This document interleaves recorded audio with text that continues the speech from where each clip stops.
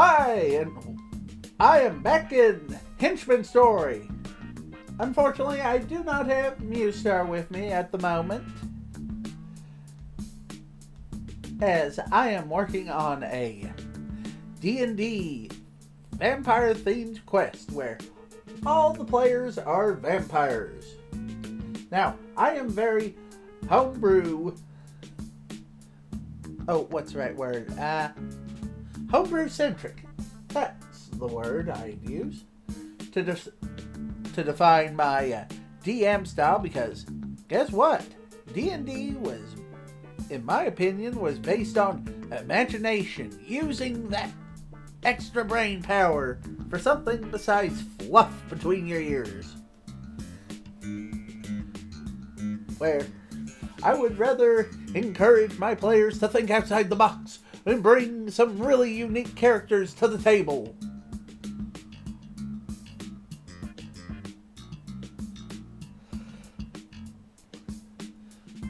So, to those watching at home, I may, or I may not, do a reading of that table, but I will be editing certain parts out, due to this is an adult table, meaning there could be anything that you do not want your children exposed to in this D&D table, where I would have to do a beat ton of edit work. So, I may do it, I may not do it. Or, to be eccentric, like Cern Sheldon, I may start a bongo band and tour the world.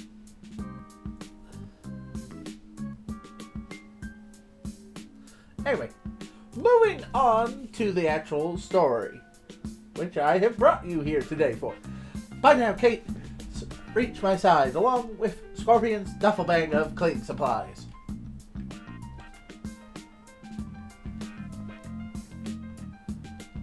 You alright? What happened? Yeah, I'm fine. God used his bait, but as you can see...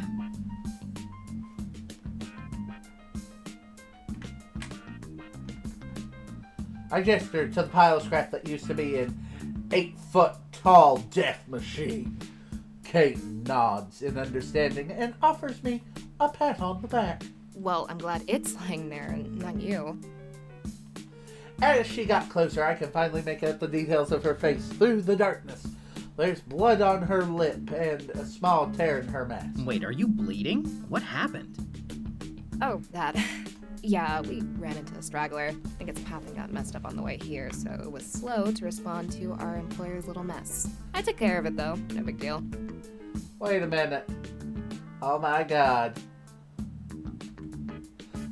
I may have just realized something. But I'm not going to spoil it, in case I'm wrong. Or right, for that matter. So, keep moving. Really? After what I saw, anything that could take you on must be at least a little bit of a big deal. Oh, come on. Taking out some underpaid night shift muscle isn't much of a feat.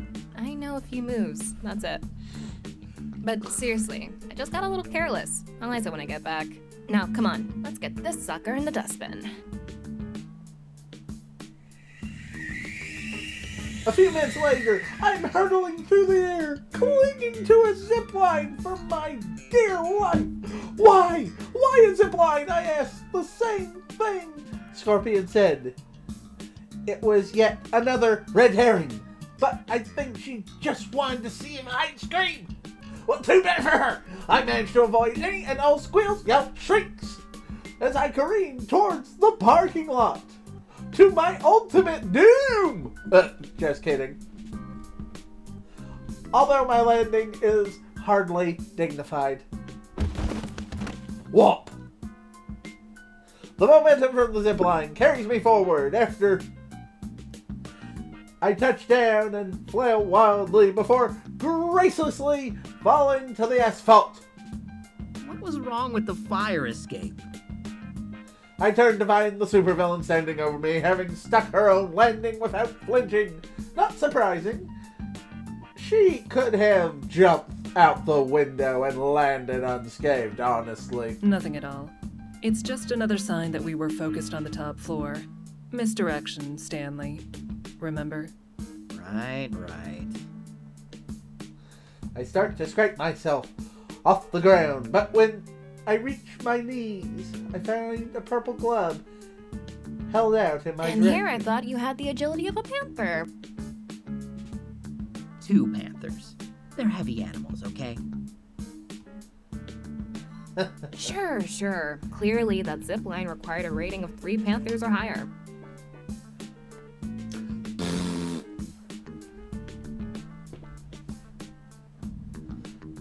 I raspberry you.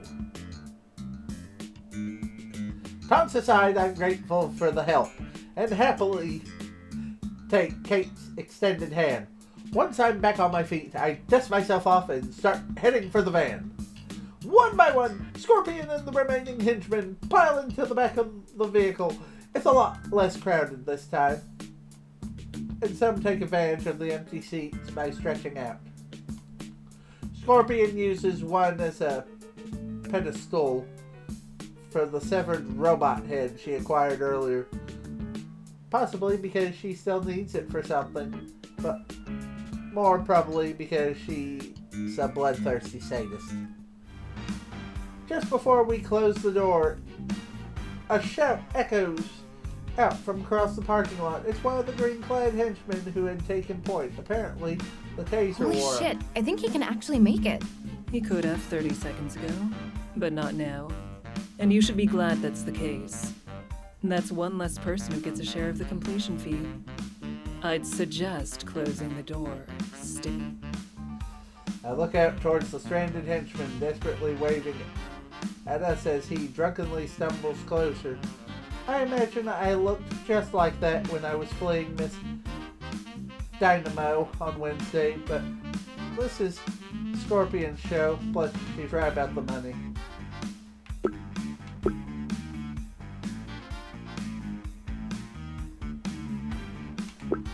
Oh, decisions! Oh, the agony of it all. Myself for the others. Oh, goodbye, fellow villains. I will miss you.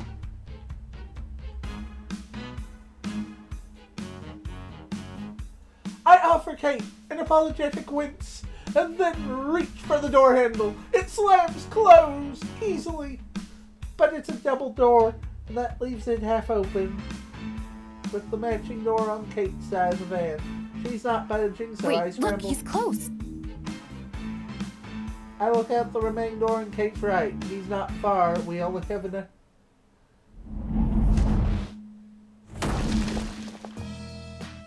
But then the all too familiar sound of a human-shaped meteor falling to Earth puts an end to my hesitation. Thank you, Stanley. Driver, let's be off. The van roars to life and screeches out of the parking lot as fast as it can. I can hear the green henchman yelling at us in the distance. Soon enough, it's accompanied by the sound of the aforementioned meteor finally crashing to the Earth. Scorpion! Come out! You can't hide from me forever. Yeah, I kind of had a feeling it was you. Definitely had that You feeling. know, I never had to deal with a pissed off Miss Dynamo until I met you, ma'am. I mean, she still had zero problem kicking my ass, but she was a lot friendlier about it. A civil relationship with one's mortal enemies has a little value, in my opinion. I prefer her this way. She makes mistakes when she's angry. And when I at last put an end to our little game, I want it to be raw. That moment when she realizes she's been raging and roaring against the inevitable, that will be something I can truly relish. I sense danger. Imminent danger. Eek! Put an end to your game? Do you mean... Scorpion's head tilts curiously as her eyes snap to Kate. That alone causes Kate to trail off, though Scorpion herself doesn't reply for several moments, letting the silence hang as she examines my fellow henchman. Kill her? Why does it matter? It's no concern of yours. Scorpion leans in a little closer, examining Kate's expression. I get secondhand nerves just from watching. I know from experience how it feels to have Scorpion stare into your soul like that. You're too soft for this. No, ma'am. I was just... That wasn't a question. You are. Look at Stanley. Scorpion gestures towards me so grandly that I feel self-conscious about my He face. understands what this is. But you haven't grasped it, have you? And here I thought you'd been part of our program for longer than him. Sorry, ma'am. Don't apologize. You'll learn eventually, one way or another. The supervillain holds her gaze on Kate for a moment longer before pulling away as she returns to her own seat. She turns to me, placing one hand delicately This on is my but the shoulder. first step down a new path for you, Stanley. Keep walking it with me, and we will find riches at the end of it. Nervous. Eek! Sure. Got it. Yes, ma'am. Please don't not kill me, ma'am. I would prefer to keep all limbs extremely attached.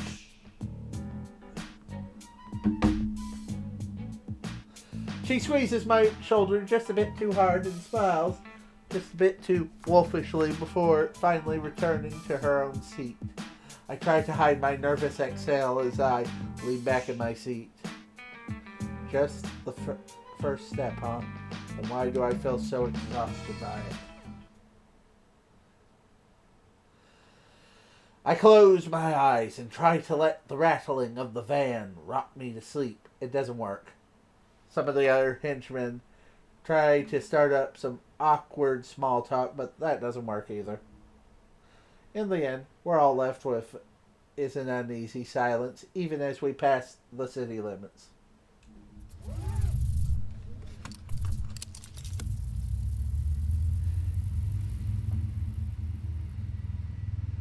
The silence carries on all the way until our pickup point, and even as we drop the remaining henchmen back at their own rendezvous locations, before I know it, it's just Madam Scorpion, Kate, and I.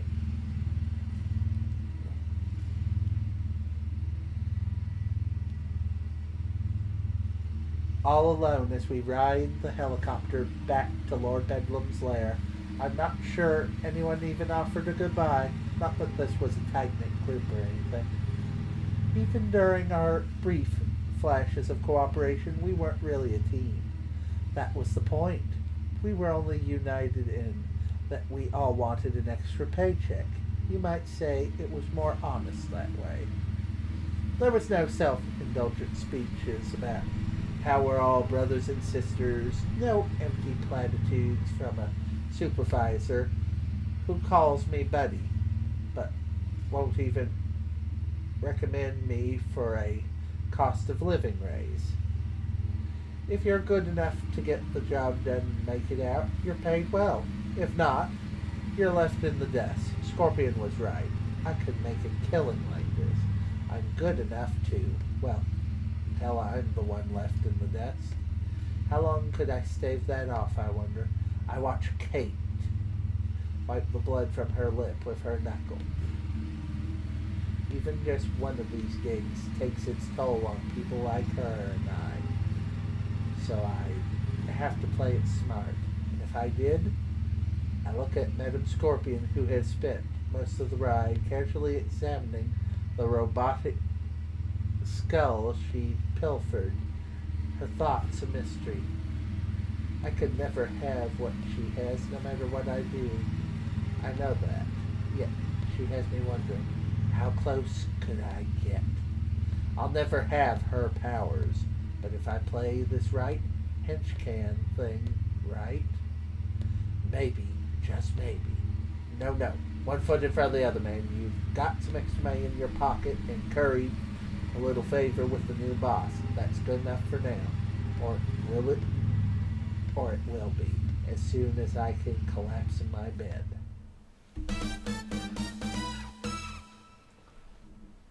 Finite Crisis. Issue number 6. I barely remember collapsing into my bed. When I finally got back to my room, I'm pretty sure that I fell asleep as soon as I made contact with the sheets. I knew this side hustle was going to be work, but I underestimated just how much of a toll it would take. It wasn't that crazy compared to some of the other operations I've been a part of, but I really underestimated how draining it is to do a second shift of anything after you've already worked a full day. It's going to be tempting to take more gigs, but if I don't pace myself, I won't be awake long enough to even enjoy the extra coinage. Unless, of course, my phone interrupts my hibernation, like right now. Christ, what time even is it? I don't even remember setting an alarm. My bedside clock reads 6:10. Definitely not an alarm. At least, not one I set. Is someone calling me? I fumble for my phone and peer at the screen as I rub the sleep from my eyes. It's Kate. Begrudgingly, I swipe to the right and hold the phone to my ear. Kate? How the hell are you up after last night? Didn't a robot smack you in the face? Yeah, well, there are some things that are worth shaking that off for. Listen, I've got something important to show you. I know we only met a couple days ago, but it feels like we've been on the same wavelength since the start, you know? Like, we already know each other. No, I feel like someone who says they're only looking for Libras in their kindling profile. Ignore that. I'm not talking about some cosmic connection. I just like you, Stan. And I think you like me. So there's something I need to tell you before I lose my chance, and I need to do it in person. It's just one of those things you shouldn't do over the phone. Uh-oh. Meet me at the door you showed me. Number 1385. Come along. Hey, slow down. My brain's still in boot-up mode. Let me just tell Dave where I'm going. No, I mean, look, please don't tell anyone, okay? I'm serious. I was joking. Jeez, sorry. You sure you're all right?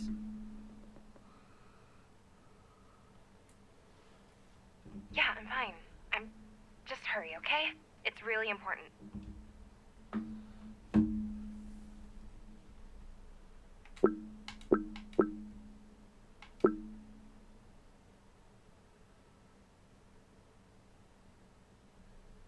So you've said, but important how? It's hard to explain. I need to show you. Just please trust me right now. That's all I'm asking. I'm suspicious. All right, but can I get a dash of context? A pinch, even? Kate? Hello? Ah, shit. Normally I blame the cave walls for messing with the Wi-Fi, but with all the talk of hurrying, I have a feeling she just hung up. Where did that come from? Yeah, we've been getting along well, but that was a weird vibe for a 6 a.m. phone call. Not even a text, like a sane person. She had to call and wake me up. And combined with how closely she's been following me around, yeah, very weird vibe. If it were the middle of the night, this would feel like the perfect stage for either a heartfelt confession or a heart-rending murder. If my life feels like changing genres, but at 6 a.m. could be anything. Still, if Kate says it's important, that's good enough for me. I take a moment to rub my eyes and stretch before rolling out of bed. I'm so tired that the first few steps are wobbly, so I slap myself a little to jumpstart my system. Get it into gear.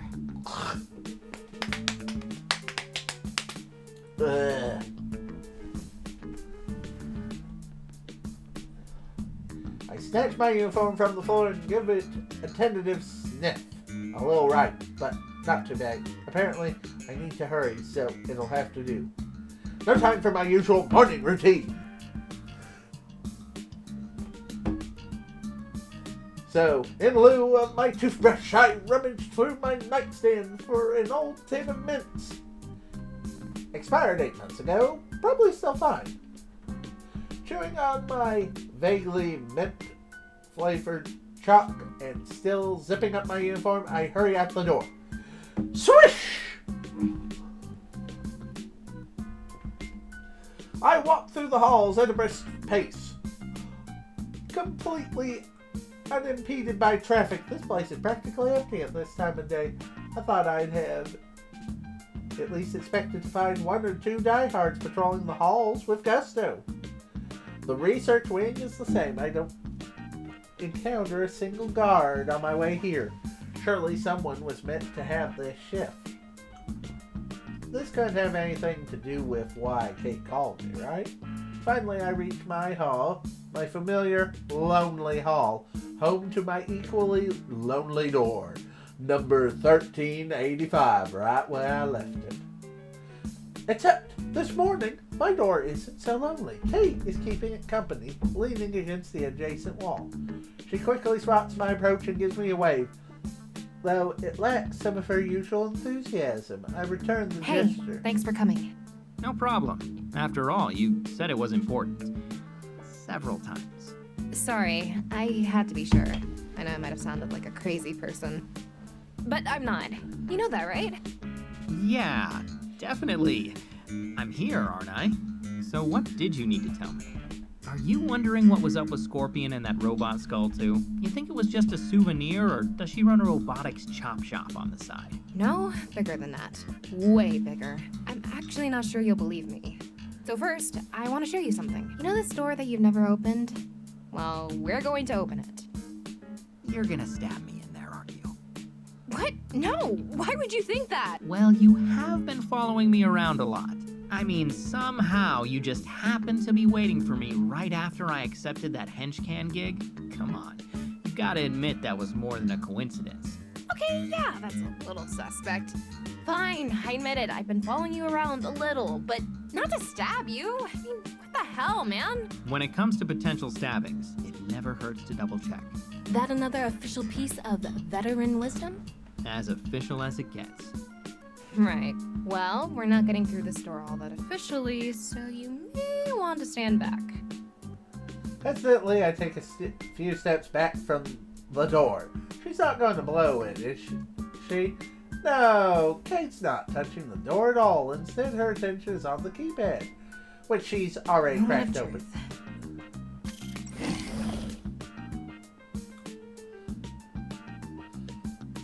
Kate reaches into her belt and pulls out a small white and blue device. White and blue. Wait a minute, which here? Oh my god.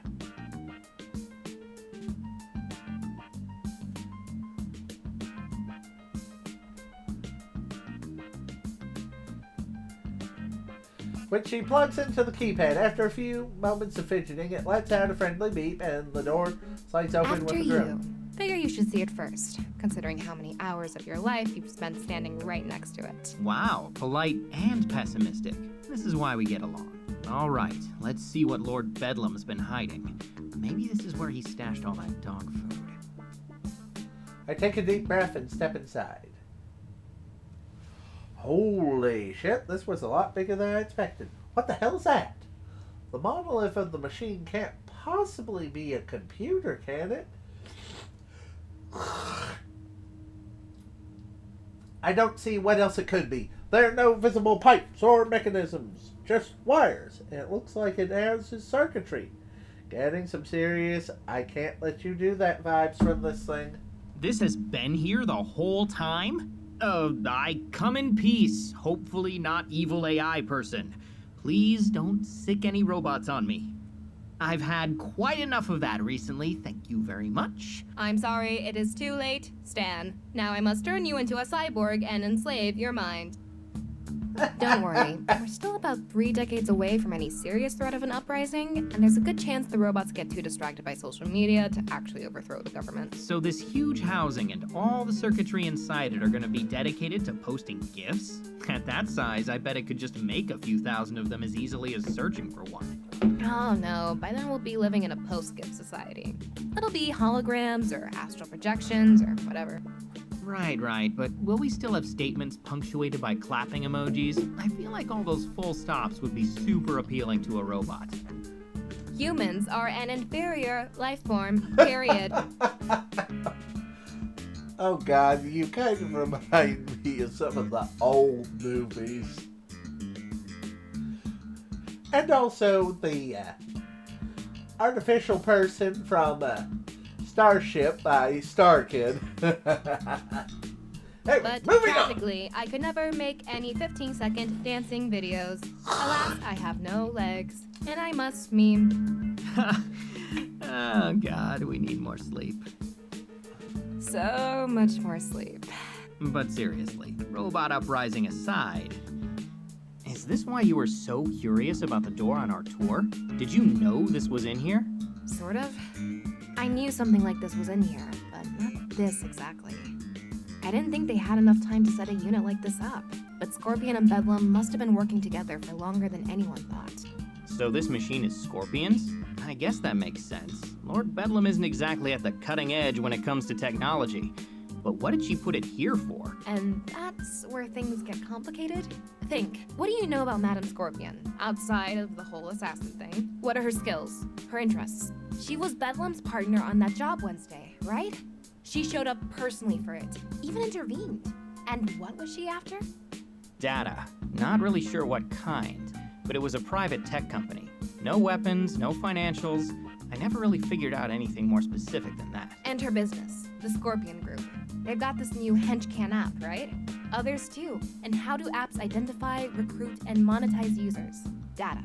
The private kind that companies aren't technically supposed to keep, but always do. Okay, I follow you. But is that really all this is about? An app for hiring meat shields? No, it's more than that. Think about it. You were part of her second data heist in a week, and those are just the ones you know about. That would be overkill for a few apps. And it's more than a business asset to her. Come on, you saw her in action last night, didn't you? Think about how she acted. Did she say or do anything that felt off? What you're saying sounds more like an undercover investigator. Maybe. She did manage to open a security door by just putting her hand on the control panel. It was weird, like she was communicating with it. And I didn't notice her carrying anything to actually take that data with her, now that I think about it. That sounds consistent. So, based on that, clearly she can communicate with complex inorganic systems. What do you think that means? Oh my God, Madam Scorpion's a robot. I thought you said we had 3 decades. What? No, she's human. No! She just has powers that let her brain work like a robot's. Sort of. It doesn't officially have a name, because she's the only known case, and she's not exactly forthcoming on the details. I like to call it cerebral superprocessing. On a basic level, she appears to absorb and process data subconsciously, way beyond the rate of a normal human. However, it's expanded to a variety of physical and mental abilities. Right, so that's how she was able to hack that door. She must have some kind of superhuman Wi-Fi, too. Sure, if that helps you understand it better. That Wi-Fi and her enhanced physique could come from nanotech that rides off of her power's coattails, or a completely organic evolution of her baseline abilities.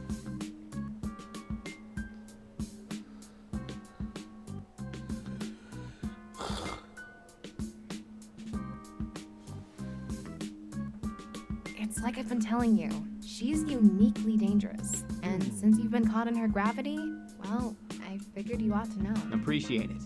I don't know if I'll be able to put it to use, but at least I know a little more about what all this has been for. No problem. Like I said, you deserve to know at least that much. You might work for a supervillain, but the difference between someone like Lord Bedlam and Madame Scorpion is vast. You're way out of your league. Kate, I'm always out of my league. That's part of the job. But why the steroidal server over there? Isn't all that information in her head? I'm not sure. Maybe it's meant to augment her power or cycle new sets of data in and out. Whatever it's for, she must think it's important. She's invested a ton in it. Excuse me. Her and Bedlam both, it looks like. Or at least he paid for the paint job. If that. As far as I can tell, your boss has basically turned into a supervillain shell company for the Scorpion Group. So he might have picked the paint, but paid for it? Doubt it. Good point. I don't think that dog food heist paid enough for a liter of soda, much less 20 gallons of paint. But hey, why don't we go find ourselves some index cards and string so we can set up a conspiracy board somewhere other than the secret supercomputer room. Not that I don't appreciate the glimpse behind the curtain, but something tells me that if Scorpion finds us here, then it'll be the last thing we glimpse. Come on. I turn towards the exit, motioning for Kate to Stan, follow. wait. Wait for what? Now you know I hate to pull rank, but listen to the vet on this one, okay? There are times to wait and talk things through, but this is not one of them. I keep moving, but Kate... I mean it. Stop. There's something else. And I mean it, Kate. I appreciate you calling me up here and showing me this. Really, I do. But I can't get caught in here, all right? You told me the big important thing you wanted to tell me, so now let's go. Once more, I turn to leave. That's the thing, Stan. There was one more thing that I needed to tell you. Smoke rises from the scorch mark from my feet, stopping me dead in my tracks. Mouth agape. I knew it!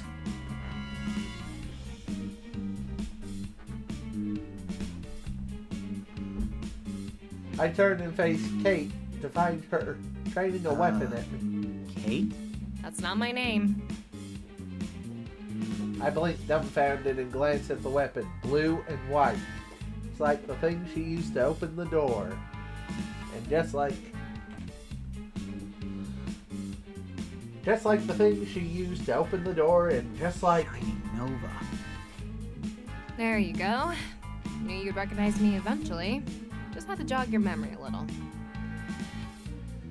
No way. There's just no way. This whole time I thought I'd been making friends with some cool new coworker. Not a world-famous superhero. No, not just making friends. I've been flirting with a world-famous superhero. How did I miss it? Were they signs? Maybe. Sorry. Elephant tranquilizers tend to make things a little hazy. But your memory didn't need any jogging, did it? No, you recognized me from the moment you got here. That's why you went right up to me during orientation. That's why you've been following me around. It's also why you busted out all those crazy ninja moves during last night's job. And that's why... Are you telling me you left your name tag on so you could remember your fake name? Seriously? Hey, it's tough to keep everything straight when you're going undercover. There's nothing wrong with a cheat sheet. It's one syllable. You work at the absolute cutting edge of robotics, and you can't remember Kate? It's just, I have a lot of names to keep straight, okay? Anyway, I was going to answer 3 questions as an apology for being dishonest with you, but I'm counting that as the first one. So now you only get 2. I don't think that's gonna cover everything. You'll make do. Oh, come on, fire away.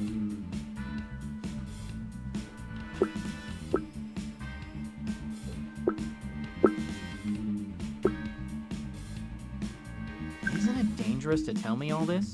I could blow your cover.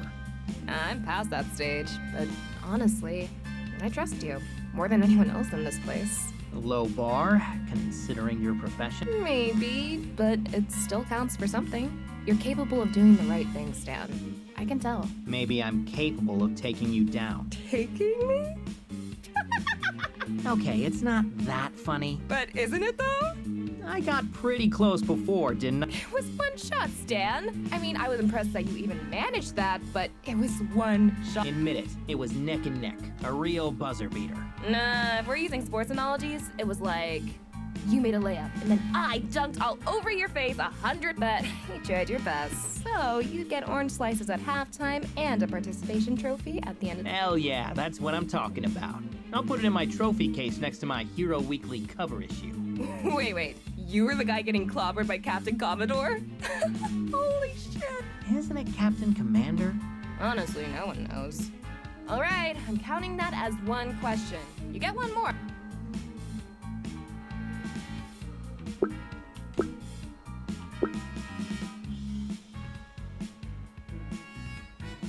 Can't we just grab a drink and forget this? Come on, forget about the secret supercomputer. Keep the name tag on for a little longer. You know I can't. But you want to. I didn't say. Suddenly, alarm flare echoing through. Shit, thought I had more time. Guess this is where we part ways. Come with me. I got what I came for, but that's just the first step. I could use your help with... How am I supposed to trust that after you just revealed that you've been deceiving me this whole time? This isn't an angle, Stan. I'm honestly making an offer. This is a once-in-a-lifetime chance. All the bad luck and desperate decisions that got you here, you can undo them. A total reset. All you have to do is... Or I could torpedo my career and live out my days in a trailer park somewhere, wondering when I'm gonna wake up covered in scorpion stings. You're asking me to risk what little I've built here on what? What guarantee? I can't offer you one. But sometimes the only chance you have to break away from a system like this is to take that kind of risk. Sometimes you have to bet on yourself. So what do you say? Ready to make that wager?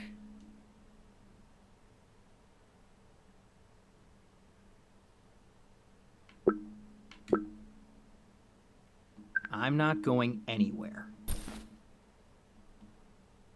And neither are you. Stan.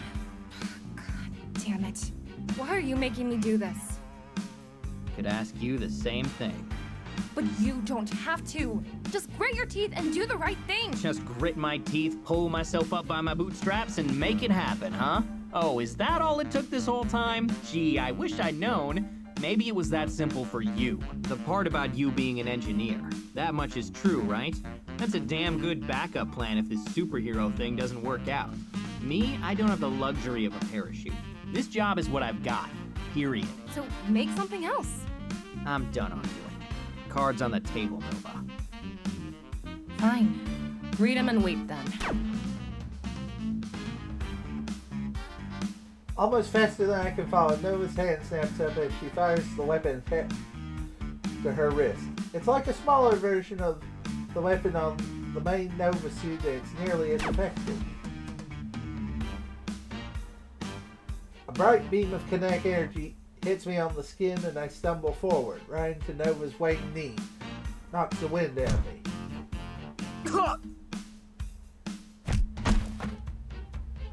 Before the spots have left my vision, an elbow hits me in the small of my back and I'm sent There. strong. You put in your minimum, now at least. Just stay down.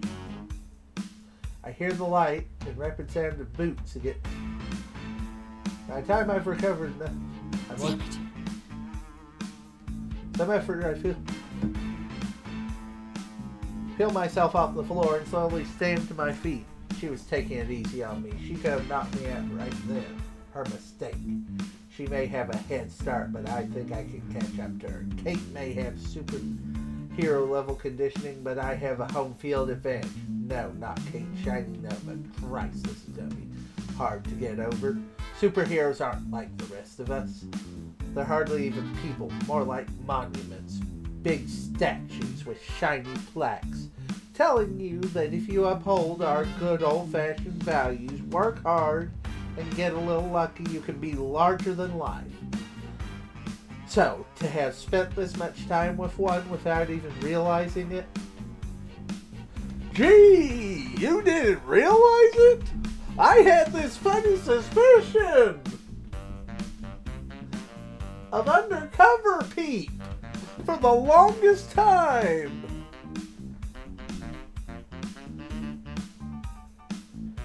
Well, it's jarring, to say the least.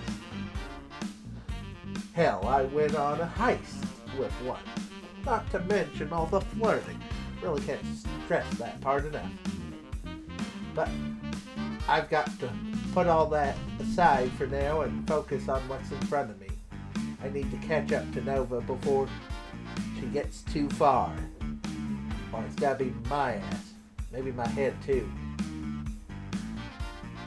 Even with the alarms blaring, the halls are mostly empty. Only a skeleton crew is up this early, and the research wing is always light on staff anyway. I jog through the halls, trying to pace myself as I frantically scan for signs of Nelda. Nothing so far, but if she gets held up and I don't run into any... Oh, hey there, buddy. There you are. I heard there was an alarm at your door, so I went to your room to assign you the task of investigating it, but you weren't there. So then I thought to myself, you know, Dave, a true squad supervisor, is always thorough when it comes to his team. And that's when I decided to check on your door myself to make sure everything was A-okay. How is good old door 1385? Oh, you know, it opens and closes, like doors do. Doors do open and close, don't they? Wait, it opened? That door's not supposed to open. Oh no, not at all. It was just a turn of phrase. How do you turn a phrase? What? No, not literally. Look, the door wasn't open, all right? It's just that most doors can open and... Stan, door 1385 is a door with level 4 security clearance. It's not most doors. It's a special, one-of-a-kind door. Gosh, I really thought... I do, I swear. But if it helps you feel better, you can lecture me about it later. Put it on my report, whatever. But right now, I have to go, okay? Whoa, slow down. This is a level 4 security issue, okay? I can't just let you leave, not before I check protocol. Dave reaches into one of his pouches and pulls out a paper book with Lord Bedlam's vids printed Let's on the see, front. level 4 security clearance. Door left ajar. Yep, Now says it right there, plain as day. Oh, God. I need to hold you here until you can be properly questioned. But I'm pursuing an intruder. You know what my great uncle Dale Dave said about butts? Everyone has them, and by golly, they really stink. So no butts, Stan. You're staying right here until we sort all this out. Zap him. You know who won't have a butt or a head if we don't go after that intruder? Us. Not according to protocol. Not according to Lord Bedlam's protocol. Do you think Madame Scorpion is gonna give two shits what that little book has to say? Well, she should. But she won't. Gosh, buddy, I don't know. You might be right about her. But if we just start ignoring protocol, what happens next? It's like a slippery domino. Once it starts, it just keeps on Slipping. I rub my eyes inside, trying my best to keep it together. Even if I had an hour, I'm not sure I could convince him to drop this. At least not through any conventional kind of reasoning. I might have to force my way past him, and that's a gamble. Dave doesn't have much, let's call it, tactical instinct, but physically he could really better avoid it if I can. Maybe I need to try a different diplomat. You know, with all this talk about door 1385, I'm getting a little nostalgic. You remember the conversation we had there this week? It was a simpler time. It sure was, wasn't it? That was when you gave me those dating tips? Oh yeah, things weren't going too hot on the app, were they? No, not hot at all. But you know, I really thought about what you said. Remember the stuff about the job box, the family box, and all the other boxes? You mean how you might be married to your job? Yeah, that! Well, I got knocked around pretty good on Operation Day, and afterwards I was thinking, maybe I'm married to my job right now, but what if it, you know, divorces me? Like you get injured and have to quit or something? That's a definite... Oh, not that I'd want to. This job is everything to me. But if that changes, well, I guess the short version is I removed all the work stuff from my profile, got rid of my list of qualifications, and guess what? Someone actually responded to my messages without unmatching me. They stopped replying after a while, but I'm sure they'll finish that shower someday. So, thanks, buddy. You really helped me out.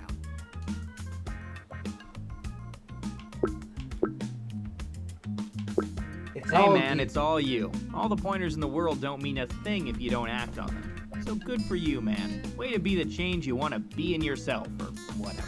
God, thanks. I'm just doing my darndest. Wow. Anyway, it's been nice reminiscing, but why don't we catch up more at lunch, okay? See you then. I start to walk forward, but Dave holds up the hand. Damn it. I thought but his memory is better than Whoa, just where do you think you're going, mister? We talked about you have to wait here. It's protocol. And protocol is protocol. the hard way it is. You know what? Fine. Hard way it is then. But one way or another.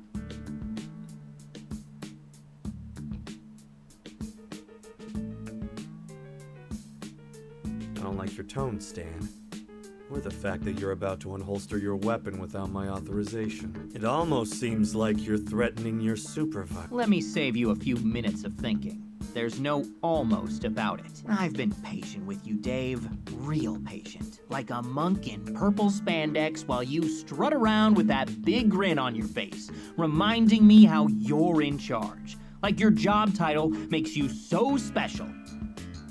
But it doesn't. When some Cape demigod crashes our little heists, you and I are identical to them. Whatever rank Bedlam may plaster on your ID, you're not above me. Not really. So when I say that I'm leaving, I don't think you can actually stop me.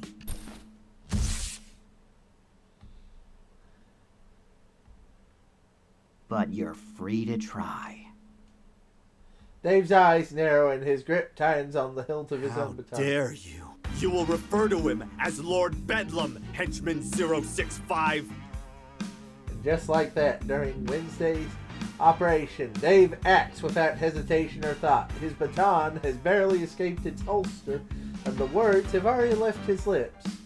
Yet, he's already charging forward. But I knew that would happen. So, when he swipes at me with his baton, I'm ready to block. Even with two hands, I stumble back. Damn! I forgot how strong he was. I mean, he's no dynamo, but for a normal guy, Dave's got some real muscle. I wince a little as my abdomen offers a painful protest. The being Nova gave me certainly isn't helping, but he's mad, and even thinking clearly, he's not exactly a master tactician. If I can bait him in and wait for something particularly sloppy, maybe I can catch... Just surrender to the will of Lord Bedlam 065, and I'll only have your pay docked for a month. Don't make it worse for you. Worse how? Would I have to spend even more time listening to stories about great-grandpappy Dean Dave Duke or the rest of your dumbass family? It's great-grandpappy Dean Dave Dwaynesenberg, and he was a saint! Now, totally blinded with righteous fury from Lord Bedlam and the Slave Bizarre family tree, Dave presses the attack, swinging wildly. I backpedal, parrying and blocking as best I can, but one particularly vicious swing slips past me and clips my side. It's a glancing shot, but it leaves Dave emboldened. With a triumphant cry, he lunges forward. For Lord Bedlam! And this is how you got whomped the last time. That's my chance. I don't have the opportunity to win a whole lot of fights, but with everything that's happened recently, I think I've picked up a move or two that might do the trick.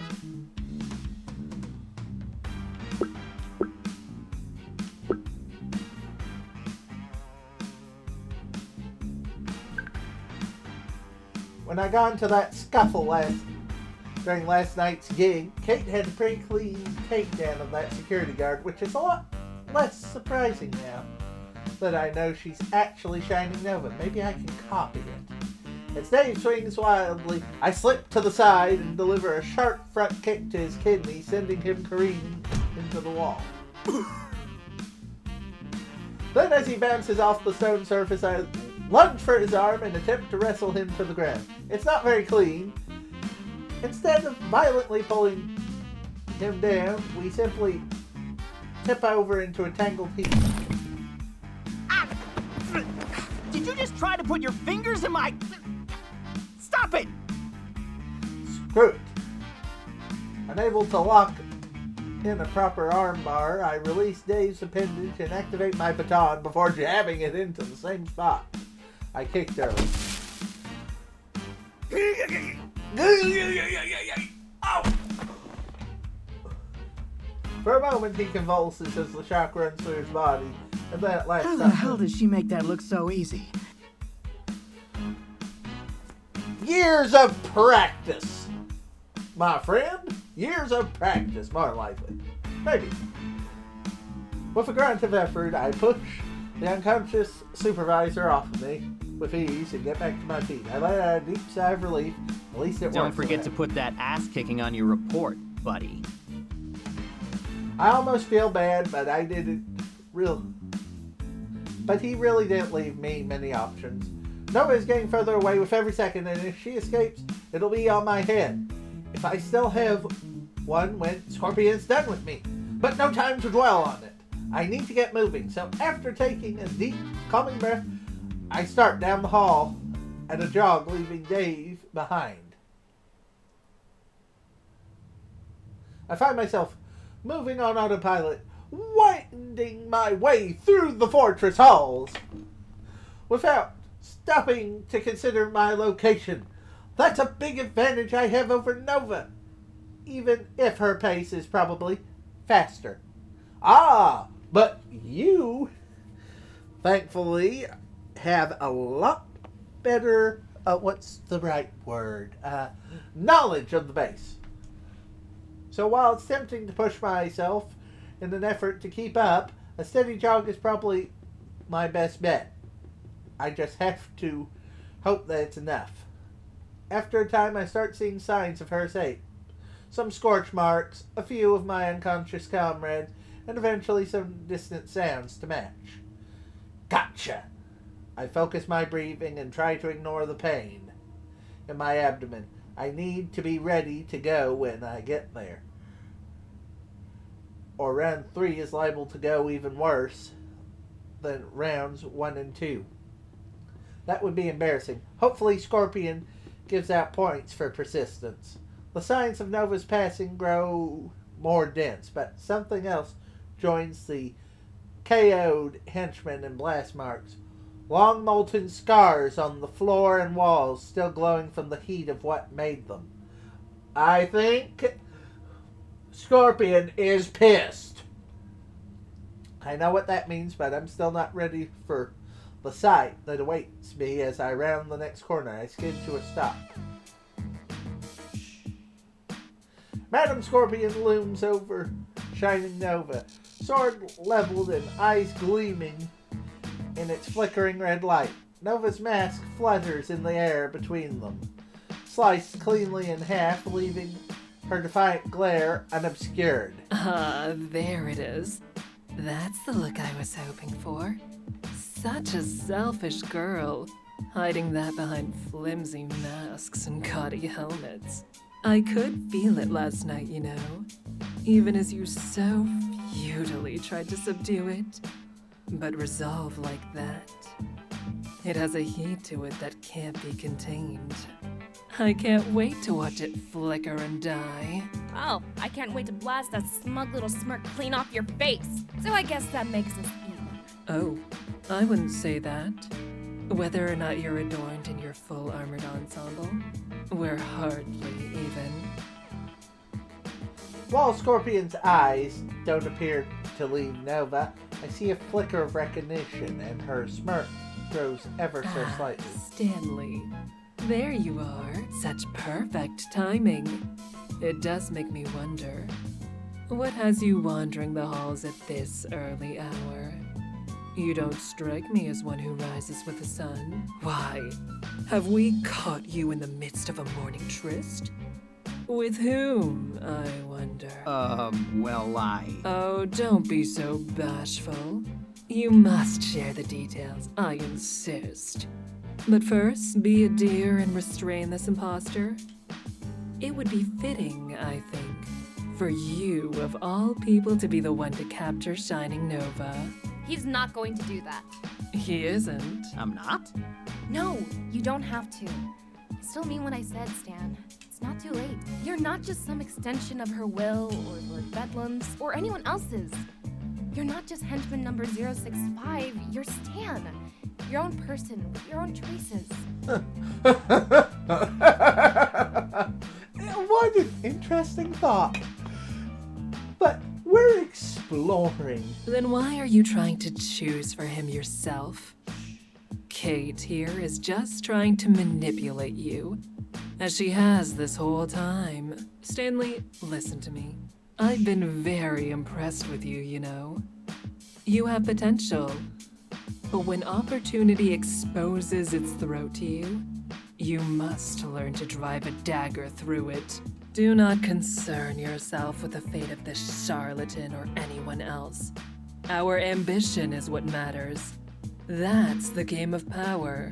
And make no mistake, it is zero-sum, regardless of what these self-proclaimed heroes may tell you. For us to win, others must lose, starting with her. Show me you understand that, and we can realize our ambitions together. Go on, Stanley. Do it. Stan, don't. This is it. Whatever I do next, I have a feeling there'll be no going back. I'm sorry. I turn towards Kate, or rather, Shining Nova and Ray. My mind's already made up. I told you before. I can't let you leave. Then I'm sorry too. You really are lost, aren't you? It's sad. I inch forward, pulling out a pair of restraints from my belt. Nova doesn't move. She barely even acknowledges me, keeping her eyes on Scorpion. It's smart. Maybe the only smart play she can make is she turns her attention to me. That gives Scorpion an opening. She has to wait until the last possible second when she can use me as a shield. I gulp nervously as I get close. Would Scorpion cut right through me to get to Nova? If it comes to it, no, I can't dwell on it. It's what Nova's counting on. Man, this sucks. I pause just outside of arm's reach. Have to do this quickly to capture off guard.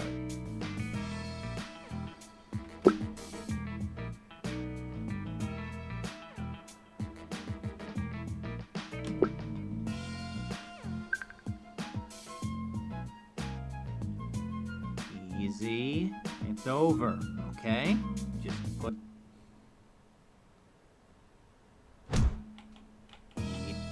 I just want to see.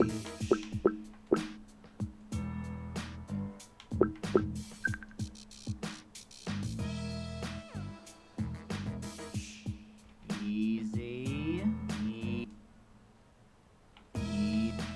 Oh.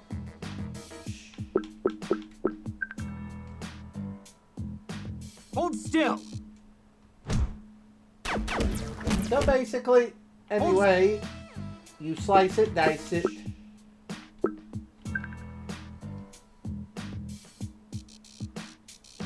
Easy.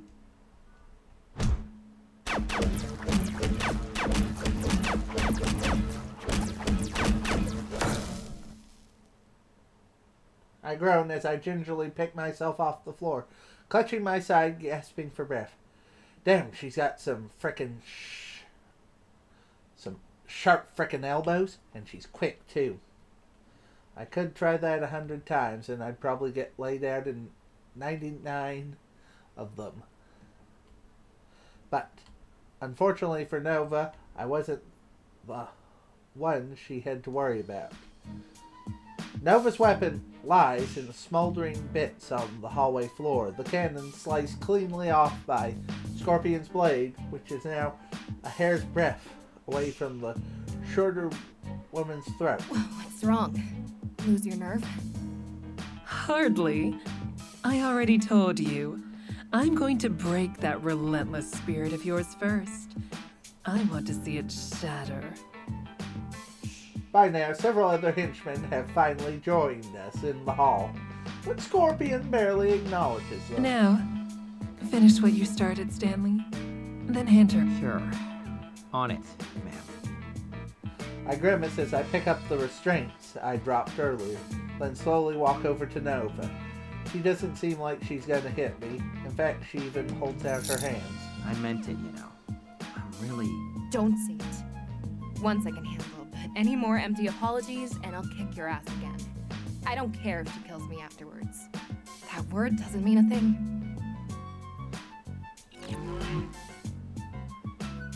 With Nova secure, Scorpion deactivates her weapon. Meanwhile, the other henchmen begin the process of removing Nova's equipment belt and patting her down for any hidden weapons. People like you never win in the end, you know.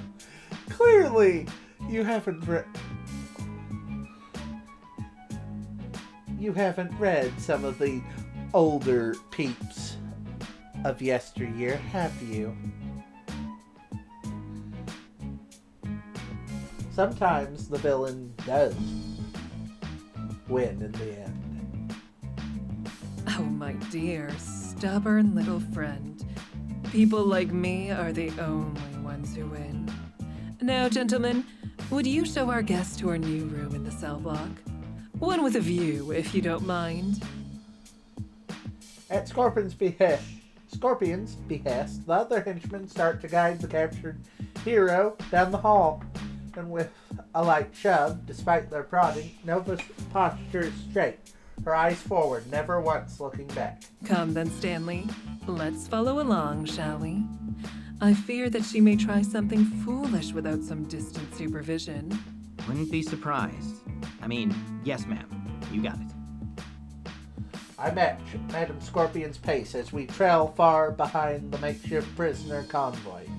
I'm glad for the distance, but my eyes still drift to the floor all the same. I've never had to do anything like this, not with a coworker, especially one who I was friendly with.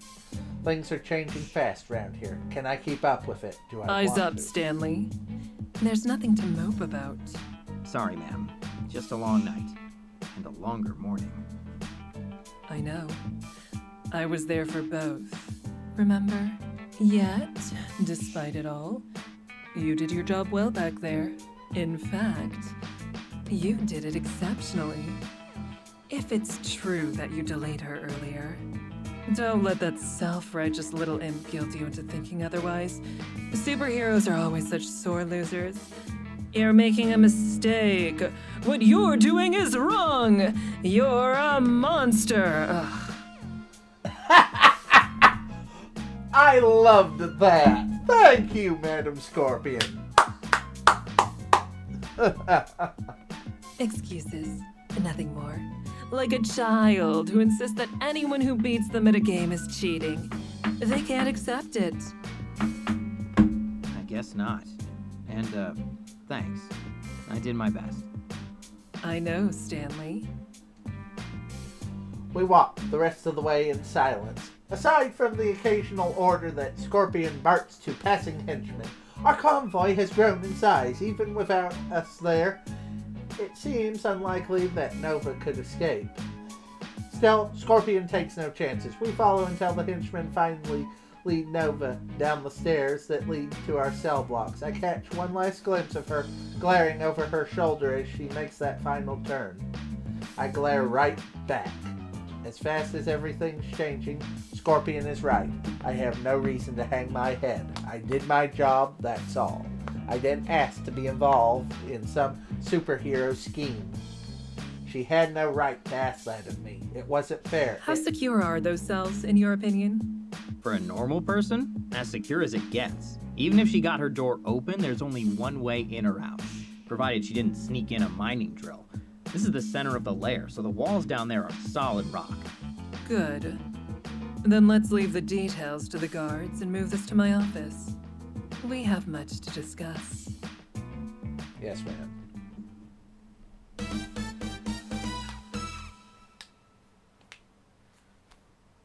Bom, bom, bom. It's not far from the cell block to Madam Scorpion's office, which, based on her prior threats, isn't coincidental. And I managed to keep my mouth shut the whole way there. When a supervillain says there's much to discuss, that means they have lots to say and you have a lot to listen to.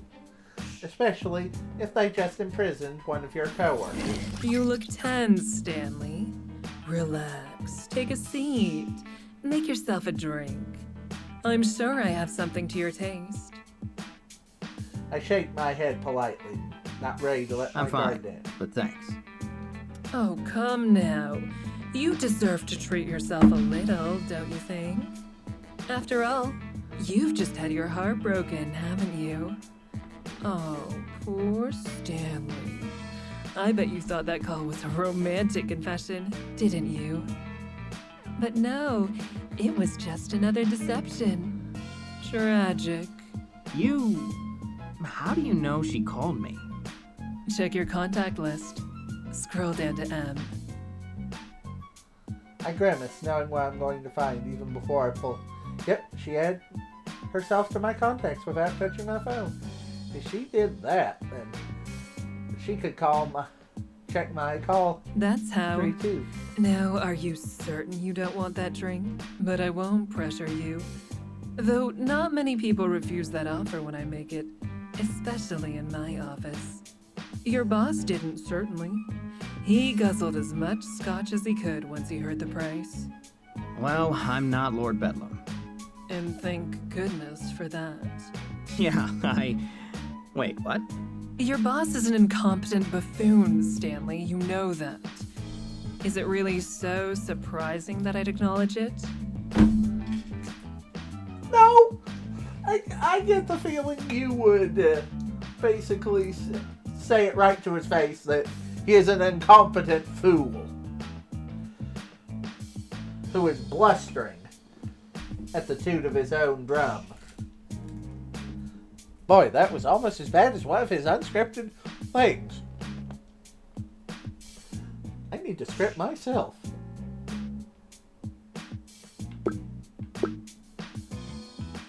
Nah, I'm just savoring the compliment, honestly. You may not be a sucker for flattery, but I sure am. Just keep that coming and I'll be down for... That's all it takes for someone to wrap you around their finger, is it? A few honeyed words and a... But what is it that you think I'm planning exactly? I assume that Kate told you as much as she could discover. Just that it had to do with your powers. Cerebral superprocessing, she called it. She said all that data we stole is being used with that big computer to enhance it or something. I don't know. She didn't have specifics. Is that close? I gulp as the super villain considers me for a long moment, like she can see right into my brain. Yes, that's all correct. Broadly speaking, not the worst name I've heard for it either. That little gremlin is astute. I'll grant her that, but it's not the whole picture. The truth is that machine is one of many. I'm building a global network, one that I can connect to at any time and fill to the brim with personal data. It's nearly complete. And once it is, it would be more apt to call my abilities something like precognitive analytics. Precognitive as in, like, predicting the future? You're serious? In a narrow capacity. I won't predict all things at all times. That's the path to madness. Let's say a specific market trend, or a handful of people in a combat situation. Holy shit, no wonder Care or Shining Nova went to such lengths to find out about this. She's already a global power player, but with that, she'd be completely unstoppable. But why? You're wondering why I'm telling you this. Care to guess?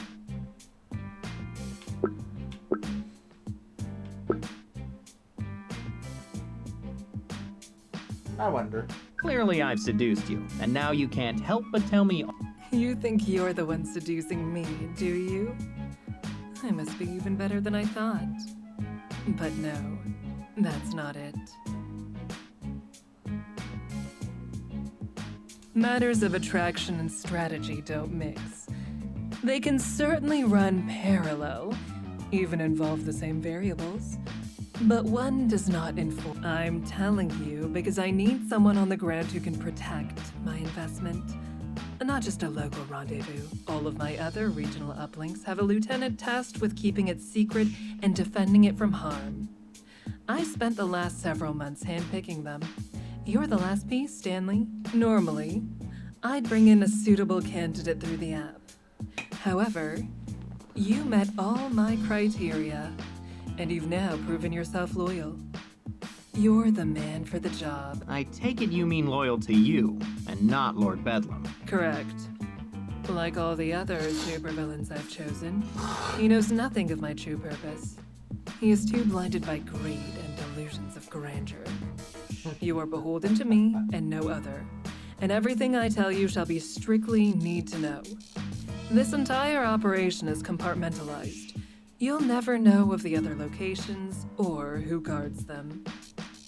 And if the time comes where I need to cut off a limb, you shall be the one to swing the axe. So, this means I'm getting a raid. Oh, more than that, Stanley. Far, far more. All pending your acceptance, of course. That, and one final test of your mettle. Really? One more? Even at... One more especially because of today. You see, now that she's been rooted out, I need to have a little chat with our mutual acquaintance in the cell block. And I want you by my side for it. But that's for later. For now, you're free to leave. I'm sure you have much to process. And I'm sure that imbecile will come Interesting. barging in here any moment to blather and bluster like he owns the place. Oh no. Please not Lord But he Bedlam. does. Doesn't he? Oh, Stanley. Do you think all these supervillains pay for their lairs up front? They take out a mortgage like anyone else. And I'm the one who lends it to them. Such a smart supervillainess. I love this. Now run along. And don't worry. I'll find you when I need you. Yes, ma'am.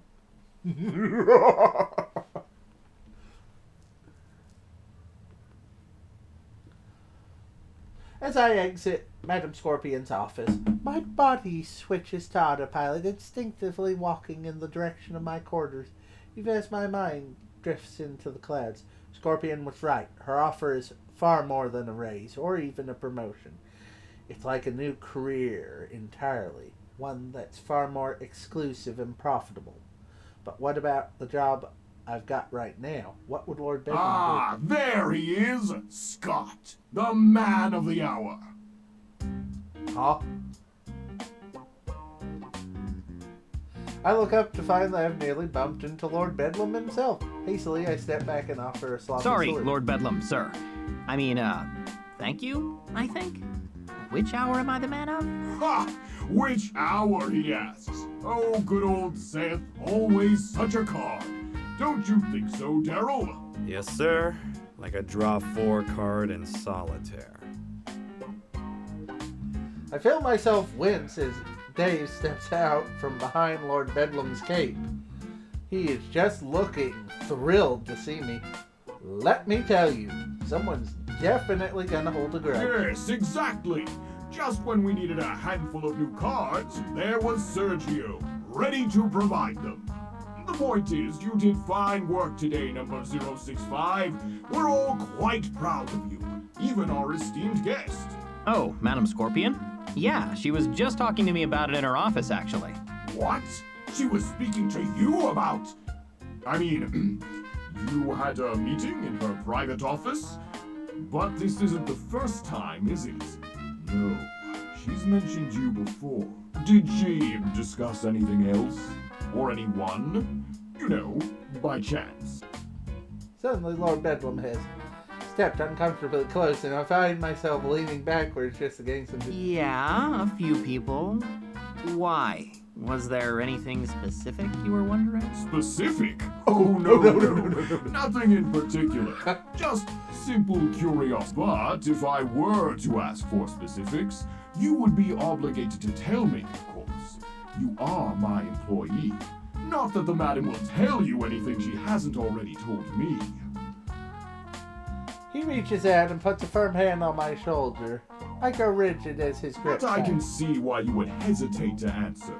You've been under a lot of stress. I'd hope that she isn't putting even more pressure on you in these meetings.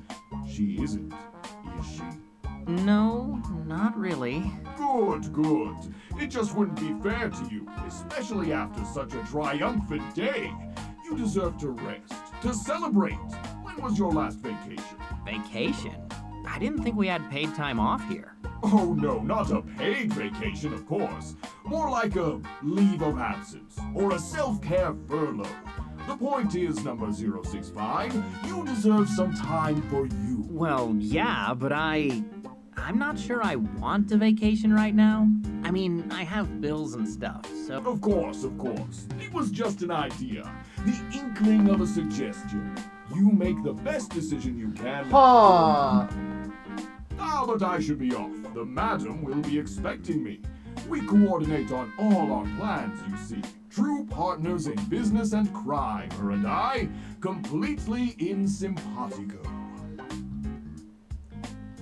Why does he seem more lucid than usual? He's making me worry now. I sense danger. Even if he is a buffoon. So you don't worry about whatever she discussed with you. Good old Lord Bedlam's got it covered. You just think about that vacation, and let me know if you ever change your mind. You know I have an open door policy, number 065. After all, we're family here, and family is there for each other, aren't they? Thanks. I'll keep that in mind. I know you will, Sven. Now come along, Dominic. There's work to be done. Yes, sir. Lord Bedlam continues down the hall, his cape blowing into me as he passes, but You Dave should really think about that vacation, Stan. I think it'd be good for you. Really? But you were the one who fell asleep on the job. Grumbling to himself, Dave follows after Lord Bedlam, somehow bumping into me as he passes, despite there being no one else in the hall. That's just vindictive. I sigh and rub my eyes. What the hell was that? It felt like he was threatening me, but I couldn't tell if it was because he knows about Scorpion's offer or if he's just jealous she's giving me more attention. God damn it. What's gotten into this place lately, and why am I caught in the middle of it? I need time to think, to process. It's still early. Maybe I have enough time to grab a quick nap in my room before morning assembly. Are we even doing that today? Man, I don't even know anymore. By the time I reach my room, I'm exhausted. Physically, mentally, emotionally. The works. What a morning. No, what a week. With a sigh, I flop down on my bed and stare at the cold metal I didn't ceiling. sign up for this. Damn it, Kate. Why did it have to be you? Kate turning traitor. I never expected it. And now, Scorpion expects me to help with the interrogation. Even if Kate's really shining Nova, to me, she's been a co-worker, a friend. How much of that was a lie? No, it was real. I'm sure of it. Honestly, she was more than a friend in some ways. At least, that's where it felt like it could be going. Until I threw it away. And it turns out that it was just the tip of the iceberg today. Now I'm caught between my boss and one of the most dangerous people on the planet. In a deadly game of supervillain office politics. On top of everything else, I fought my direct supervisor. I don't entirely exactly regret it, but yikes, man. Why me, huh? I'm only a hired hand. Before Wednesday, this was just a simple, if often painful paycheck. Now it's all too much. Just a way too freaking much. Maybe Lord Bedlam's weird, passive-aggressive suggestion of a vacation has some merit after all. I could just leave right now. Let all these superpower people deal with their own problems. Sorry. I find that very, what's the right word? Laughable.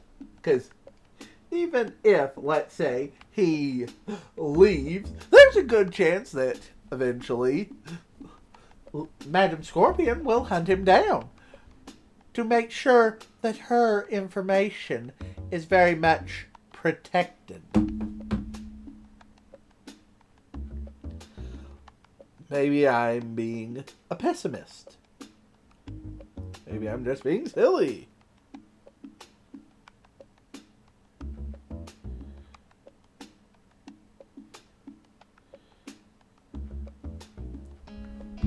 But anyway, moving on. It would have to be more than a vacation, though. After what Madame Scorpion revealed to me, there's no way she'd let me take off without repercussions. I'd have to hide out somewhere beyond her sight. Still, the thought is tempting. Leaving all these tough decisions and chaotic quagmires behind. Just walking away. If I do it, it would have to be now, before anyone can take notice. But I could do it.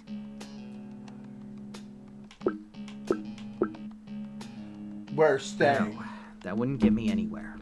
Don't be stupid. I need to see this through. I roll over in my bed and close my eyes.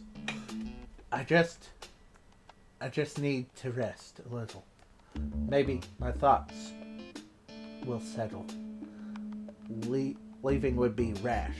I'd have to totally off the grid for months or years. Maybe forever. It'd be crazy. Just recharge and try to get yourself through the day. Maybe it'll all make sense tomorrow.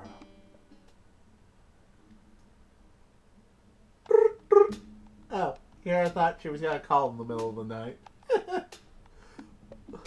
Even after my nap, the rest of the day crawls along at a snail's pace.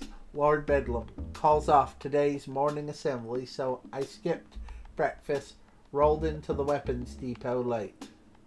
No one seems to notice. Dave wasn't even there. And instead of taking inventory, I spent most of the morning checking my phone. No texts, no calls, even when we finally broke for lunch. How long is she gonna leave me hanging? Damn it. I shoved the phone back in my belt. I know I'm being impatient, but come on. You can't just drop a mysterious hint about a final test, then keep me in suspense for half a day. I pat my grumbling stomach as I make my way to the cafeteria, though I wonder whether it's hunger or preemptive protest. Baloney just ain't gonna cut it today, I can tell you that. There's not much of a line when I get to the cafeteria. We have the late lunch on Saturdays, and I can already see that the pickings are slim. Oh, Antonio's really gonna rub it in. Today I can feel it. I clench my jaw as I approach the front of the line.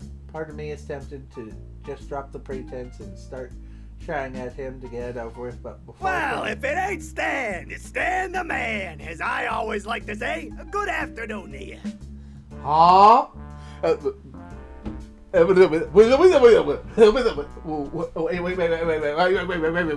Hold the phone. You're being nice to Stan. Okay, what's going on? Where's the candid camera? What in hell's name is going on?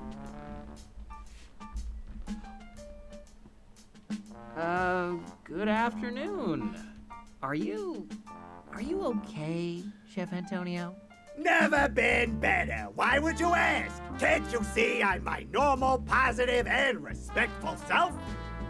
Those words shouldn't be coming out of your mouth in that order. You're not the only one who was kind of like... Wait, what? Say what again?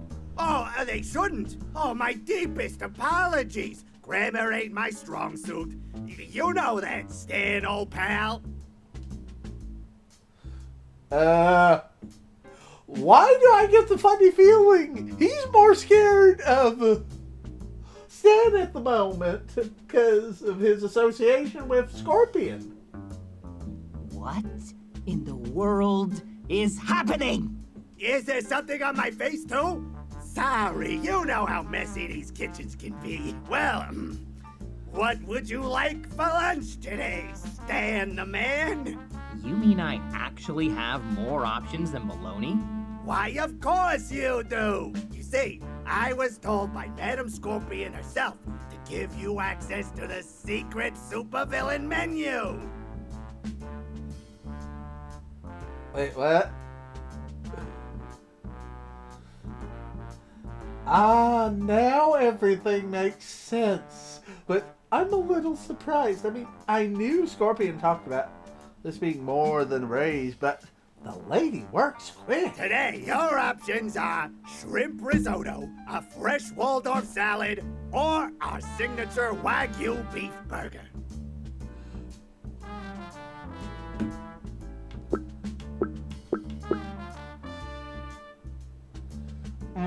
The shrimp risotto sounds very good. Shrimp risotto sounds the fanciest, so I'll have one of those. Medium rare, if you please, and I expect it to taste just like it did when I had it in Timbuktu. But it's shrimp, not...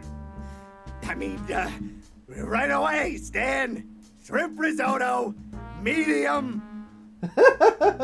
Before long, I'm making my way to my seat with my real, actual food in hand and a smile on my face. It takes all my self-restraint to not skip and not to devour it. All in seconds once I'm seated. This is surprisingly good. You mean this asshole could actually cook the whole time? So, this is what being in Madam Scorpion's good graces can get you? Oh, I won't lie. I could really let myself get used to it.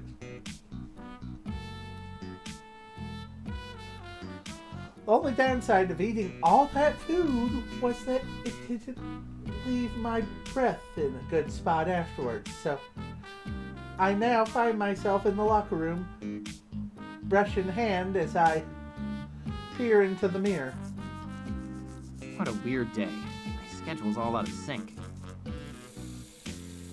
This is how it should have started, like usual. I brush my teeth, then I run into... Hey, Stan. Hey, Dave! God, what the hell, man? Where'd you even come from? Madam Scorpion's office. She sent me to find you. Said you were supposed to meet her there in 25 minutes. She also told me that I need to apologize for earlier. While protocol is important, it is more important to react to changing circumstances and adapt your methods, and I did not recognize it. Tell Stanley exactly that, and then ask if that apology is good enough for him. Do not leave until he accepts it. That's what she said.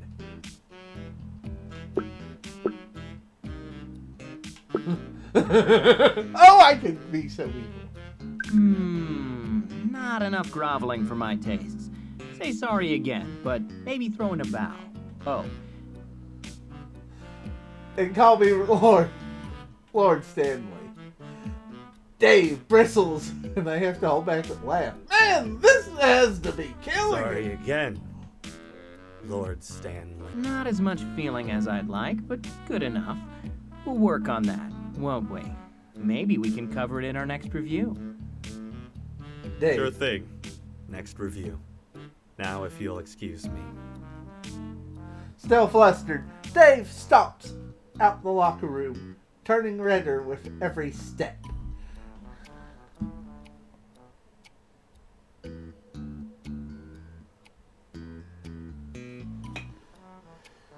Geez, first Antonio, now Dave. I could really get used to this. He had to come apologize to me. I almost can't believe it.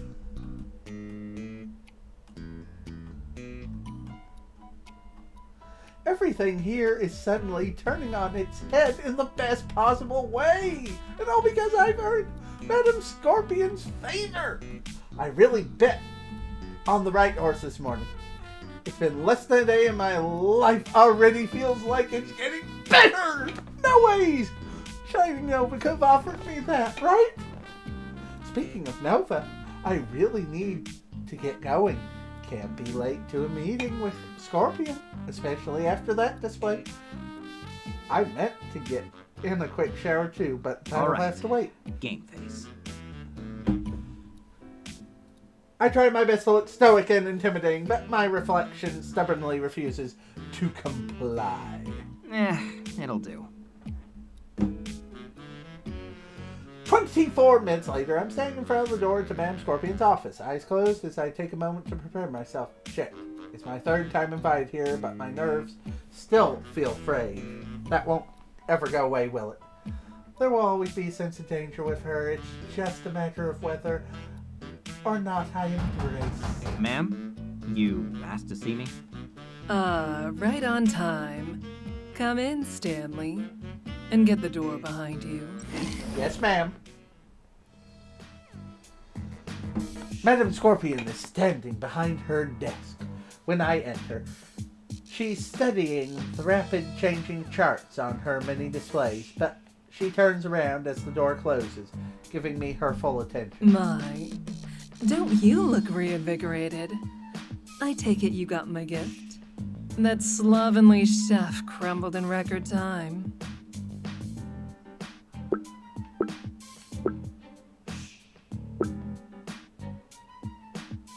You could have just sent flowers, you know. But then, that would be a little vanilla for you, wouldn't it? You're learning quickly. Roses and lilies have their place, but the sight of one's enemies and rivals cowering before you is what really sets the heart aflutter. So should I expect a bouquet of my foes' severed heads for Valentine's Day? Maybe a necklace made from their ears. Don't be gauche, Stanley. The modern supervillain sends a crystal decanter filled with their blood. But enough repartee. We have a delicate task ahead of us, and I mustn't let myself get too excited. You either. This is your final test, after all.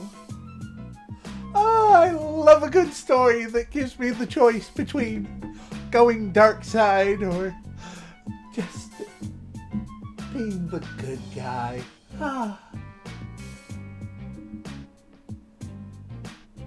Ah, right. The test. You mean the interrogation. If you want to take the fun out of it, it's such a cold, mechanical word for something so alive, so intimate. We're going to pry open the mind of a superhero today, Stanley, by way of her heart. And you're the key. You're the thing that will make her defenses crumble and her secrets known. How do you figure that? This seems more like your thing, so... And that's exactly why it will work. It's a classic approach. I'll start things off, then at my signal, you'll make your grand entrance, and she'll latch right onto you. A lifeline in her most fragile moment. She'll try to appeal to your better nature, or what's right. Let her. You'll barely have to lie. She'll do most of that herself. Let her think you want to help her. What makes you think she'll go for it? Yes. Don't you see how she looks at you? She admires you, Stanley. In all things but matters of morality, Shining Nova is paranoid and prone to over-preparation. She no doubt has several backup plans in the event of her capture. But give her the chance, and she will choose the one that involves you. I'm certain. When she does, we will use it against her. She believes that she can turn you to her side, that she can change who you are. It will be her undoing. And who am I really, in your opinion? We'll find that out, won't we? This is your final test, after all. With slow, graceful steps, the super villain slinks out from behind her desk and steps towards me. I resist the urge to retreat, even as she stopped just a few breaths Do away. this for me, this last little thing, and I will know your nature. I see the abyss in those golden eyes again, beckoning me to embrace it as they Have you close. survived so long as a henchman because you're pragmatic, or because you're lazy? When the perfect opportunity lies before you, can you abandon your mercy and seize it? Quicker than I can react, she reaches out and places my chin between her thumb and forefinger. Answer that for me, Stanley. I have my hypothesis, but I must know it absolutely. Do you understand?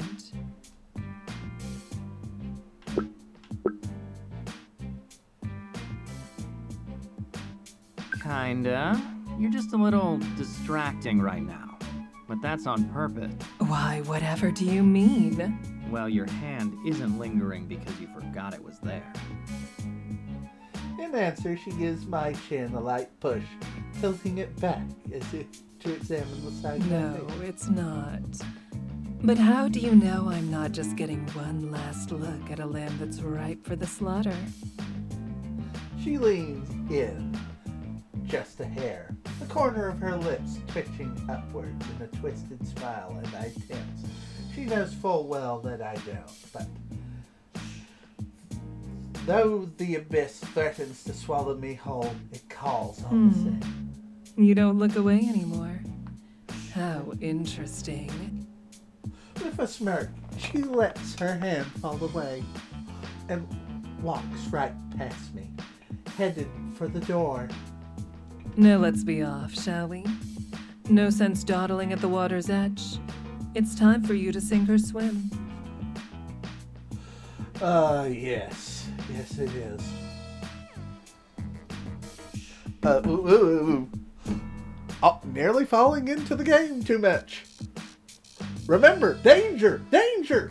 Ooh. I offer an affirmative and move to follow. I'm suddenly reminded of an old fable about a scorpion and a frog, but I quickly try to forget it. In the end, I'm pretty sure they both drowned. I'm pacing now, slowly walking back and forth in front of the entrance to the cell block. Phone in hand, I'm sure I'm driving the guards nuts. But it's been a long time since Madam Scorpion entered. I glance at my phone, still nothing. Maybe the signal's bad down here.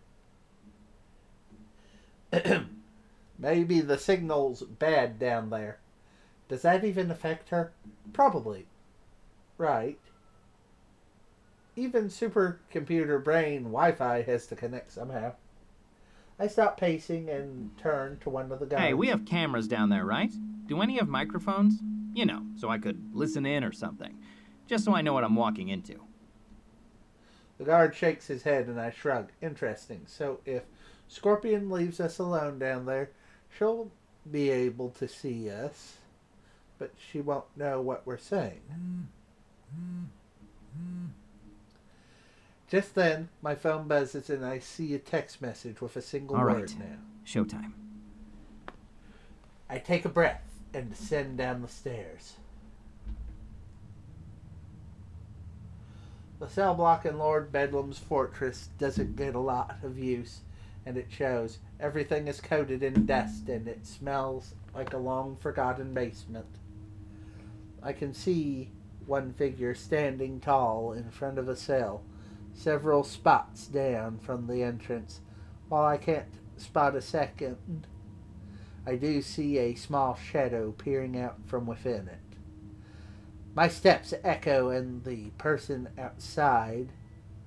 The cell turns in my direction. The shadow doesn't move. Stanley. Now isn't this a pleasant surprise? Come to check on our guest?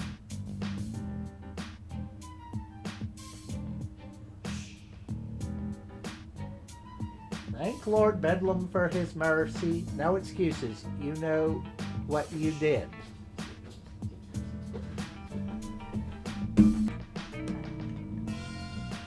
Okay, guys, I'm back. I just stopped to have dinner, which was a nice, lovely lasagna from Stouffer's. The meat sauce kind. Num num num num num num num. But continuing. As I step into view, the cell's occupant tears her gaze from the ground at her feet. Shining Nova, or as I knew her these past few days, Kate. There are no cuts or bruises on her face, but she winces after turning in my direction. Her hand moves to her side and she leans back against the wall. Stan, you look well. I turn to Scorpion, brow furrowed. Nova might be reaping what she sowed here.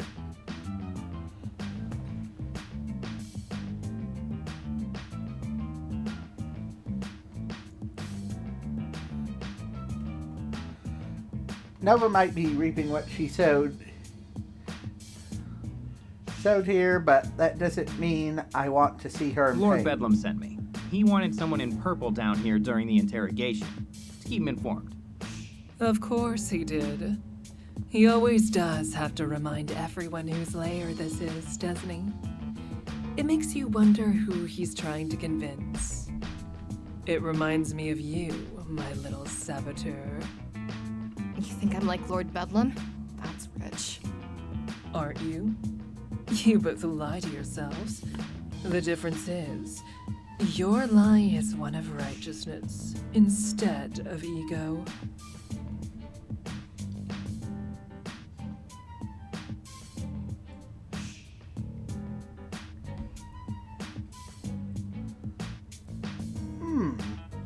As an example, Stanley, would you come a little closer? I need you for a demonstration.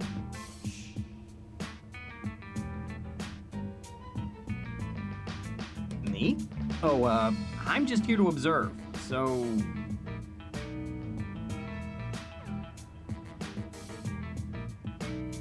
Scorpion, leave him alone. This is just between you and me now.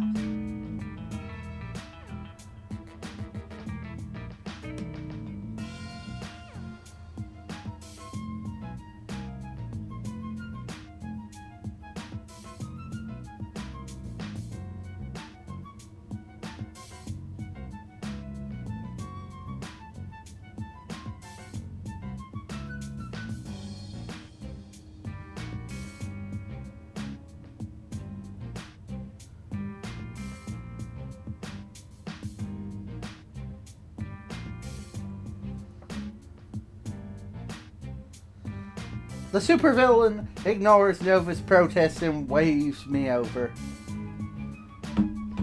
Even knowing that we're on the same side, I hesitate, but step forward, leaving us a few feet apart.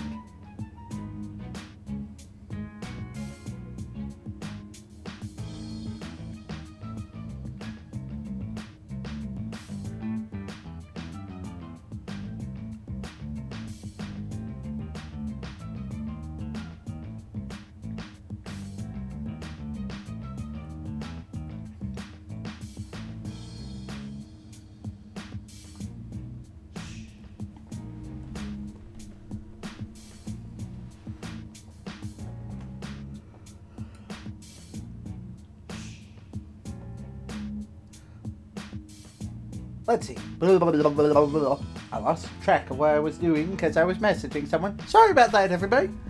The supervillain ignores Nova's protests and waves me over. Even knowing that we're on the same side, I hesitate but step forward, leaving us just a few feet apart. Oh no, he's very much involved. You made sure of that when you picked him as your mark. Unfortunately, you chose poorly. In the end, you saw through her deception. Didn't you, Stanley? Yeah, I guess I did. And I was so proud of you for doing so. Yet... I see Madame Scorpion's hands start to fall to her hip. Nova spots it too. And despite the obvious pain, she quickly steps towards the bar. You're still tainted by her influence. Scorpion, stop! Your actions can't be trusted. What? But I did my job just like I was supposed to. No, wait. This is part of the act, right? It has to be part of the act. Raise my hands and slowly inch backwards. Eyes fixated on the deadly weapon that's now aimed at my heart. Wait, hold on. I'm not tainted, I swear. Totally untainted. absolutely 100% taint-free. I wish I could believe that, Stanley. I really do. By now, Nova has rushed up to the cell bars, her movements He's frantic. telling the truth. I can never get him to budge, I swear. But Madam Scorpion doesn't listen. Instead, she raises her That's sword. enough! Scorpion! And this is how it could have ended for him. With a casual twirl, the supervillain returns the deactivated weapon.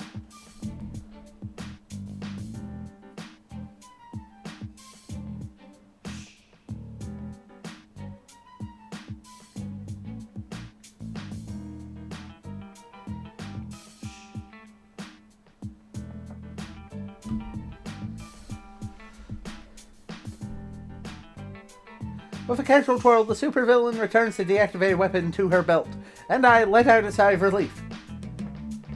Yep, all part of the master plan. Knew it. The whole time. Never a doubt in my mind. Well, maybe one doubt. 1.5. But you didn't think about that, did you? How you were risking his friendships, his career, and even his life? Luckily, he made the right decision and rejected you.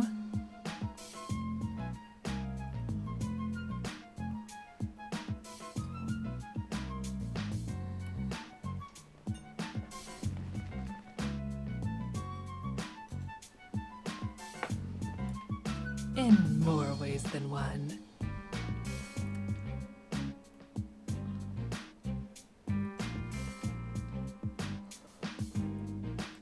Without looking away from the woman in the cell, the supervillain slinks right up to my side. Before I know it, one hand is sliding across my chest, while the other snakes slyly around my waist.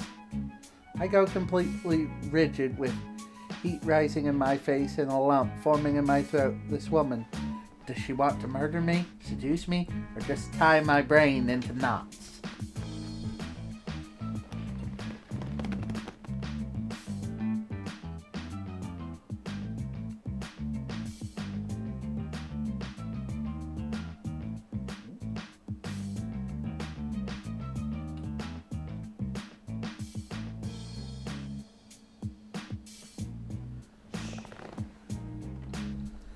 At least I can take solace in the fact that Nova's flushed complexion and uncomfortable squirming means that, yes, she has this effect on literally everyone.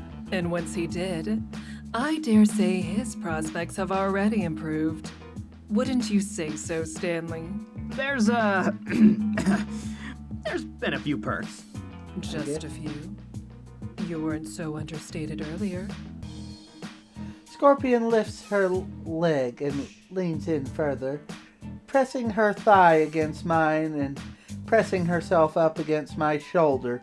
Her head tilts towards mine, and when she speaks, I feel her breath dance on my neck.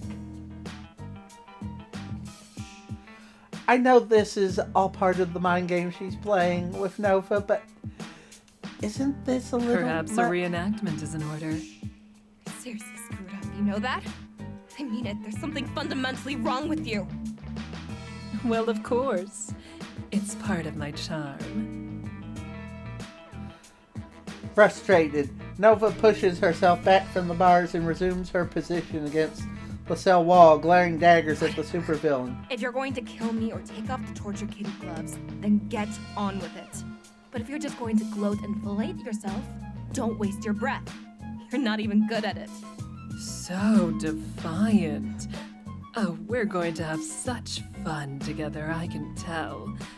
But that will come later. And never fear, the gloves will come off. Eek! With slow, deliberate grace, Scorpion releases me from her clutches and pulls away.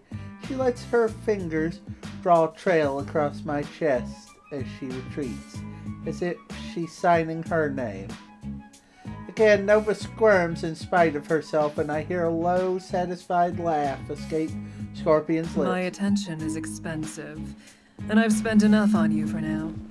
However, if you must posture for someone, I'm sure Stanley would prove to be a suitable audience, wouldn't you, Stanley?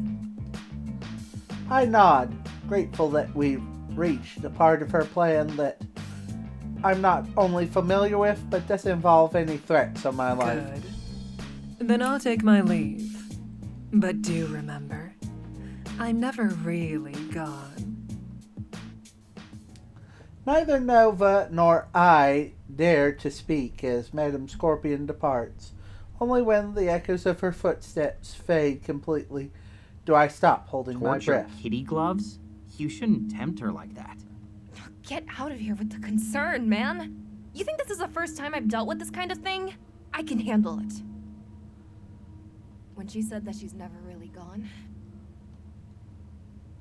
My eyes flit to the camera that she's looking down at her cell, but I'm careful not to turn in its direction. I shrug and step a little closer Video to the bars. only. Lord Bedlam doesn't get much use out of the cell block, if you can believe it.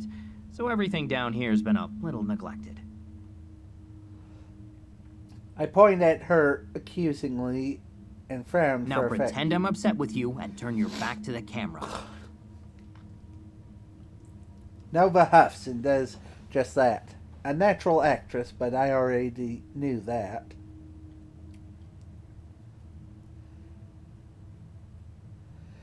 I'm not sure Scorpion will approve of this move, but if she wants Nova to trust me, I have to get the superhero to let her guard down.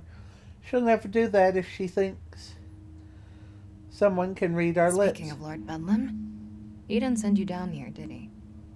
What makes you say that? I know you better than you think. So, why are you really down here?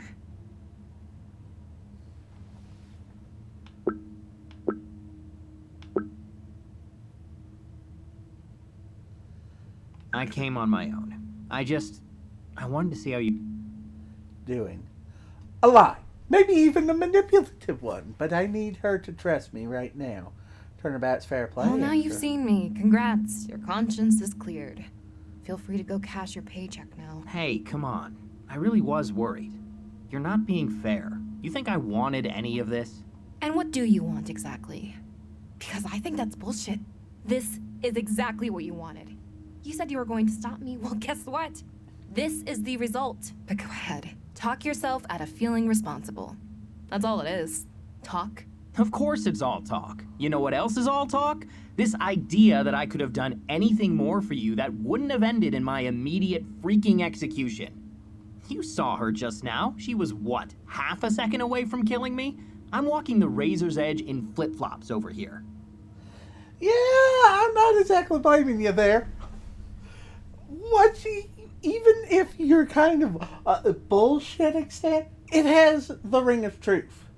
Look, either way you try and slice it, dice it, cut up with chili and fries, you're walking a very thin type rope there. Nova glares at me for a moment like she wants to offer a rebuttal, but in the end she sighs and rubs her temples and looks exhausted. I saw. Are you okay? Oh, you know, just a little trauma, nothing major. I really thought she was gonna do it for a second, though. Me too. It would have been just like her to hurt you to get to me. Even after you sided with her. That coward.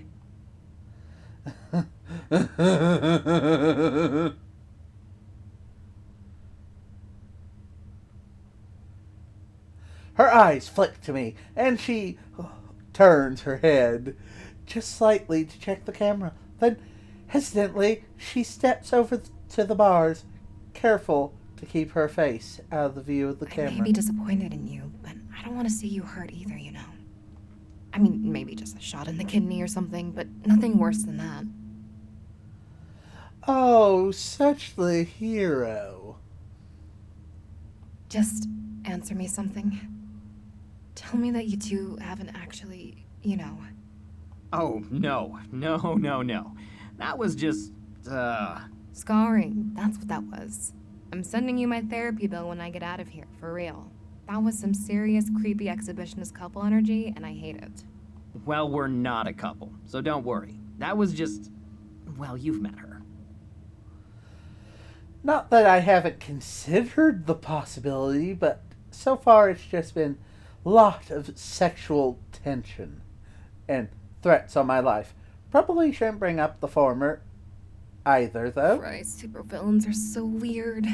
But if you're not together, then I have to ask. She twirls her hair around her finger, contemplating. We both know what she's best to ask, but none of us are ready for I the know answer. this is a stupid thing to ask under the circumstances, but no matter what happens, I need to know. Was there something real there? With you and I?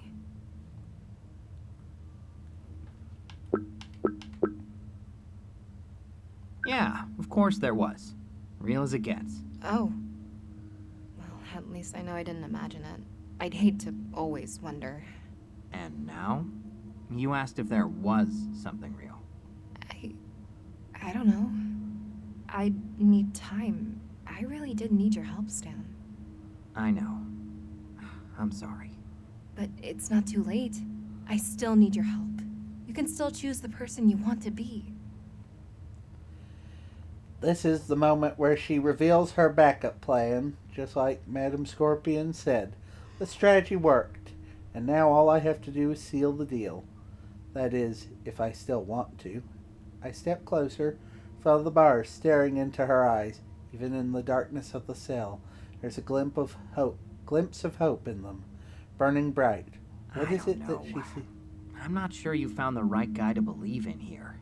Stan, you're the only guy. There's no one else I can count on or turn to. But don't just do it for me. Do it for yourself, Stan.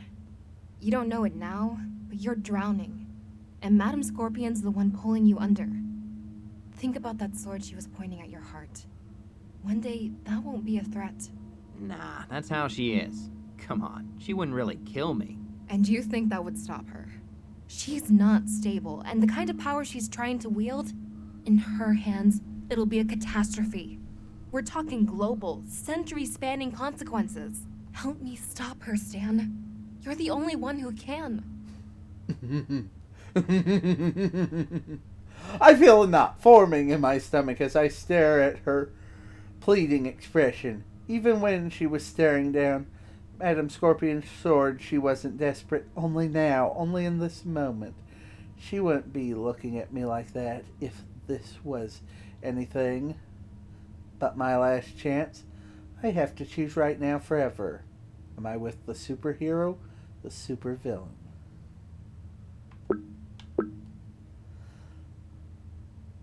Lie to Nova, Scorpion.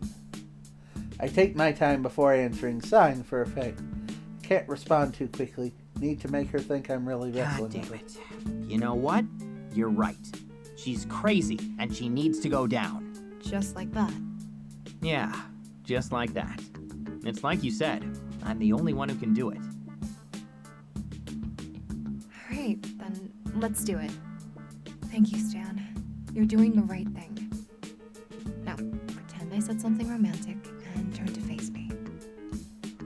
Without hesitation, I comply and immediately find her hand gripping my collar and pulling me closer. As she does so, I feel a second hand move towards one of my pockets. This beacon will let you call in reinforcements. Just go outside where you have lots of space and a good signal, then activate it. Come find me after. Promise me that. Yeah, of course. I promise. I promise. Yes, of course, I promise. She lets go of my collar and I stumble backwards, Good luck. flustered. I'll be waiting. Not like I've got anywhere else to be. Thanks, Kate. You're welcome, number 065. I turn to go, but before I get too far, my path is blocked by another figure, barreling his way down Is the it stairs. over? Did I miss it? Ah, number 065. There you are. Just getting started, are you? Well, not to worry. I, Lord Bedlam, am a master interrogator. Yes, just a few minutes with me, and this so-called hero shall spill all she knows. Oh, God, the horror! Oh, Now, a master at work. Actually, the interrogation's over. I was just on my way out. What? Over? But Madam Scorpion said it didn't start until... Did I have the time wrong? Or did she? The supervillain hesitates, scratching thoughtfully at the spot on his helmet where his chin Number should be. 065. Did the madam say that I'd be joining you in this endeavor? No. Not that I recall. No, this can't be right. She wouldn't. No, of course not. I'm sure she just meant to do a follow-up interrogation. Yes, that must be it. Sure, why not? I've got nothing but time. Hey, maybe we could even get a little cross-interrogation going? Cross-interrogation? As in you questioning me? Lord Bedlam? Yeah, just to explore your feelings a little. You know, things like, let's say, jealousy? Jealousy? What would I, the magnificent and freshly scented Lord Bedlam, have to be jealous about? Oh, I don't know. But you won't find out until we talk about it. Well, I suppose not. What's the harm? Lord Bedlam brushes past me and Nova shoots me a wink. Guess that's my cue to go. So after giving the caged superhero one last look over my shoulder, I head up the stairs. Did you really leave her alone with him? You're crueler than I imagined, Stanley.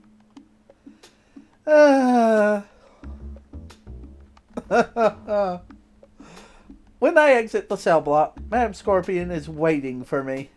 As if she knew exactly when I I'd must say, arrive. I'm quite impressed. I knew you had it in you, but that looked like it went perfectly. The interrogation or the part where you threatened to kill me? Oh, don't pout. That was just a stratagem. It's basic superhero psychology. Don't threaten the hero. Threaten someone they care about. And I don't really think you have cause to complain, given the nature of our other little ruse. That one was a bit more palatable, I can admit. But to the matter at hand, did it work? Does she trust you? Yeah, I think so. In fact, I pull the beacon out from my pants pocket and hold it out for the supervillain she gave to me this. examine. Said it's some kind of beacon. All you have to do is activate it and... Superpowered reinforcements within the hour. Interesting. She delicately plucks the device from my hand and holds it up to the light, examining it. Interesting indeed. You've done well, Stanley. So that means I passed the test? With flying colors. Now you've earned a bit of rest and relaxation, don't you think? Take the rest of the day off. Maybe freshen up a little? You're looking a little disheveled. Freshen up? Cautiously, I raise my arm and give a sniff. Not that bad, but I guess I didn't shower this morning. Might I'll not be get bad. right on that, ma'am. See that you do, Stanley.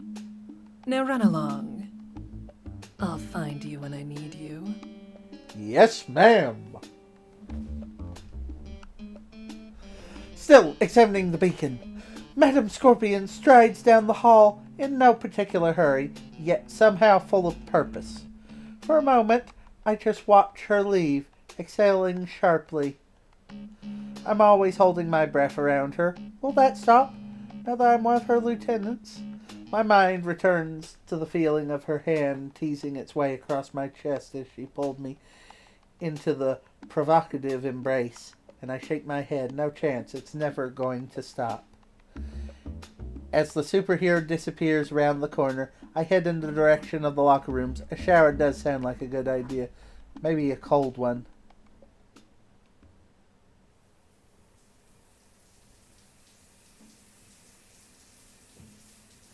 There aren't many people using the locker room at this time of the day, and I take advantage of it, letting the water run down my body, well, after I've scrubbed myself clean.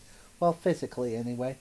Emotionally, that's another thing altogether. Lying to Kate like that, using her concern for my own safety against her, it's going to take more than lukewarm water and cheap body wash Her to name's get rid of not that. Kate.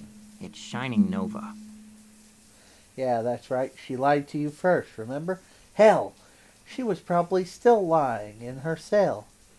She doesn't really care about you. It's all a show, a big performance. She took you for a sucker and flipped the script. And you flipped the script on her. Don't feel guilty for beating her at her own game. It's like Madame Scorpion said. That moral high ground bullshit is just an excuse. If Shining Nova can lie, then she can't complain if I lie right back to her. Not without being a sore loser. That's how they win. They make us think one set of rules applies to us, and they get a different set entirely. That's how they get their mansions and towers, while I share a shower with 200 other dudes. Screw that. I just played the hand I was dealt, that's all. I turn the knob on the shower and just stand there for a moment, inhaling deeply. The air in here is as pungent as ever, and I don't care. I feel refreshed, reinvigorated. I grab my towel and start to dry off, so I leave the showers. I just finished wiping my face when I reach the mirrors and stop. Suddenly I stop, staring at my reflection. I feel like it's been a while since I looked at myself. Not in passing, but really looked. I seem a little tired, but you know what? I still look good. Damn good, even. I mean, maybe I'm not superhero shredded, but there's some definition there. And look at that face. Bedlam should put you on the recruitment You know what, posters. Stan? To hell with it. You are the man. Yeah, I am. That's all I can think as I finish drying myself off and start putting on my uniform. I'm the man, and from now on, I'm going to get mine. It doesn't matter who I have to blow past or go through to get it. Whether it's Antonio, Dave, Lord Bedlam, or even Shining Nova, no one's just dictating what I can or cannot do to get there anymore. My, aren't you looking spirited? Oh, why hello there. Well, maybe one person. I'm not sure I've ever seen someone get dressed with such passion, especially to wear something like that. She points at my uniform as I finish putting it on, as if the sight offends her. I shrug, suddenly feeling a lot more sheepish, as she casually leans against my Trust me, skin. it's not the uniform. I was just... I don't know. I guess something's just got my adrenaline going. Sorry. What are you doing here, by the way? Speaking to you, Stanley. What does it look like? I don't know. Maybe we should ask an unbiased observer. I start to gesture to my right, intend on making my point by soliciting one of the locker room's other occupants, but stop when I find no one there. I furrow my brow and look to the left, no one there I'm either. afraid you won't find a second opinion here. I had everyone else cleared out. I see. How'd you manage that? Stanley, please. When I want something done, it gets done. With a little snap of her finger, I hear the locker room door shut and lock. Guess Can't we're believe all I alone. didn't notice. I really was in my own head there. Oh? Lost in thought, were you? More like feeling myself, you know? Just kind of amped up. As you should be. You did well back there, just like we talked about. Even when you had to improvise. Oh, is that what we're calling it? A little improv. And here I thought she was threatening to kill me. Nonetheless, I Hey, shrugged it off. I aim to please.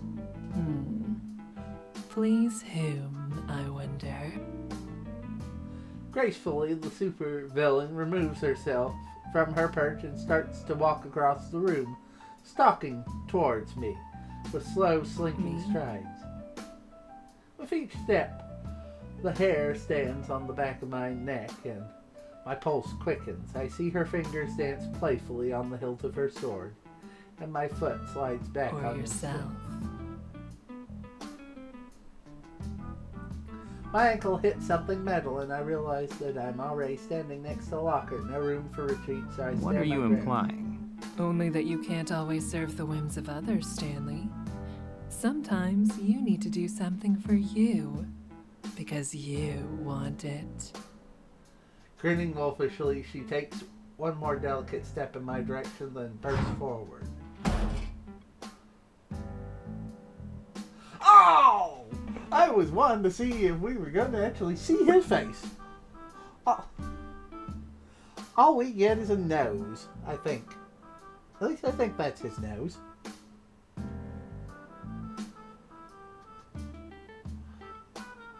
I flinch and lean back against the lockers, despite myself startled by her superhuman speed. Still, I fight to maintain eye contact, even if it seems like a losing No! Losing battle. Don't be bashful.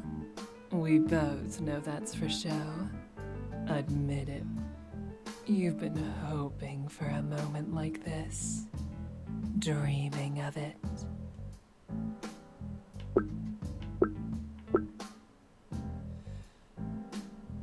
And how about you? What have you been dreaming of? Why, everything, Stanley. The world itself. But you haven't answered my question. That's all right. I already know. You want me. I've seen it. Felt it. And I feel something else. A desire of my own. She leans a hair closer, her lips parting, yet she lingers at a distance and then pulls back, ever provocative. Even now she's toying. Desire. Want. Longing. It's powerful. Like with Nova, she wants to believe you, and she wants you too. Ah, is that the attraction here? I admit, it has a certain appeal. There's power in it, taking what someone desires, knowing that she's longing for you, even as I claim you. I could tell. You are really getting into it. Oh, don't pretend you didn't find it exhilarating. I could feel it in your pulse.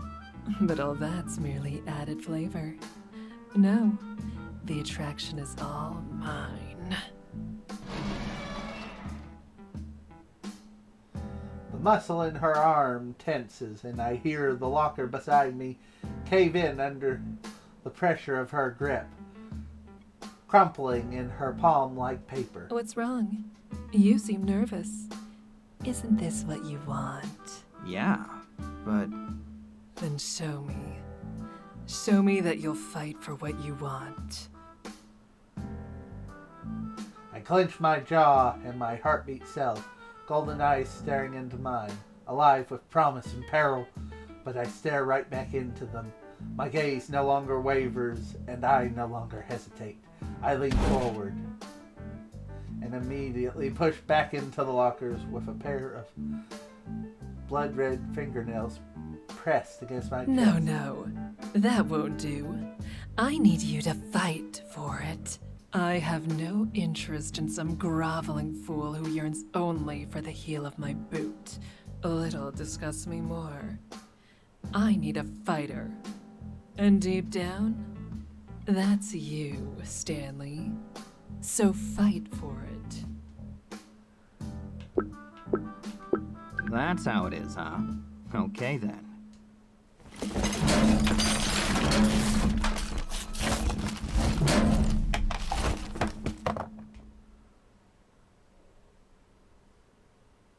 Whew. Holy shit. That was, intense. Oh my. Were you expecting anything less? True pleasure is a mutual release of passion. To inhibit it would spoil the fun. Well, our uninhibited passion is very athletic and destructive. I think this uniform is toast. You really couldn't just take it off? You weren't complaining at the time, but I'll send you a new one. I was planning on giving you an upgrade anyway. It's okay to admit that you couldn't figure out how to undo it. I knew how to take it off, Stanley. I simply chose a more direct approach. Stanley, don't tempt fate by having your new love kill you. Hey, there's no shame in it. There's a lot of buckles and zippers. You struggled too, as I recall. She finished zipping up her own catsuit as she speaks. As if for emphasis, as for me, I'm still half naked, having long since given up on the tattered remains of what used to be my uniform.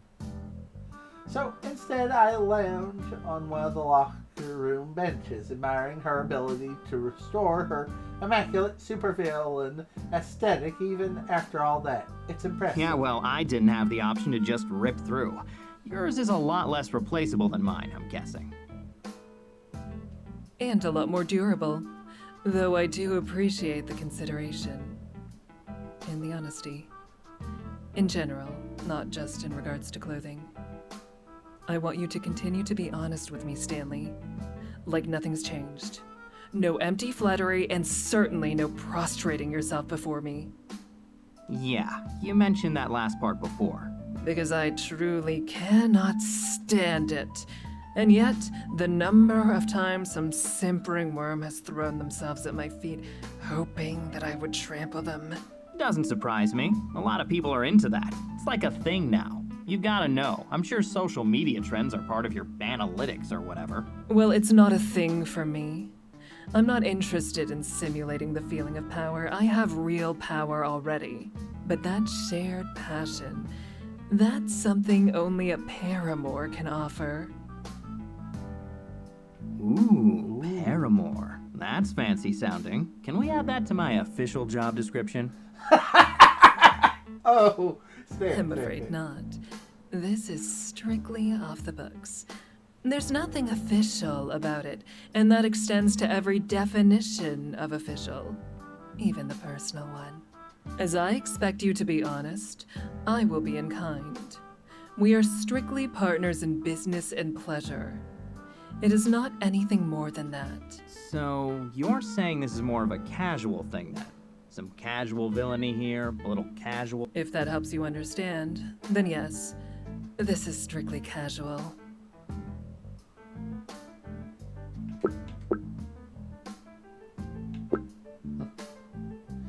Does it have to be? I mean, you know, long term. It's a little early to be using words like long term, don't you think? Sure, I was just throwing it out there as, you know, a possibility, since we're being honest. Few things are truly impossible, Stanley, but some things are highly, highly improbable. Is that the precognitive analytics talking, or...? Just deductive reasoning. I just told you what this is. Why must you... Not questioning, just exploring. I like to know what doors are open, you know? It's healthy. And, I don't know, maybe it could work? I doubt that. I admire your boldness, but consider this possibility explored. Or need I remind you that Magellan died at sea? No, point taken. I raise my hands, conceding my point. The Magellan comparison was a pointed one. He died as an invader, trying to claim something that never belonged to him. Didn't sound like a total dismissal. The door is cracked just enough to fit a scalpel through, maybe a credit card, but it was firm enough that I should leave it to her to bring up again, if it's ever brought up at all. Scorpion checks her appearance in the mirror and makes one last adjustment to her ensemble before nodding in approval. I echo the sentiment with a thumbs up. Well, you may have time to bask in the afterglow, but I must be off. There's much to be done. After all, tomorrow is the day we spring the trap. That sounds ominous. Who are we trapping? You'll learn the details in the morning. For now, I suggest you get some rest. You'll need it. But do remember to try on your new uniform when I have it sent to your quarters. I have some upgrades in mind. And with that, Madam Scorpion strides towards the exit, and I admire her as she goes, throwing discretion to the wind when I can. Even when she stops to regard me over her shoulder, she doesn't fail to And notice. Stanley, what you're feeling now? This new confidence? This is how your life can feel from now on. So long as you know what you want. And fight for it, right? Exactly. The supervillain disappears and I'm left alone, exhausted with my uniform in tatters, but more alive than I've ever been. I look at my reflection again, but this time there's no moment of confusion. Yeah, you're damned. Right, that's me. Maybe it's who I've always been. And starting tomorrow, everyone else is gonna find out.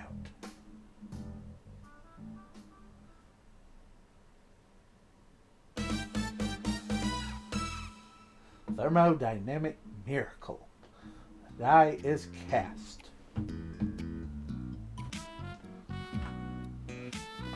I adjust the sleeves of my new uniform as I make my way down the hall.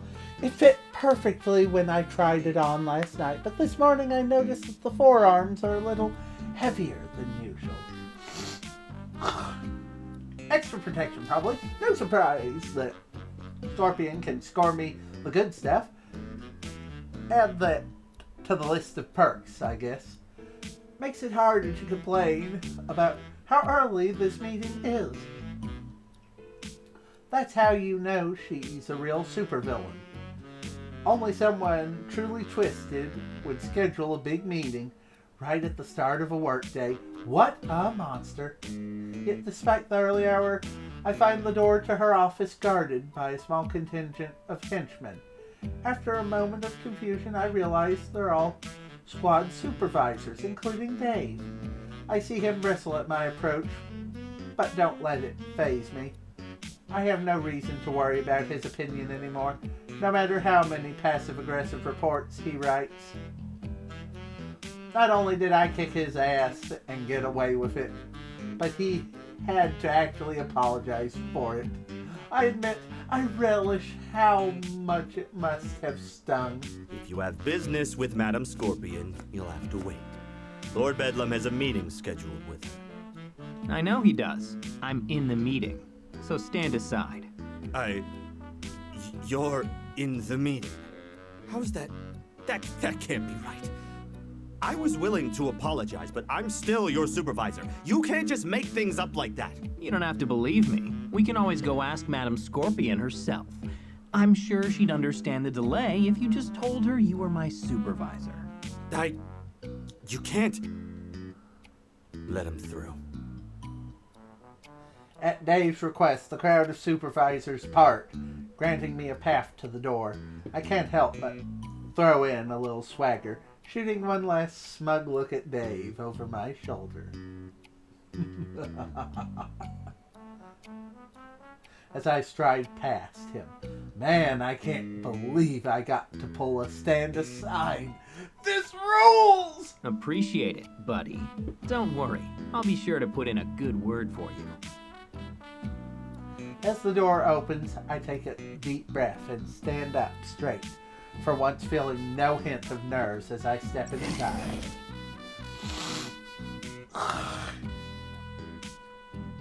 I enter to find Lord Bedlam gesturing wildly at the map on Scorpion's wall, so engrossed that he doesn't notice my presence until the door closes behind me.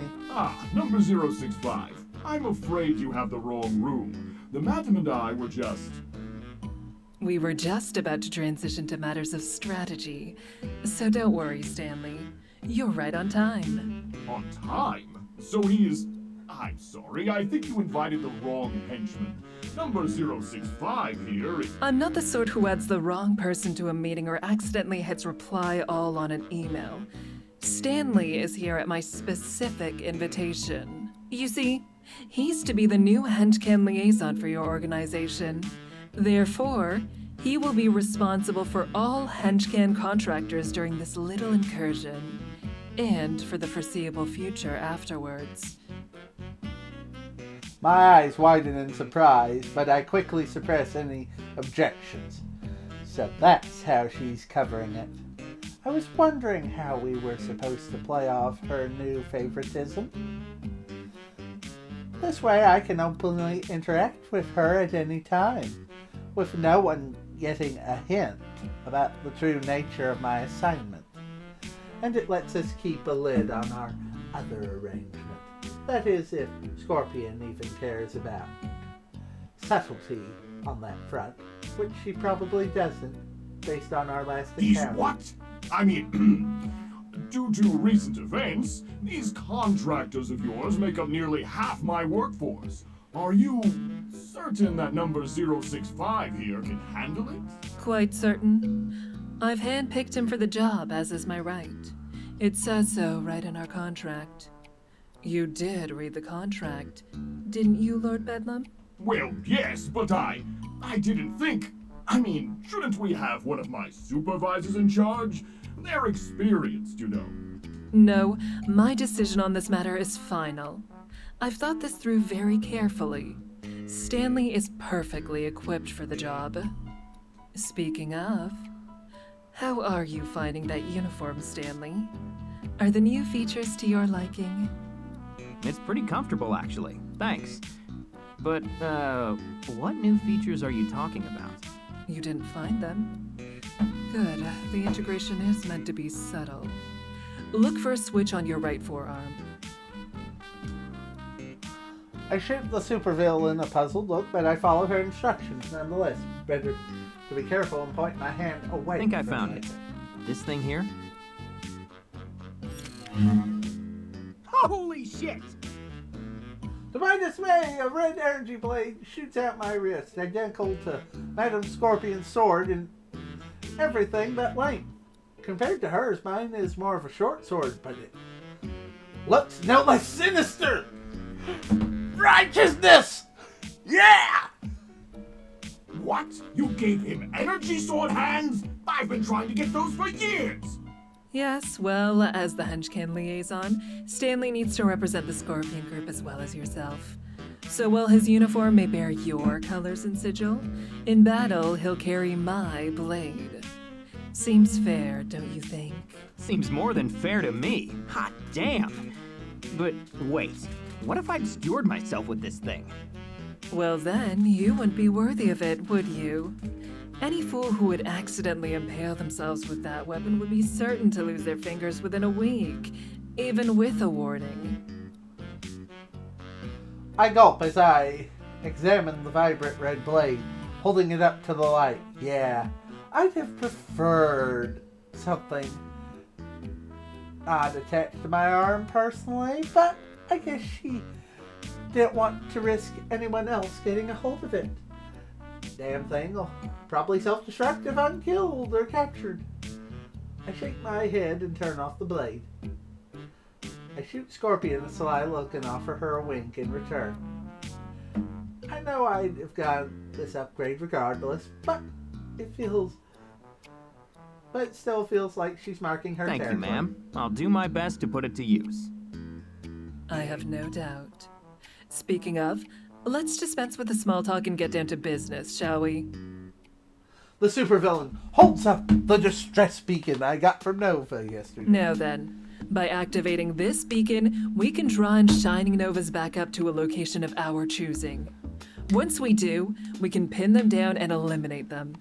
And in doing so, eliminate any threat to this fortress. Phew! Excuse me. Yes. How much backup she has exactly is uncertain. Her abundance of caution could mean that it is no more than one or two of her most trusted colleagues. However, we can be certain of one thing. No matter how many arrive, that petulant child, Miss Dynamo, will be among them.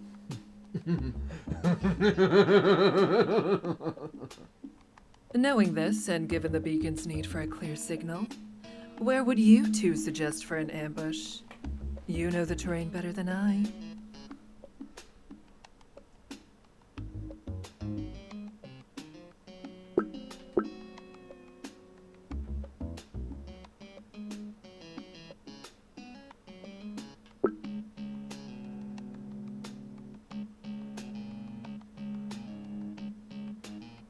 I'm gonna save a second.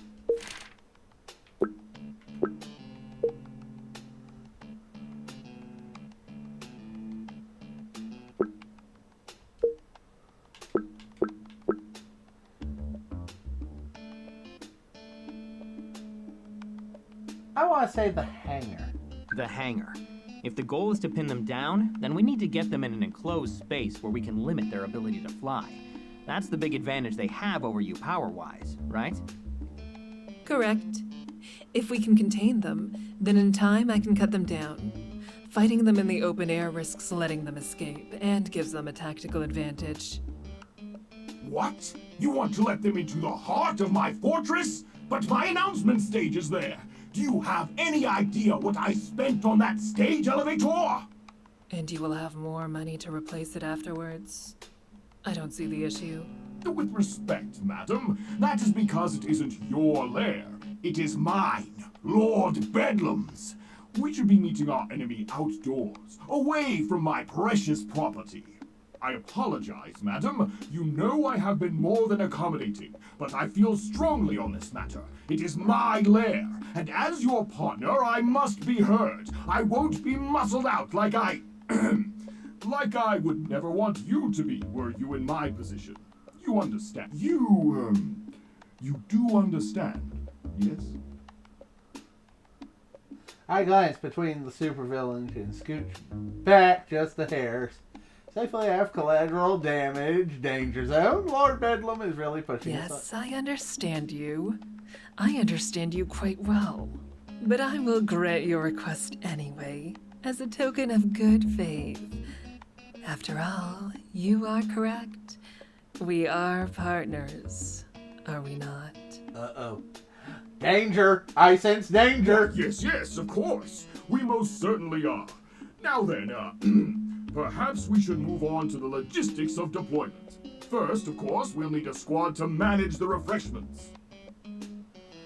From there, the meeting takes a turn for the boring, diving into the weeds of what squads will go where and the chain of command, all that crap. I don't feel like I have much to add, but Scorpion continues to ask my opinion. It's not something I'm used to around here, and clearly Lord Bedlam isn't used to it either. Yet, if he has any more complaints about my involvement, he keeps them to himself. Though I do notice that he's only been referring to me by my henchman ID number. Did he forget my name earlier? Well, I think that just about wraps everything up. I'll go confer with my supervisors to get everything ready for the afternoon.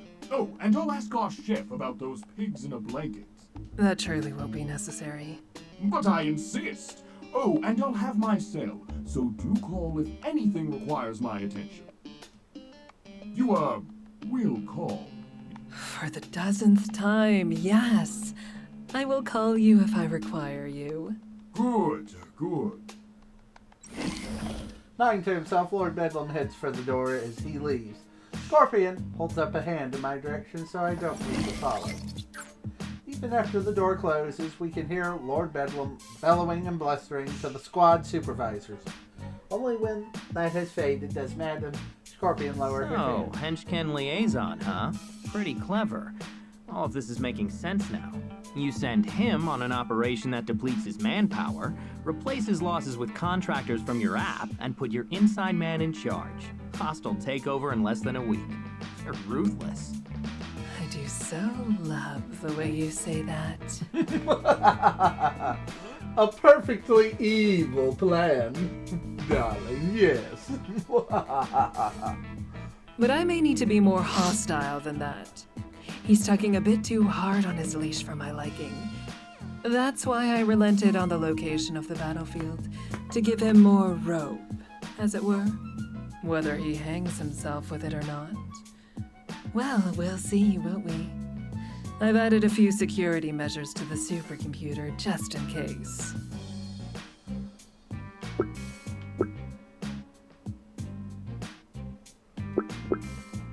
Why Why not just stop him now? Why risk him stabbing us in the back when the superheroes show up? Because the superheroes will be dealt with regardless. I have full confidence in our ability to handle them. And if I confront him before he's acted, Then this organization's use as a front dwindles significantly. No, it's better to simply draw out his true intentions and let them take their course. The value in that is worth more than any damage he could possibly do. So don't you concern yourself with that blustering buffoon, Stanley. You just focus on your new duties. I expect you to be the picturesque representation of what HenchCan is capable of. Picturesque? That's poetic for you. Should I start expecting limericks with my performance reviews? As if you're any judge of poetry. I know how you fared as an undergraduate. You're hardly a Tennyson or Levi. Oh, so you've been creeping on me, huh? Don't judge my scrapbook profile. I haven't updated it in years. As if that would stop me. Nothing on the internet is truly deleted. You ought to know better. There's countless archives and caches that I could dive into, if I chose.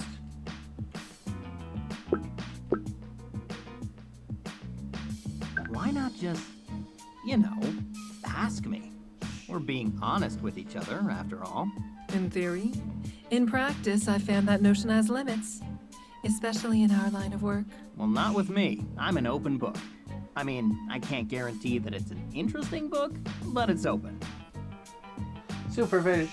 Villain stares at me silently, as if taking my turn of phrase literally and trying to read my thoughts like they were written. Very well. If I have a question, I shall first make an attempt to ask. Just make an attempt? Just an attempt. And I fully reserve the right to fact check. If you truly are an open... Now then, we'd better move along. You have some new subordinates to see to, and I have a few final arrangements to make. We'll spring the trap at 2 p.m. sharp. Have the contractors assembled at the main gate an hour before then. Sure thing. I'll get on it. Right. Yes, right now, darling. The supervillain nods and turns back to her desk, expecting me to go, but I linger for a moment watching her as she studies a series of charts I can't begin to comprehend. As poised and as statuesque as ever. Never a single hair out of Is there place. something else you need, Stanley? No, ma'am. Just taking a moment. I'll see you at 2. I don't bother hiding the whistle I make as I exit the office, and I hear a low, amused laugh in response. If someone like her sees something in me, then this is really just the beginning.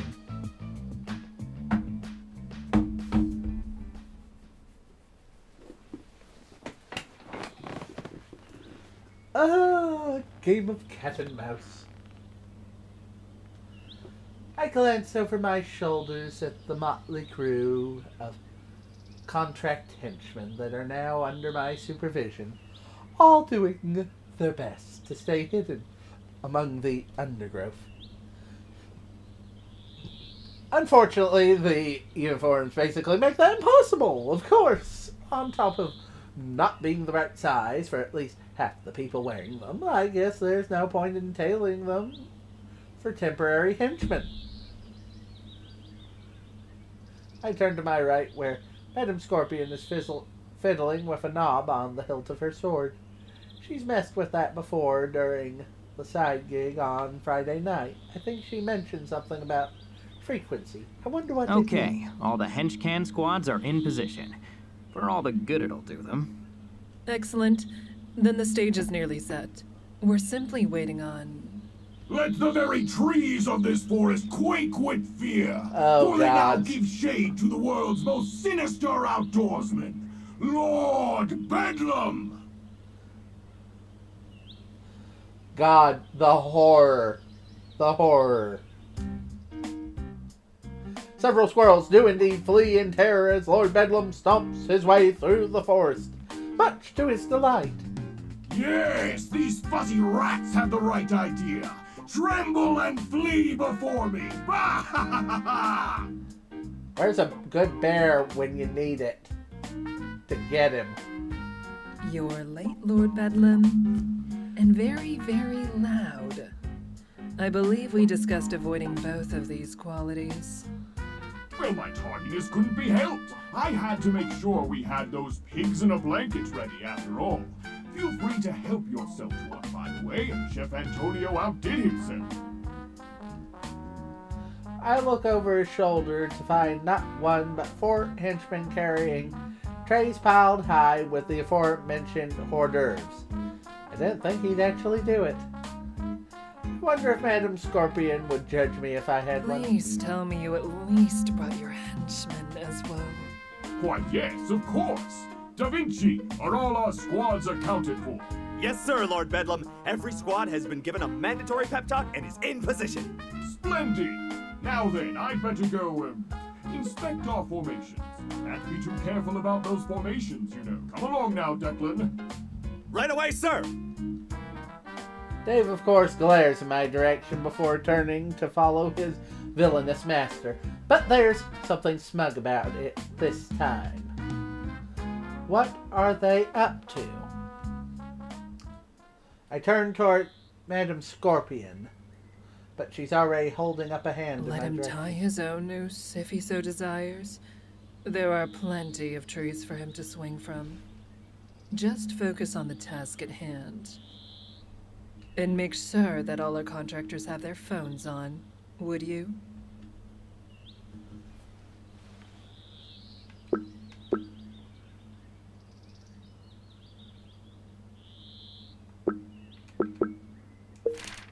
I want to save again so I can test what exactly would happen.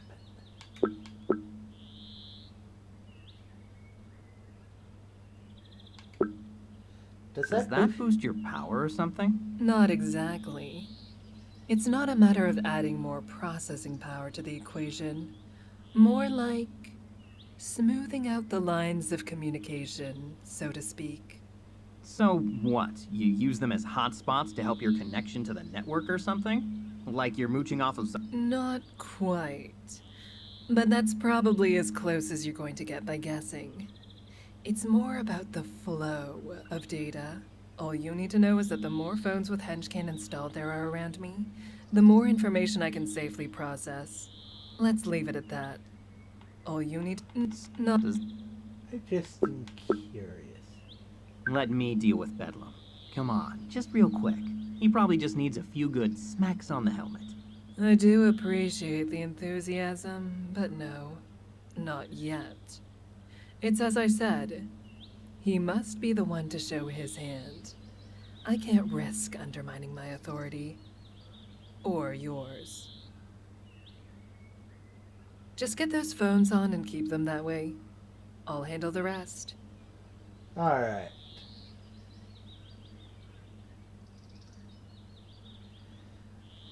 Oh, I still want to get rid of that blundering buffoon. Sometimes I wonder if I'm as bad as the villainess. Oh, I wonder if I'm as bad as Madam Scorpion. But anyway, moving on. With that taken care of, Madam Scorpion pulls Shiny Nova's distract beacon out Well of her pocket. then, let's cross the Rubicon, shall we? Okay. With that, Madam Scorpion literally casts the beacon out into the clearing before us, where it pulses with a A faint little red glow. melodramatic, don't you think, Caesar? Not at all. This is the dawn of a new age, Stanley. Whether the world knows it or not. Maybe she's right, but for now, the new age seems an awful lot like the last one. Minutes pass, and the only action the forest sees is the occasional cough and uniform adjustment. Where the hell is this backup? Did nobody give us a dead? And for that matter, where did Lord Bedlam go? Damn it, I don't Hey, like this. boss, when should we... I frantically look around for Madam Scorpion, but don't even find a hint of black anywhere. Oh crap, have I just been played? Just as I make that realization, something careens down from the clouds, breakneck speed. snapping branches and leaving henchmen flying on impact. I gulp and turn in the direction of the commotion, and despite the fact that I'm crossing my fingers as hard as I possibly can, it's exactly who I feared it'd be. You lilac losers didn't seriously think you were hiding in here, did you? That's almost sad. But not quite as sad as you idiots thinking that beacon you activated was the real deal. I bet you actually thought I was gonna walk in here blind, didn't you? Too bad for you, my friend's a lot smarter than that. Of course, even if you have her fake beacon, that still means the real Shining Nova is somewhere around here. So that being the case, I'm gonna grab one of these trees and start playing home run derby with you assholes until one of you tells me where Shining Nova is. And I ain't gonna regret a second of it. Oh, you'll know regret before the end. Despair, too. Oh, yay. I do I love promise you that. supervillain. In a flash of red, Madam Scorpion shoots towards the surprise superhero, her path marked by hail of charred leaves and branches as she cleaves her way through the undergrowth. Master assassin indeed. Caught flat-footed, Miss Dynamo barely manages to turn just in time to catch a horizontal swing right across her abdomen. It doesn't break skin or even the fabric of her uniform, but it does push her back. Damn it! Rather than trying to stop her momentum, Dynamo just alters her trajectory, flying upward towards the treetops. Scorpion pursues without hesitation, bounding first to a tree trunk and then the branches above. What? Hey! You used me as bait? Again? If it's any consolation, it was my sincerest hope that this brute would land on someone else. How's your face for a landing spot then? Miss Dynamo's counterpunch leaves the tree Madam Scorpion was perched on in splinters, but the supervillain herself has already gracefully leapt to another one. Are you threatening to hit me? Oh, well, I wasn't intimidated before, but now I'm terrified. You're just so tough and strong. Whatever shall I do? Oh, I'm so scared. I'm shaking in my boots. Oh, Miss Dynamo. Oh, can it, bitchinatrix. I ain't here for conversation. I'm here for my friend, and that means no messing around. Oh,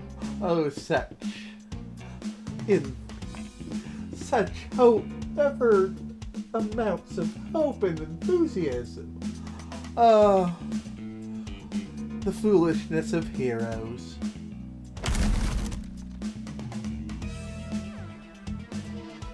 Another haymaker flies, and another tree splits on contact, yet Scorpion still avoids the blow, flipping to another branch, but this time she immediately moves to counter. Like you weren't messing around on Wednesday. Or the other night. You're deluding yourself, child. The supervillain unleashes a flurry of slashes as she and Dynamo pass each other in the air, while the caped hero managed to avoid a few of them. Just as many find their mark, sending her off course. Within a moment, though, she's adjusted and is back on the offensive. Don't be so cocky. I let you get away last night. I have nothing to hold me back now. Oh, poor naive Uenu. It's far too late for that.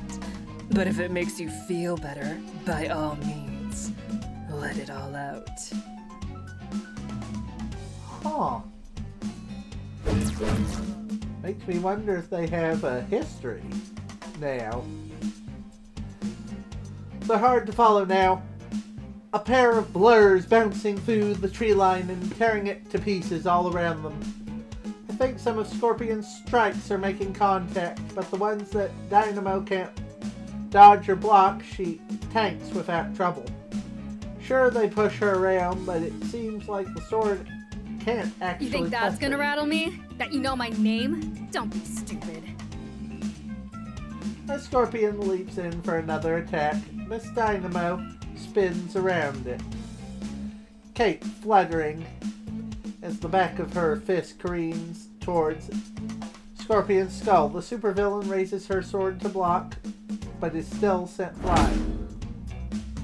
You don't need a freaking computer brain to put that one together, or to figure out that I don't care.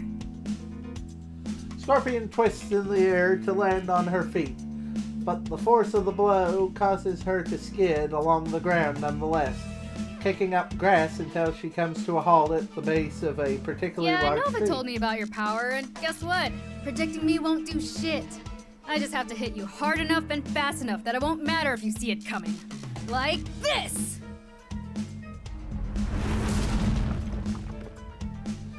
Dynamo dives towards the ground like a missile, and Madam Scorpion barely has time to get out of the way before the earth shatters beneath the superhero, who immediately follows up with another blow. This time Scorpion blocks it with the fly of her sword, skidding further back, leaving the two in a deadlock, testing each other's Still strength. think you know me, huh? But I do, you do. Intimately so. And my sword does too. With each swing, it learns more and more. Haven't you noticed? Each time we fight, I grow stronger.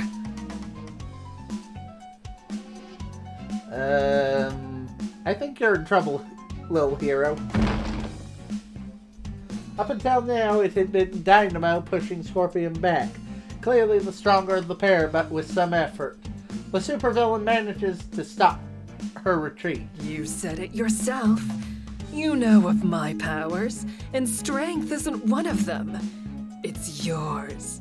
I bled it from you. What? You're stealing my powers? Reverse engineering.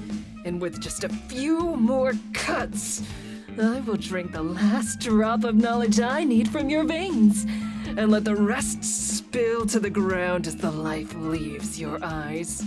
Then I guess I'll just have to squash you here and now. Suddenly, Dynamo presses forward with renewed vigor, and Scorpion falls to one knee under the pressure. In terms of raw physical ability, her reverse engineered powers can't quite match the original. When she's mobile, Scorpion's precognitive analytics can close the gap in a hurry, but walked like this, she might actually be in trouble. On the other hand, the fact that they're grounded means that they might actually be able to do something about it. Until now, they've been moving too fast for me to interfere, but not anymore. I take a deep breath. Okay, my best weapon is my fancy new energy blade, but even if Scorpion's sword can't pierce Dynamo's defenses, then is that the right play here? Not.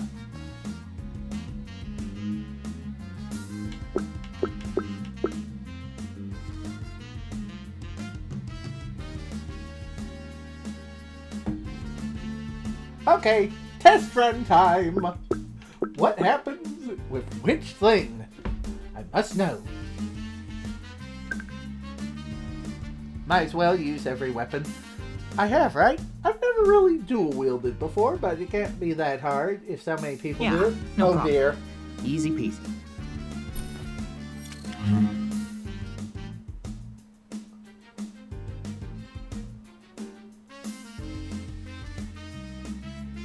Yeah, this can work. Stun and slice, baby. You got this.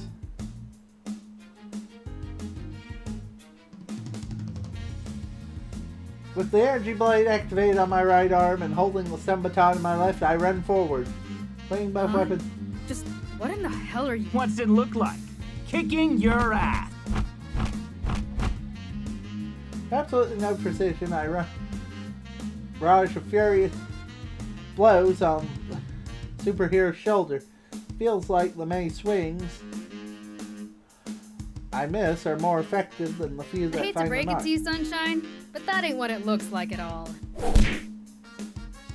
I'll be honest, I'm not totally sure what limb Dynamo hit me with, but it's too fast to tell. So it sent me. Luckily, that minor distraction was still enough for Madam Scorpion to break the deadlock. I hate Now I want to see Yeah, what happens.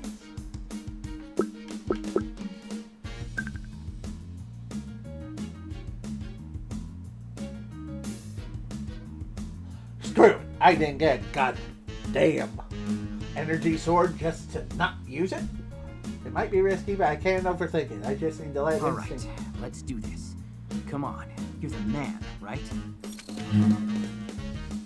Psyched up and running purely on adrenaline, I activate my energy sword and face forward. Blade held out to the side as I charge right What at the Dynamo. hell? Sunshine?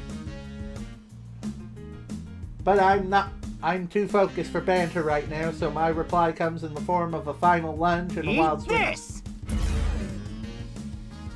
When my sword connects, it stops dead, sending a jolt up my arm, causing my blade to fizzle not a moment later. Well, nice to see you again. But No, it's not. No. oh, eat. What the hell? All right. I want to see. No, a direct attack won't work, no matter how many weapons I use. Even if she can't avoid me, I'll never be able to hit her hard enough to do anything. I need to get creative. If I cut that tree at just the right angle. With some trepidation, I activate my uniform's energy blade and run towards a nearby tree, positioning myself between it and the dueling superwomen. I wind up and take a swing. Hot damn! That went clean through. Now all that's left is to get out of the way and give it a little guide shove for the chair. Always wanted to do that. What the hell? As the tree falls, Dynamo breaks the deadlock to turn her attention upward, and Madam Scorpion takes the opportunity to step out of harm's way.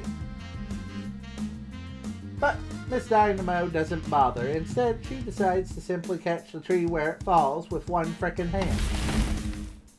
Nice try, Sunshine, but you're gonna have to do better than that. Au contraire. Now you're wide open. Before Dynamo can rid herself of the tree, Scorpion rushes forward and unleashes a lightning-fast combination of cuts and slashes. Before Dynamo can rid herself of the tree, Scorpion rushes forward and unleashes a lightning-fast combination of cuts and slashes, all of which land flush. No, I did not tell you to do that. The tree falls to the ground in pieces, and the superhero skids backwards. She still doesn't have an open wound, but how much longer will that last? Apparently, that's no longer something she's willing to risk. Damn it! I don't have time for this! Next time, no amount of lackeys or stolen powers will be able to save you. Remember that. Sensing a retreat, Madam Scorpion leaps towards Miss Dynamo, but too late. The supervillain's blade slashes through nothing but empty air. The superhero rockets upwards, taking to the skies. For a moment, she hovers up there before turning towards the mountain and racing towards it at speed.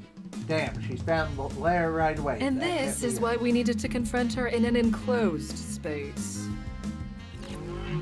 Nevertheless, that was cleverly done, Stanley. I appreciate the assistance. Anytime, ma'am. Was it true what you said, by the way, about copying her powers? Some of them. My sword has only finished analyzing the enhancements to her musculature so far. Enough to create a rough nanotech imitation, though it is admittedly a bootleg version. But the biggest prize is yet to come. Just a few more direct hits and I'll be able to crack it. Superpowers for villain henchmen. Gotta love it. I let out a low whistle and shake my head at the thought. She has to be talking about flight, right? Now there's a terrifying picture. A flying scorpion. A sword that analyzes things as it cuts them. Never imagined something like that could exist. But I guess I've seen crazier shit before. Probably. Well, you'll have plenty of time to marvel at my genius when this is over. For the moment, we have some catching up to do. Don't dawdle now. Yes, ma'am. That's the only warning she gives before darting into the forest, leaving me and the other henchmen What? behind. Hey! You could at least... never mind. With a resigned sigh, I set about rounding up the HenchCan contractors, those who who are conscious anyway. A superpowered throwdown like that always has some collateral damage. But soon enough, my ragtag battalion is on its feet and marching through the forest, back in the direction of Lord Bedlam's lair, despite the fact that Lord Bedlam himself is nowhere to be found. What the hell's that guy up to? By the time we reach the entrance, Madam Scorpion is already inside, along with the huge smoldering slabs of steel that used to be the lair's front doors. Still red hot from where her blade dissected them. You know I can't run as fast as you, right? If you're expecting me to hold your hand, Stanley, then you have deeply misinterpreted our relationship. Hey, come on. I'm not asking for a romantic afternoon hike or anything. Just a little consideration. You'd seriously want me to carry you? I wouldn't say no. I can go piggyback, whatever. I'm not proud. Speak for yourself. I will not be seen in such a state. Ah, right. I guess you've got your brand to consider. What if I stuff myself in a really big handbag? Could be a fashion statement. Or I could carry a piece of you in a normal one. All right. Message received. Subject dropped. So, why'd you cut the door up anyway? Did it jam or something? It was sealed and cut off from the power grid. Someone was trying to delay us. Seriously? Who would have the balls to try and lock you out? That'd be me, you smart-mouthed little shit! I've got the balls! Chef Antonio.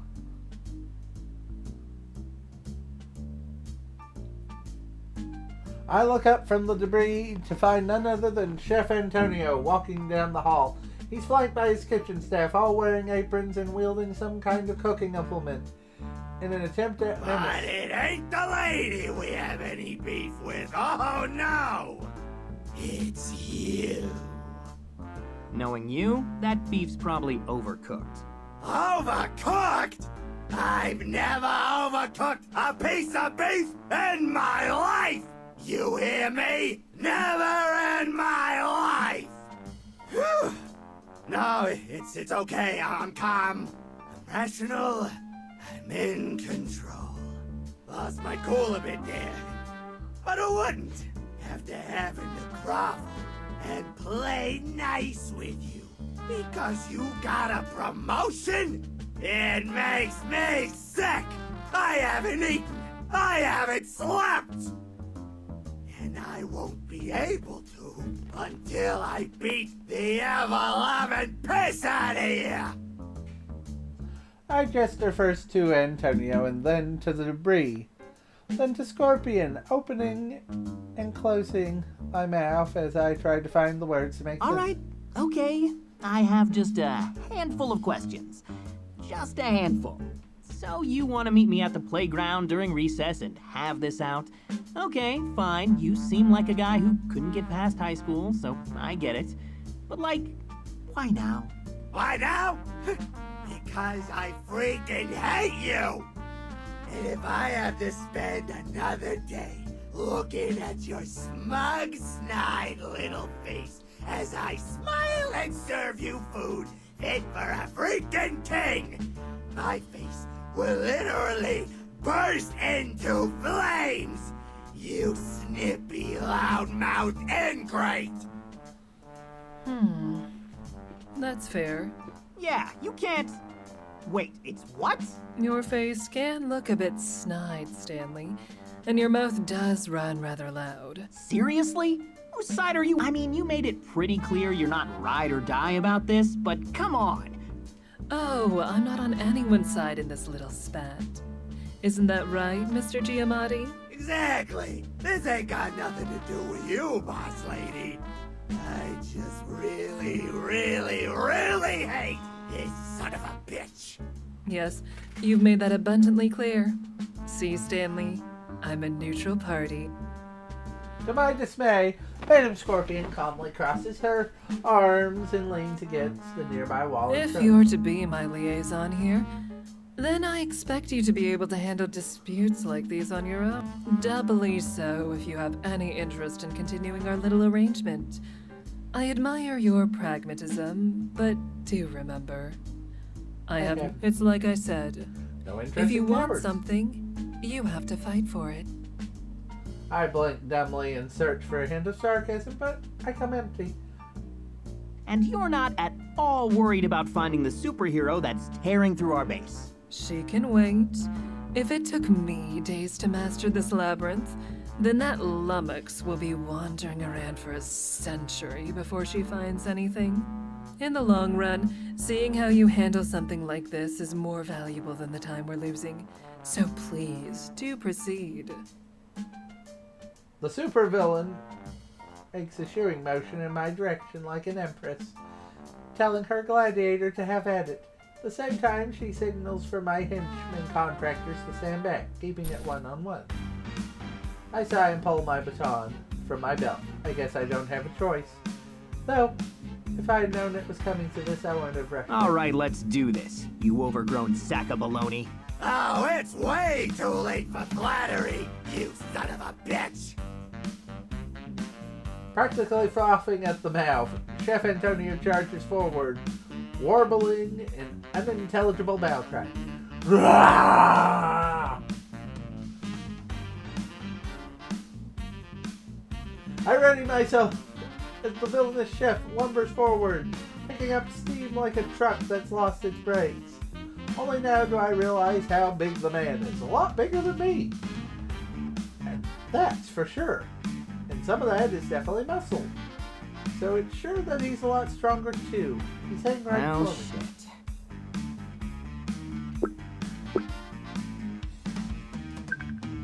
No, I can't lose my nerve.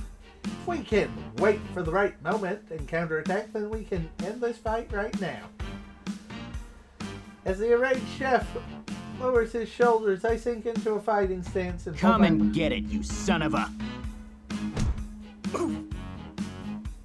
Maybe if I were a little faster and more skilled, I could have pulled off that strategy, but I'm neither of those things. Come... Well, Oh, All right. All right, let's do... In the long she And you're not... it's double it's like And you... she can in the long run.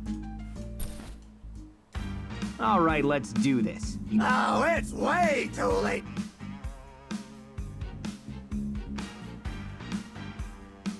Well, Nope, that's a whole freight train worth of nope. As he closes the distance, the enraged chef lowers his shoulders. At the last possible second, I Hold leap. still, damn it. Frantically, I scramble to my feet as the big man skids to a halt. It takes a long time for him to completely stop. Christ, he has some real momentum there. If I had held my ground, I didn't plan. Definitely the right call to get out of the way, but just avoiding him is only delaying the inevitable. I used to be a big deal, you know. The creme de la creme. King of the freaking castle. Then those good-for-nothing inspectors came along with their health code violations and risks to public health and safety. Well, you know what I have to say to that? Baloney? Bullshit, that's what!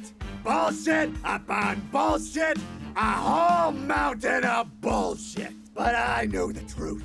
They were bought and paid for. They had to be. It was those sniveling little weasels and Mama Mozzarellas. They put them up to it. And the funny thing, one of those health inspectors, he looked an awful lot like you. I bet your family ain't you. I bet you were in on it. You know, I want to deny that, but if you came up with that whole theory in the first place, then I don't think I've got much hope of convincing you otherwise. So hey, if it makes you feel better... It was me, Antonio. I'm the one behind it all. That health inspector, a clone from another dimension that I controlled with my mind. And Mama Mozzarella? Why, Mr. Giamatti, I am Mama Mozzarella. I know it! I know it was you this whole time! Well, at the very least, I could check convoluted identity reveal on the whole bucket list before he reduced me into a chunky meat sauce. Man, what's wrong with me? I can't help but antagonize this guy. I personally deserve this beating, but I can't afford it. Not now, when I've got more important things to deal with, so somehow I've got to find a way to beat him. To do that, I need to neutralize his strength, and then I need to hit him with everything I've got. I need to.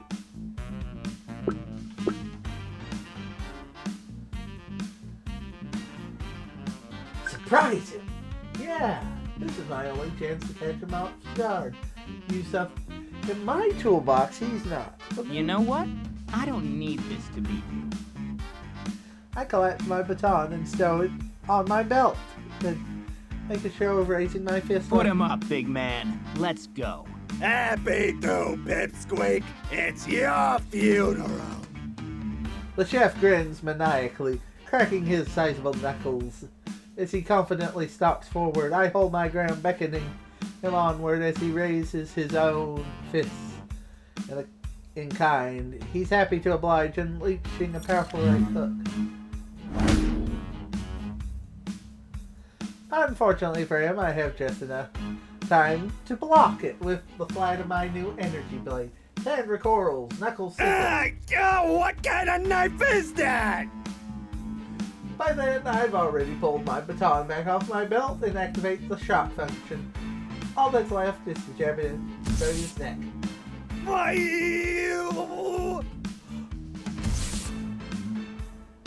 The chef sways but doesn't fall, so I jab him a second and a third. You little shit. That's a bunch of below. Hey! Surprise! You got knocked the hell out. Hey! Now I'm kinda hungry though, not gonna lie. I exhale in relief as the brutish chef finally stays down. Apparently, at least one member of our audience approves, based on the slow clapping that follows. My. What an amusing little performance. Efficiently done, Stanley. Bravo. So is that the thumbs up from the Emperor's box then? Or... Oh, no need to stain the floors. I think he's learned his place. I just hope he's not the only one. She glances in the direction of Chef Antonio's kitchen staff, who are still brandishing their weapons. They look at one another and then at their fallen leader, hesitating. Yet before they can decide whether to stand their ground or surrender, their decision is made for them. Sadly, James the gate supervisor charges into view. He's wearing his microphone, so his voice echoes off the guard post speakers, and a broken pair of handcuffs dangling from his wrist. I guess that's how they got control of the gate. But now they're gonna pay for it. Wearily, I wave the HenchCan contractors forward, and they join James in the beatdown. I told you all. One day, it will be the gate supervisor's day to shine. I turn to Madam Scorpion and shrug. He did say that. Offering a shrug of her own, Scorpion removes her hands from her sword and marches down the hallway, skirting past the remains of the melee as the last of the kitchen staff is restrained or surrendered. I follow right beside her, staying close as we scoot by the chaos and glancing over my shoulder once we're past. But as the shoulders of scuffling henchmen fade into the distance, I can't help but shoot the supervillain a weary glance. See? Look how easy things can be with a little teamwork. Is that whining I hear? Don't be such a spoil sport. I was doing you a favor by staying out of that little spat. Didn't it feel good? Bringing an old foe so low with your own two hands? It wouldn't have been nearly as satisfying if I'd done it for you. Oh, you know what? I kind of got angry with her. That was actually quite enjoyable seeing Jack and Nate fall. Besides, now you know just how far you've come. Could you have done that even a week ago? Would you have possessed that killer instinct? No, I suppose not. And that's just the beginning. Soon, you'll know this feeling every day.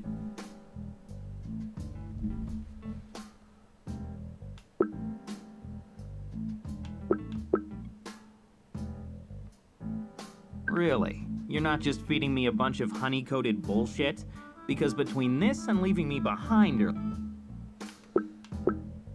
I'll take your word for it. I would hope so. With that, we fall silent and continue to delve deeper into the lair in search of intruding superheroes. I changed my mind halfway through. Somehow I don't think she'll be hard That didn't to find. sound like it was nearby, and I doubt she found the other entrances. Only other place that could be is the main hall. Probably forced the hangar door open. So it seems. I have her on the security system. She's throwing another temper tantrum. Typical.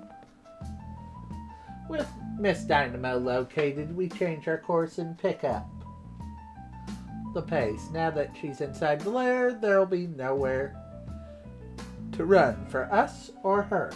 One way or another, this rivalry is getting settled. I just hope I don't get caught in the crossfire. The carnage is apparent even before we enter the main hall. The entrance is partially collapsed. Several injured henchmen limp frantically in our direction, only to pale when they see who's coming. But neither I nor Madame Scorpion stop to listen to their excuses. We're far too focused on the only person in the room who isn't hurt at all. Doesn't have to be hard, you know. In fact, I'll make it real simple for all you magenta morons. One of you can take me to Shining Nova, or I can bring this whole goddamn mountain down on your heads. A or B? Let's go. She could do it too. The hangar doors at the top of the chamber weren't just pried open, they were ripped off entirely. The place looks like a war zone with small craters and bits of rubble literally littering the floor. And that's to say nothing for the piles of unconscious henchmen, though she had the courtesy to at least set them safely in the chamber's far corner. Yet despite all this, Madame Scorpion strolls right towards the superhero as if she hadn't a care in the world. I'd really rather this mountain stayed intact, if you don't mind. I just finished redecorating my office, and the rug was terribly expensive. And since you haven't the slightest hope of finding your more capable partner, then I think a third option is in order. I beat you senseless until you tell me where she is. You're right. That does sound better. Was that really the best barb you could muster? I just want to make sure you're satisfied with your choice of words. It won't be long until you utter your last. You know, it's funny. You told me I'm the one who never keeps her promises, but you keep throwing out these big, scary threats without backing them up. You haven't even scratched me with that glow stick, and I'm supposed to be shaking in my cape? Give me a break. You're nothing but a paper tiger who knows how to accessorize. And today, I'm finally gonna rip you to shreds. I'm betting more on the supervillainess right now, who you're very underestimating.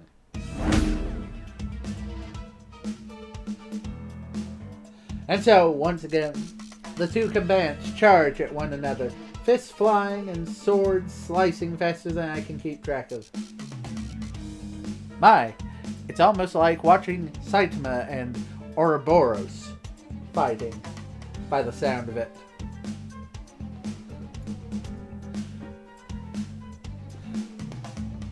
or watching One Punch Man and Speed of Sound Sonic try and dish it out. But anyway, moving on. A punch collides with the flat of Adam Scorpion's blade so hard that the ground cracks beneath her, even as she pushes it aside and counters with a wide sweeping cut. 8 more. The blow is strong enough to throw Dynamo back, but she quickly recovers, skidding to a halt before bursting forward Counting once down again. the seconds until I knock your teeth out. The cat's left until you die. The second exchange is much like the first. Dynamo charges in, throwing haymakers at lightning speed. Any one of these blows could be a knockout on contact, but none connect. Much like she did during Wednesday's operation, Madam Scorpion flows around the superhero's strikes, dodging most and redirecting the rest with her sword. She never blocks head-on, always using Dynamo's momentum against her. Even though she's technically in retreat, it seems effortless. Though even more so than before, it's as if she's getting easier for her. 2 more slashes connect. 6.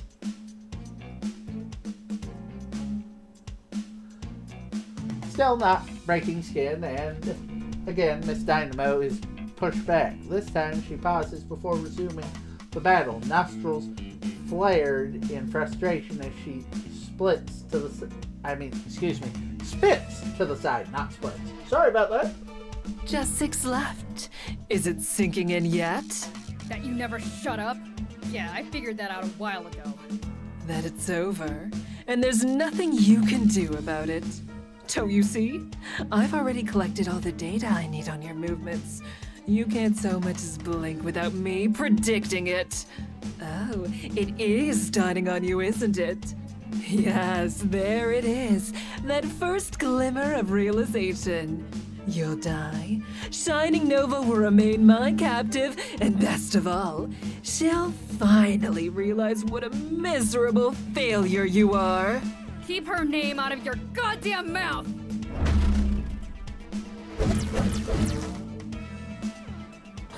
The next exchange is faster. Dynamo's anger has made her attacks even wilder.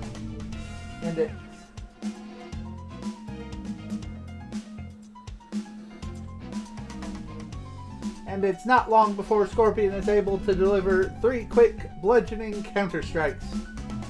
This time, Dynamo willingly flies back, almost to the other end of the room. It's not just out of frustration. Is she starting to believe what Scorpion is saying? And now you're down to 3. The supervillain calmly adjusts one of the dials on the hilt of her sword. The blade pulses in response, briefly. It flares outward like it's been set ablaze, and then it calms. It glows with a new intensity. Maybe 2 if I strike you flush. But that would be needlessly cruel, wouldn't it? Telling you that you had 3 cuts left, and then killing you before you're prepared. But you won't be ready no matter what, will you? No, I can see it. You're not willing to die. I did warn you, though, didn't I? I said you'd no regret. Momentarily, it looks as though Dynamo's anger will coax her into another frontal assault, but she stops You're herself. not bluffing. Then you're the one who should regret telling me. Because now that stupid little toy is never gonna touch me again. With that, Dynamo takes to the air, but she's not heading for the exit. Instead, she starts flying laps around the room, circling her foe at top speed. I hurriedly step back, and a good thing, because right about then is when the superhero starts grabbing whatever random debris she can and hurling it at Madam Scorpion at deadly velocity. This is new and apparently not just for me. While Scorpion is able to dodge and slice most of the makeshift projectiles, her movements lack the effortless grace she had before. In fact, she's completely pinned down. How long will it take her to get used to this new tactic? I can't say for sure, but if there was a time to help, this is it. I creep along the edge of the room, praying that I avoid Miss Dynamo's attention. There's no way I can attack her normally when she's moving that fast, but maybe there's something I can use.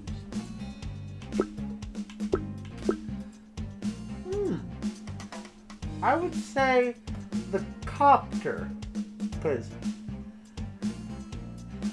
the wind change might do it. My eyes fall on one of the remaining bedlam copters. Screw it, I'm going all in. I glance over my shoulder, checking that Miss Dynamo is still occupied. And then brake.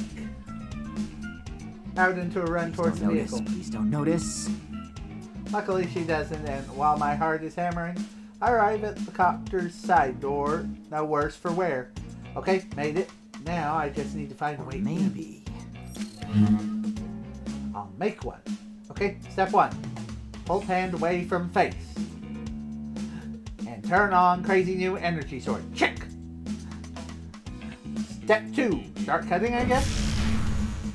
Without ceremony, and certainly without any grace, I jam the sword into the door and start carving out an entrance. That doesn't take long. Jesus, this thing's kind of scary. I step to the side and let the door fall on the ground before quickly hopping aboard. Okay, first things first.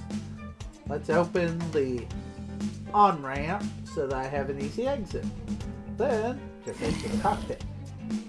Moments later, I plop down in the pilot seat, surveying the controls. Luckily, the whole console is covered in sticky notes saying what each button does. I did mention we don't train our pilots, right? Even so, Now what? I look out through the windshield to take stock of the situation. Dynamo still has Adam Scorpion pinned down. She's moving so fast. Still, if you throw enough of something or a big something at her, she'll have to at least make an effort to avoid it, right? Not that I'm looking to take her out, just distract her. One of those sticky notes says machine gun. Is that right? We had those this whole time? If it is, maybe that'll work. Or maybe I could try flying the whole damn thing at her. That might do it.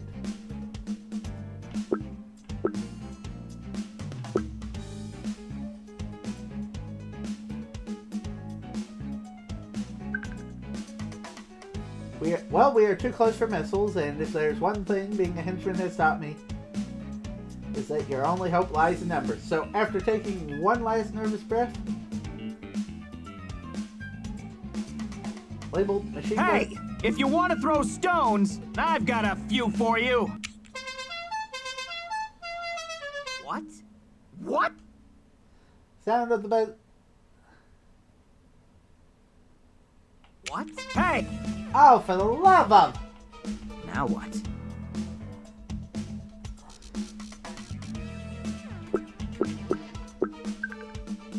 Wait, come to think of it, I don't think this thing actually has guns.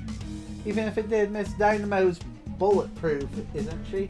No, my best bet is to hit Now, how the hell do I fly this thing? Main rotors? That sounds promising.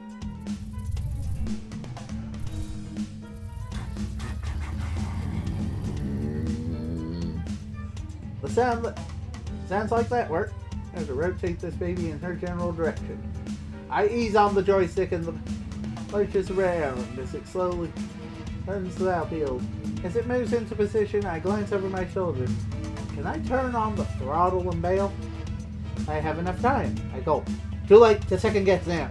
I'll just have to find... Okay. 3, 2, 1. I slam the throttle up to maximum acceleration, then scramble out of the cockpit, heart pounding as I struggle to keep my balance. With the last surge of energy, I dive out of the on-ramp. A loud ground pain as my shoulder hits the ground, but I still manage to turn it into an awkward roll, coming to stop just in time to see the results of my handiwork. What the hell? Caught off guard, the superhero seems to freeze, and for a second I think I got her. But it's not to be. You still distracted her enough. Although it's too late for her to dodge completely, she gets most of the way there, then sends the copter off course with a thunderous forearm. Nuts? Shit, Sunshine, what the hell's gotten into you? You could have... Forgetting about someone? I'm hurt. Foiled again! By your own hubris. Caught completely off guard, the superhero turns around just in time to see Ma'am Scorpion hurtling towards her, sword singing. The supervillain unleashes a series of slashes and Dynamo is sent hurtling across the room. Even now, I see no signs that the sword has gone through the superhero's skin, but I counted 3 red flashes. Excellent distraction, Stanley. But I'll take it from here. That was the last bit of data I needed. Once again, the supervillain carefully adjusts the dials on her sword. After a moment, the blade hums menacingly, pulsing with a violent energy. At last, the correct frequency. I've waited too long for this. And now, with this final stroke, your struggle will end. Fight it if you must, but your defeat is already decided. Yet take heart. It will be a beautiful death. I assure you of that. Miss Dynamo touches down next to a bedlam copter and can see her hesitation. Her fists clench so hard they're shaking. She snarls like a cornered animal. I gulp and start to back away. Defeat? You've gotta be kidding. You've completely lost your mind. Enraged, the superhero latches both arms onto the nose of the copter, the mouth crunching as she tightens her grip. At first, I think she's about to rip off a piece of it, but then she lifts the entire thing. I won't lose. Not this time. I won't!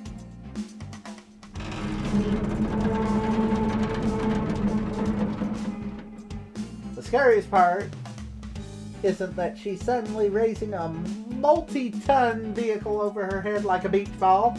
It's that with all her anger and adrenaline, she's making it look easy. Frantically, I tried to scramble I for won't lose to you! Now go splat, you damned insect!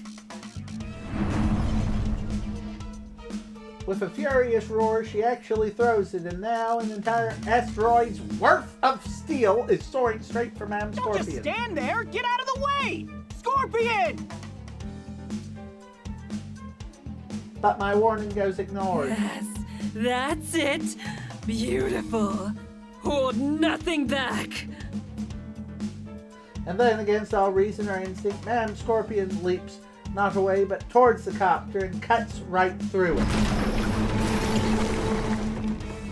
It's not enough to shred the vehicle to pieces, but it's enough for the superhero to tear her way through it. Like a cutting laser boring its way through a sheet of metal. Even as she slices it apart, she uses the debris as stepping stones, leaping ever closer to the woman on the other side. Now, at last. As Ma'am Scorpion bursts forth from the other side of the copter, Miss Dynamo raises her fist and flies forward to meet her. Hero and villain colliding in one final clash. No despair!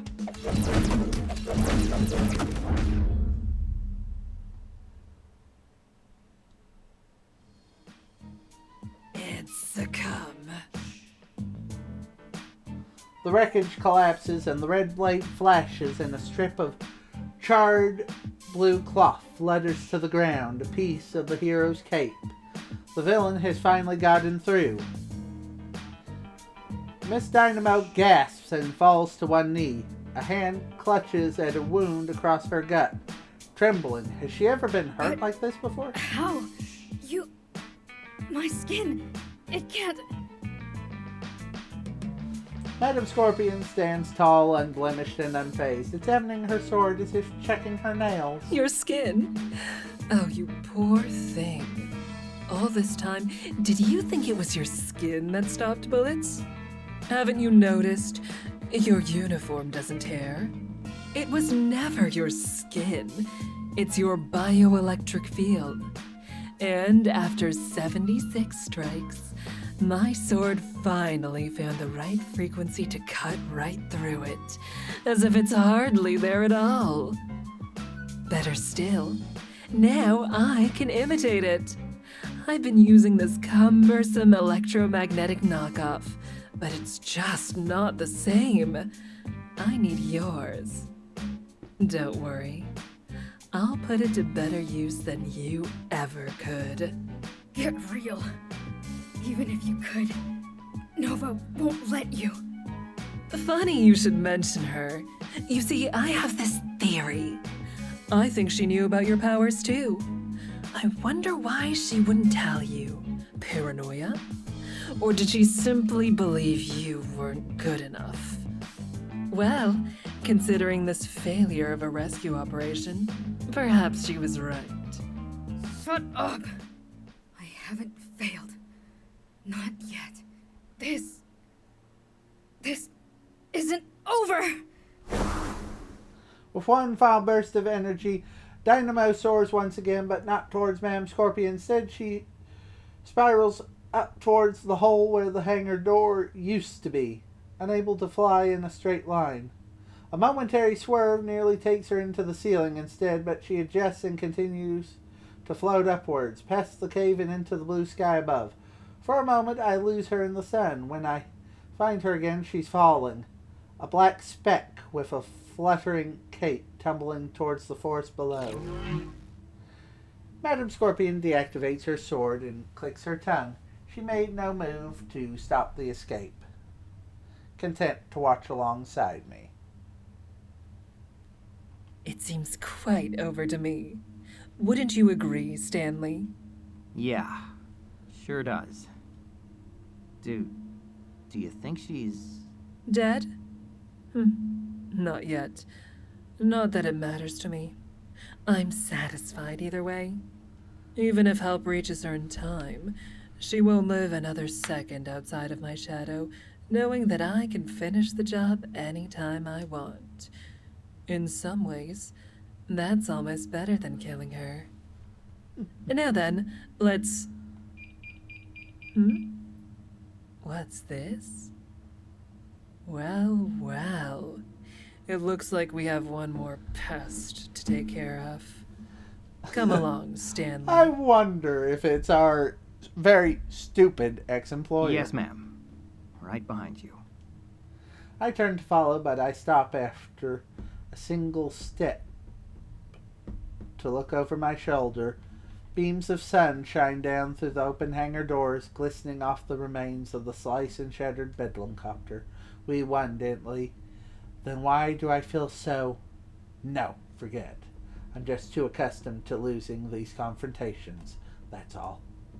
I shake it off with an exhale and then turn to follow Madam Scorpion as she returns to the depths of the lair, leaving the light far behind.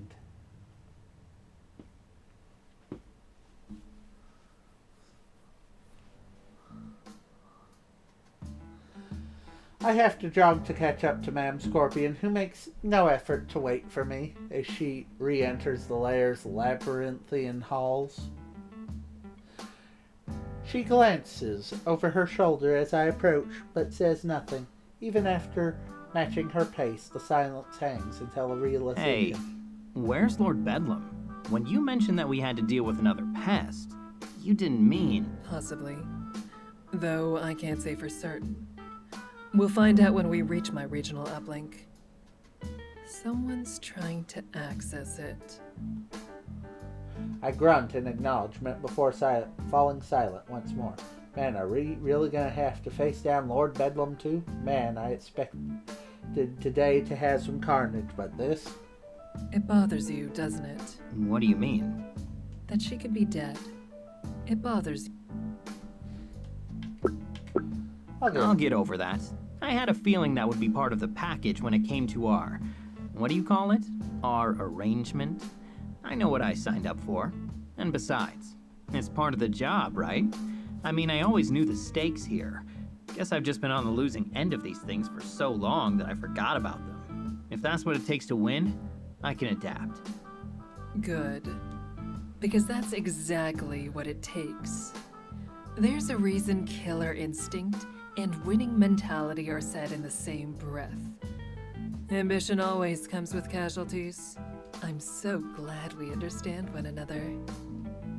She smiles devilishly and offers me a wink before turning her eye forward. I abruptly clear my throat and do the same. Talk about looks you'd kill for. But I can dream about that later. For now, we've still got one more job to do today. It's a long, lonely walk to the supercomputer room. The same walk I've made every Tuesday for years. From the main hall all the way to the research wing, or more specifically, door 1385, my door. There's no ceremony or reverence for the moment when we arrive. Scorpion doesn't have the patience for it, and me, I guess I'm just not all that nervous anymore. It doesn't matter if it's Lord Bedlam, Shining Nova, or anyone else behind the door. They're not stopping me. No one is. And no one does stop me because no one is there. At least, not in the immediate vicinity. The only sign of movement comes from the foot of the supercomputer, where a lone henchman is scratching his head. Gosh darn it. I'm sorry, sir. I just don't know what we're trying to... Oh, sir, you may want to finish putting that on mighty quick. Yes, Dylan, I heard you the first 10 times. It's just a little tight.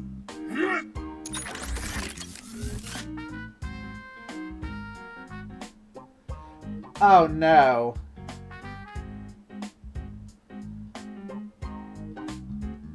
My eyes widen with shock as none other than Shining Nova steps out from behind the supercomputer. Where'd she escape and how did she get on her... Wait, no, Dave said sir, didn't he? So whoever's in that suit, they're not moving around like they're used to it.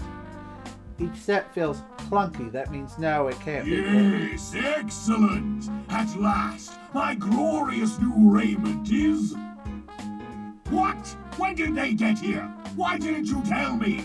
I'm sorry, sir. I was trying to, but... No buts, Damien. Just go finish your task. I'll handle this. Yes, I'll handle this. I'll handle every ounce of this. Just like a true hero. Huh? Lord Bedlam, please tell me that's not you in there. What on earth do you think you're doing? The villain in the hero's clothing puffs out his armored chest and scrambles to strike an impressive pose, but all he manages to do is show how clunky he moves in that The armor. only thing I can do, for you have left me no choice, you traitorous arachnid. You were scheming to replace me. Don't think I couldn't tell. And with him, of all people, a mere henchman. He points an accusing armored finger in my direction. Is that all this is? Jealousy? Well, I won't stand for it. I won't be forced out of my own evil organization. Not again. After Transistor Shack, I swore I would never endure another humiliation. No, never again. I was the vice president of brand management, you know. I was supposed to be the president until those other treasonous VPs started scheming against me, just like you're doing now. But you're too late. You can't forsake me, for I have already forsaken you. No, more than that. I've forsaken everything. My stylish purple uniform, my name, and even villainy itself. I've tossed it all in the dumpster of justice. and been born anew. Now behold, a new hero for a new age, soon to be famed and respected the world over. Behold, the one, the only, shining Bedlam! Dorian, your support, if you please. Woo! You're the greatest, Lord! I mean, shining Bedlam. Yes, thank you. You're too kind. Oh god, the horror! Madam Scorpion and I exchange a glance, both hoping that he's not serious and yet knowing he must be. Shining Bedlam? What the hell is he thinking? I guess that answers the question about whether he actually had a cause all this time. Nope. Not a single real goal or ideology behind anything he did. No wonder none of his speeches made sense. I scoffed. All this time, it was really just about him, wasn't it? Every time I got my ass kicked on one of his inane, bungled heists, it was all for vanity. There was never a real mission, never a real crusade. Stupid, selfish son of a bitch. On that, we agree. You handle the subordinates? No, not this time. He's beneath you. And more than that, he's mine. So he is. The stage is yours, Stanley. Put on a good show. Without a word of argument or a hint of hesitation, the supervillain steps back and gestures for me to proceed. I offer a firm nod in return and start marching forward, each step filled with purpose.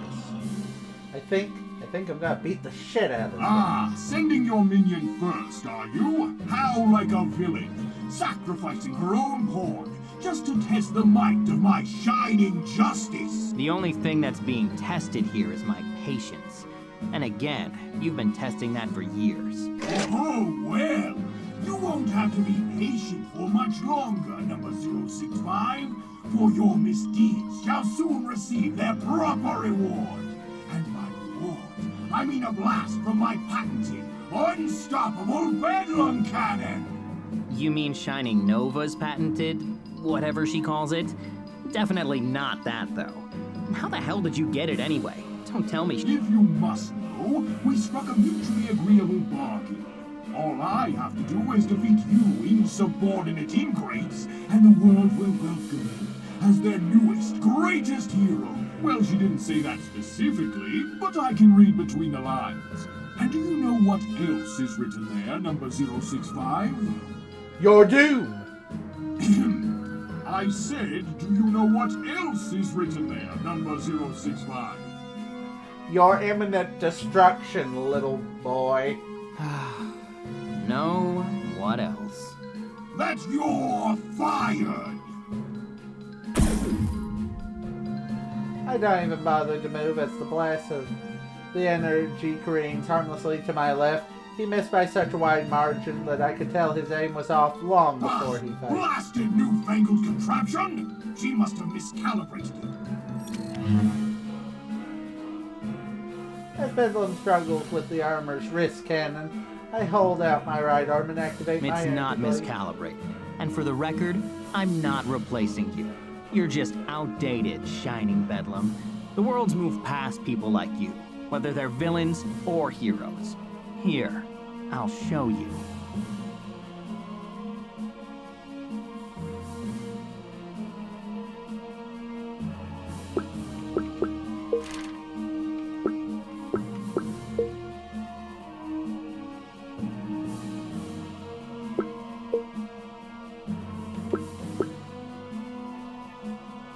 I know you won't see this coming! I take a jabbing step to the left and then burst forward. First towards my right. Blade 3. Bedlam tries to track me with Supernova's suit wrist cannon, firing madly, but his aim is still way off. The suit might boost his speed and reflexes, but he can't take advantage of it. With beams of energy whizzing by me, I close the gap and swing, years of pent-up frustration behind every blow. God! Stop it! Stop! No fair! I'm not used to the controls! Bedlam stumbles backwards, clutching the suit's damaged shoulder, nearly falling over Enough in the of process. this. You're not worthy of my glamorous, glimmering justice. If that mutinous witch is going to use her underling to fight her battles, then I'll use mine. Forget that damnable machine, Donald! Get over here! Your hero requires your assistance! But you said... I mean, right away, sir. I'm on it. I offer Dave a casual wave as he trots over to his master's Dave. side. Hey, Stan. You know, I don't like to think of myself as a violent person. This is still gonna feel pretty gosh darn good. I doubt that. I ready my energy blade completely. At ease, time to finish this.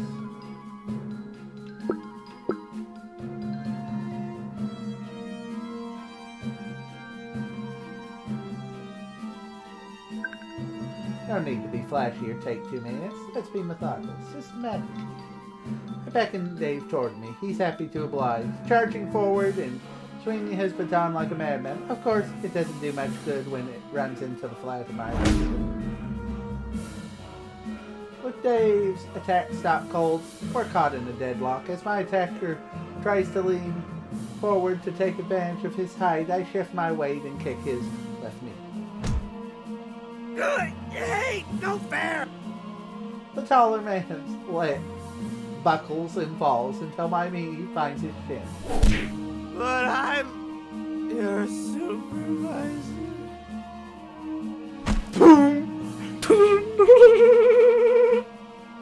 As Dave collapses to the ground, I turn my attention to Bedlam, who is once again trying to fire his cannon with little effect.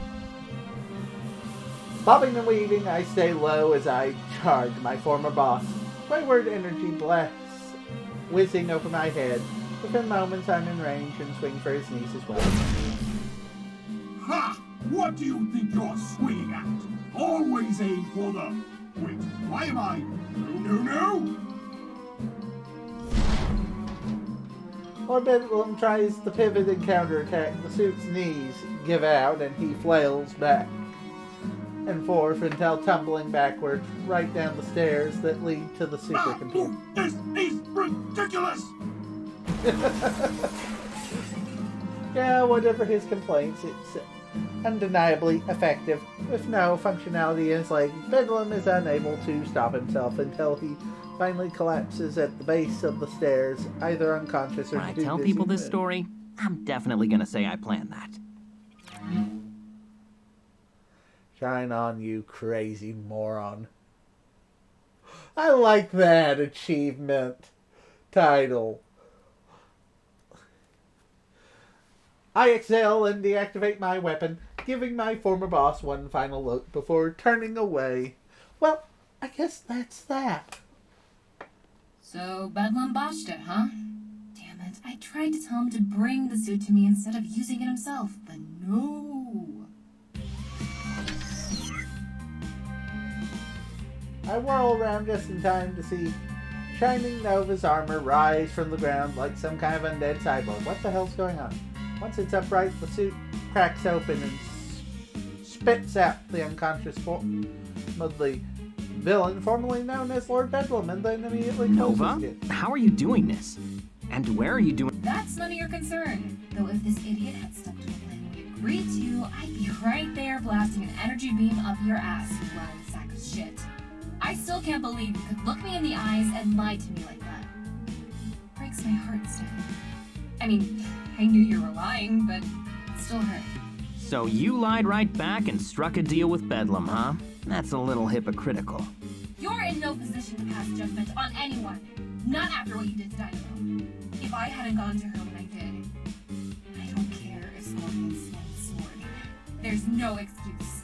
It's unforgivable. Oh, so you're in the forest already. You must have escaped earlier than I thought. Madam Scorpion strides over, one hand on the hilt of her sword, facing Lord Bedlam alone was one thing, but if Nova's directly involved, she's not about to take But if you're chances. that far away, then you won't have a strong enough signal to control this suit with any degree of precision. Now will you? There you are. I was hoping you two were together. But no, you're right. I can't control it well enough to fight. But I can still make you pay for what you've done. What's that beeping? Oh, shit! The suit's gonna self-destruct. Frantically, No, you can't. like a bolt of black and red lightning, Scorpion bursts forward, slicing through the vacant armor in a whirlwind of blood-red slashes.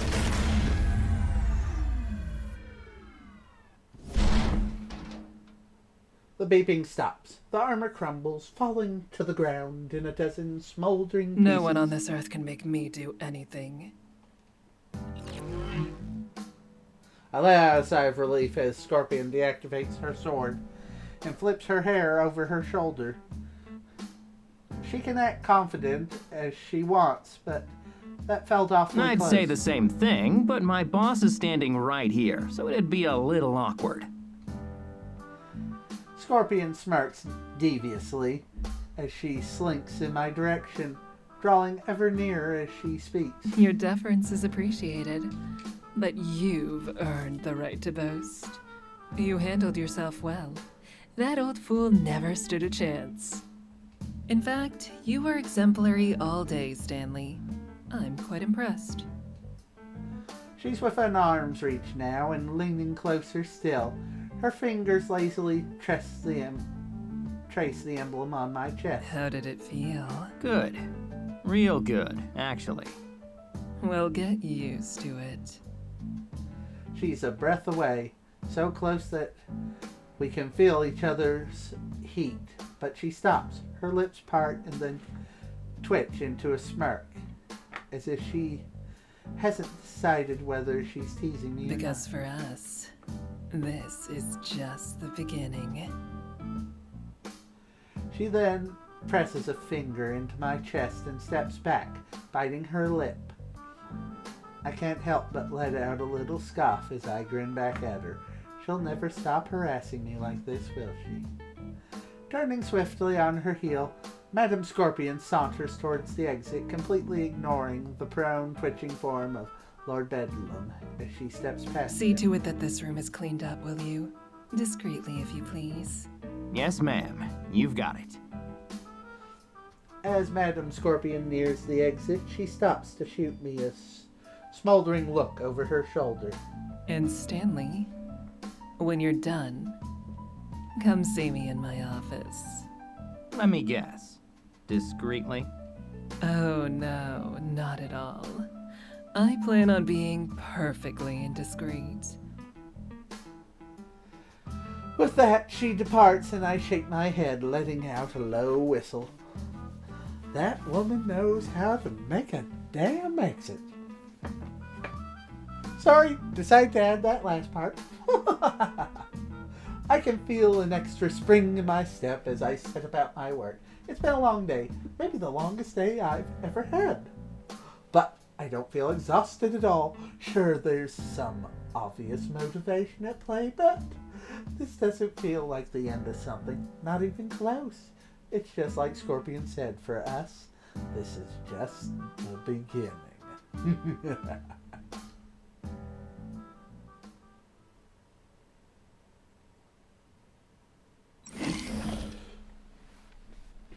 The door to Madame Scorpion's office was unlocked, but when I enter, I find it empty. Hello? Scorpion? You in here? I frowned. That's weird. Did I take too long? After cleaning up and securing the supercomputer room, I thought it would be a good idea to freshen up a little, but apparently not. Didn't realize I had a deadline. Maybe she just stepped out for a second. I'll give her a few minutes. Shouldn't be hard to find something to occupy my attention in this swanky office like this. Feeling curious, I wander around the room, examining the supervillain's various trophies and knickknacks from a safe distance. Only when I reach her collection of expensive liquor do I get Well, lost. she did offer. With a shrug, I pick up a decanter and pour myself a glass. Why not? We had a big day today, didn't we? I take a sip. The cognac. Excellent choice. That bottle's older than you are. You have expensive taste. Madame Scorpion's sudden appearance surprises me enough. But as I turn around, I nearly spit out the obscenely expensive liquor entirely. In place of her usual attire, she's sporting an elegant black dress. Oh my, Stanley. Luckily, I managed to choke down the cognac before I embarrass myself. This has to be the first time anyone's worn such a dress around here, much less a dress like that. Jeez.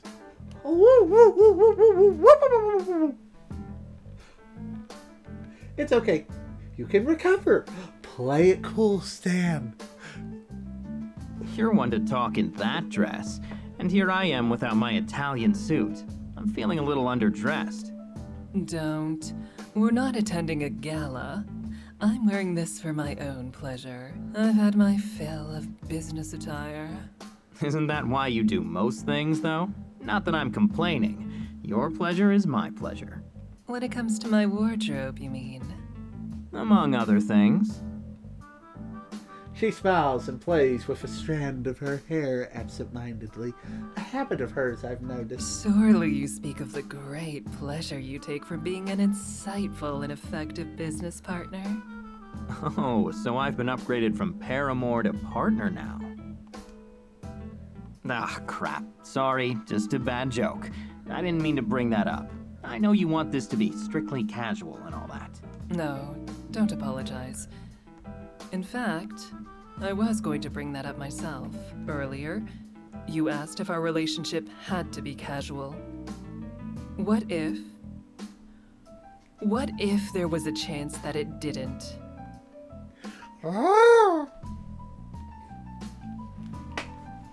I feel the drink start to slip from my hand, but I catch it before it falls. Is she serious? I mean, I was at the time, but she was so insistent on keeping things informal that I completely dismissed it as a But you possibility. still find that appealing?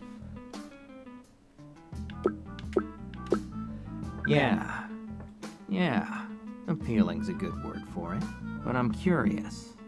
What made you change your mind? There was no sudden epiphany, if that's what you're asking. It wasn't one particular thing.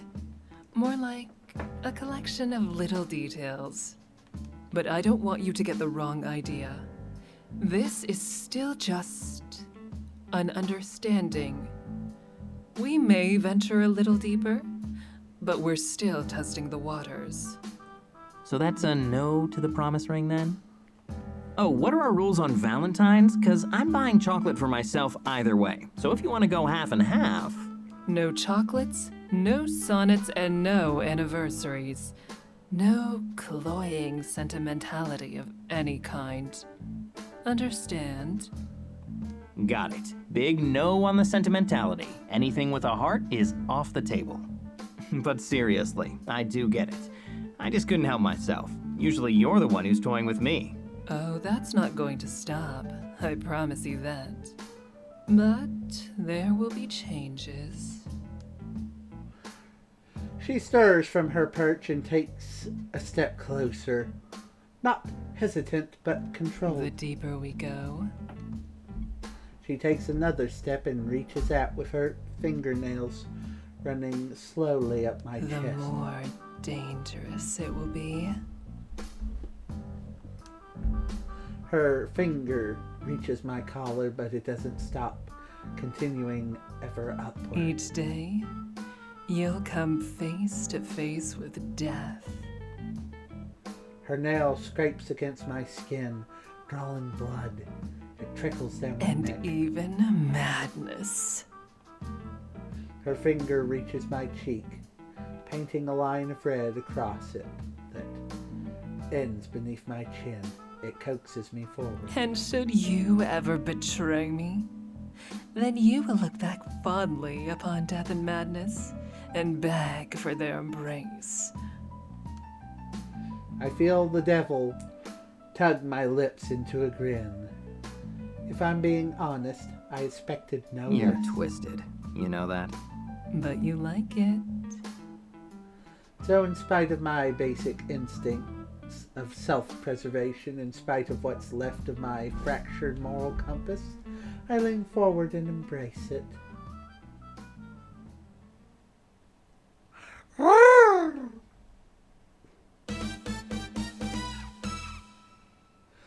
"3 years later? There's more? We get an epilogue? Chapter? Yay!" That's the end of that. Not that I expected much, but that was seriously pitiful. I shake my head as I pick my way through the rubble. Squads of HenchCan contractors bustle around about the ruins, scavenging for spoils, but she still stands out amongst the chaos. She always does. Agree. I anticipated at least some paltry resistance. I hope you still managed to enjoy yourself. Yeah, I guess. I admit, it was kind of nostalgic seeing this place again. I'm surprised they opened it back up after the first time. I gaze across the remains of the office. It was, 3 years ago, something like that? Shining Nova came in right over there, not far away.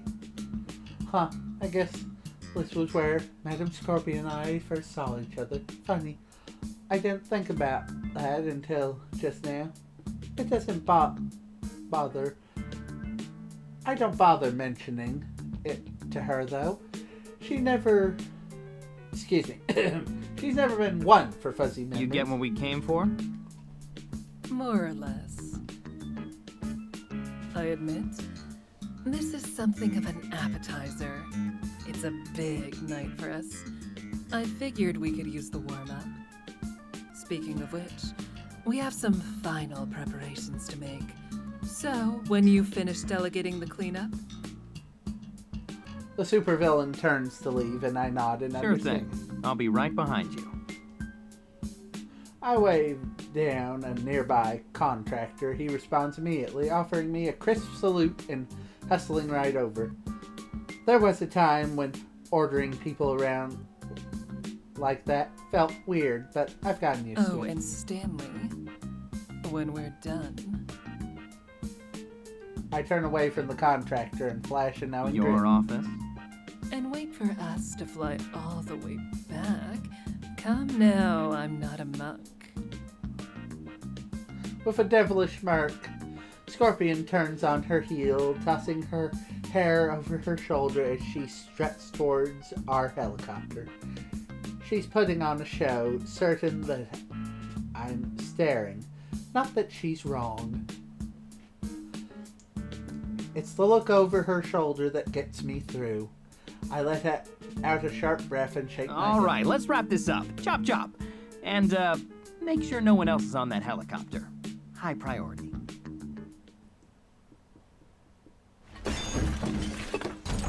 Oh my indeed. Is it just me, or are we getting more destructive? Just you? Well, it is, and it isn't.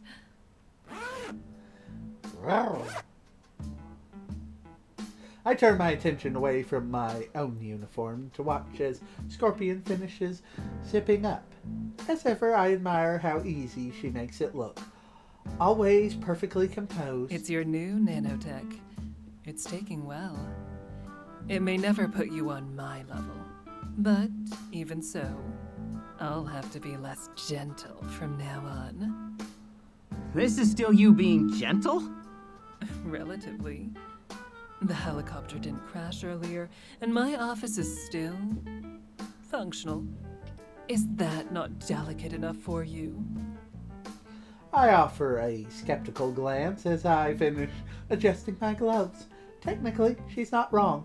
Thank God we started hiring real pilots. I don't know, I just feel like we need to start covering the valuables in bubble wrap or something. We redecorate a lot, that's all. Oh, but that's part of the fun. What's the point of wealth if you can't shatter an overpriced vase or three on a whim of fashion? Oh, my. Wait a second. You've been breaking all this shit on purpose this whole time, haven't you? I turn to give her my full attention, and she shrugs, raising her hands with a remorseless nonchalance. I confess. She prowls closer, ever predatory, even when admitting guilt. Though I'm hardly prey myself. I smirk and close the distance in a stride. One hand slips easily around her waist, the other moves up briefly, tracing a line along her jaw before leaning in. It takes some restraint to pull our lips apart, as it often does. Even these little moments can feel like we're lighting a match in an armory. Tempting as it may be to clear our schedule and lock the door for the day, we really should prepare. Tonight's reservation is one we can't cancel. It's a big step for us, Stanley. I nod. She's right. This isn't some standard operation, but one long in the making. After spending the last few years consolidating our strength, tonight we step out You're into not the open. nervous, are you? That'd be a first. Never. We'll meet the moment. We always do.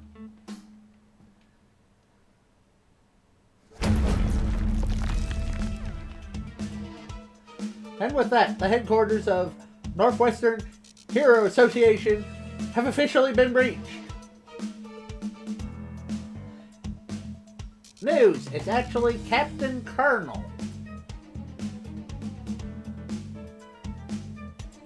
Or, I don't know. Let's see, Lord Bedlam, powers none, threat level C. Known associates, Madam Scorpion, Dave.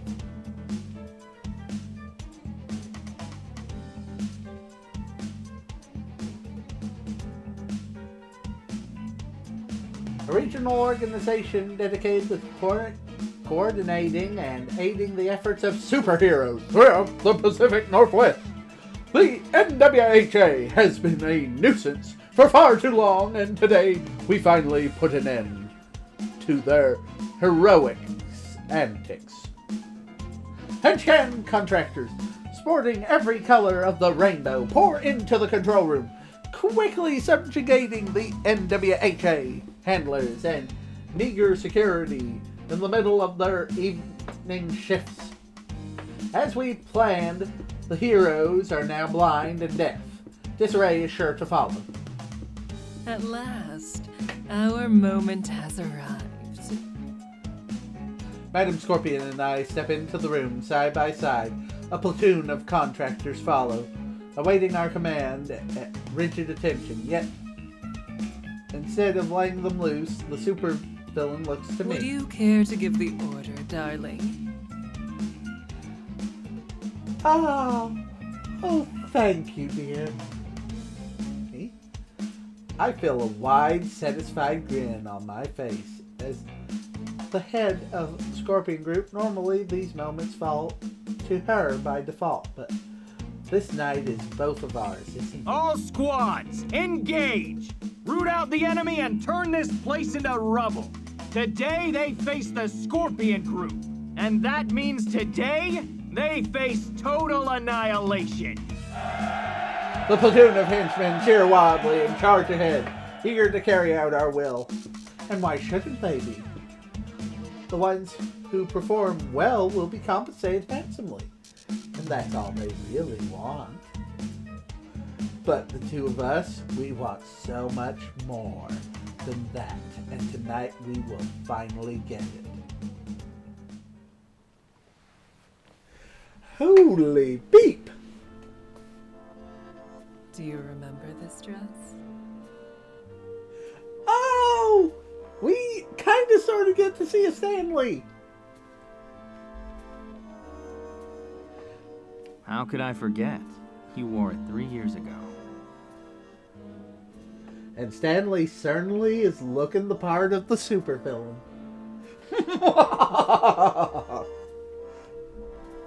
We sway slowly to the music, dancing among the rubble as the melody echoes through the crumbling halls. Dirt surely stains our shoes, but we don't pay it any mind. Looks even better than the memory. I look it up and down. Hard to believe it's been so long already. 3 years to the day.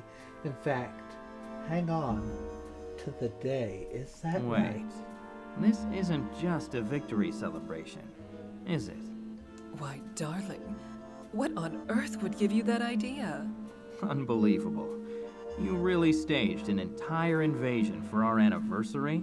And the operation this morning, at the place we first met, that was part of it too, wasn't it? I confess. You are a romantic, in a way. Supervillain romantic. I got to give you that.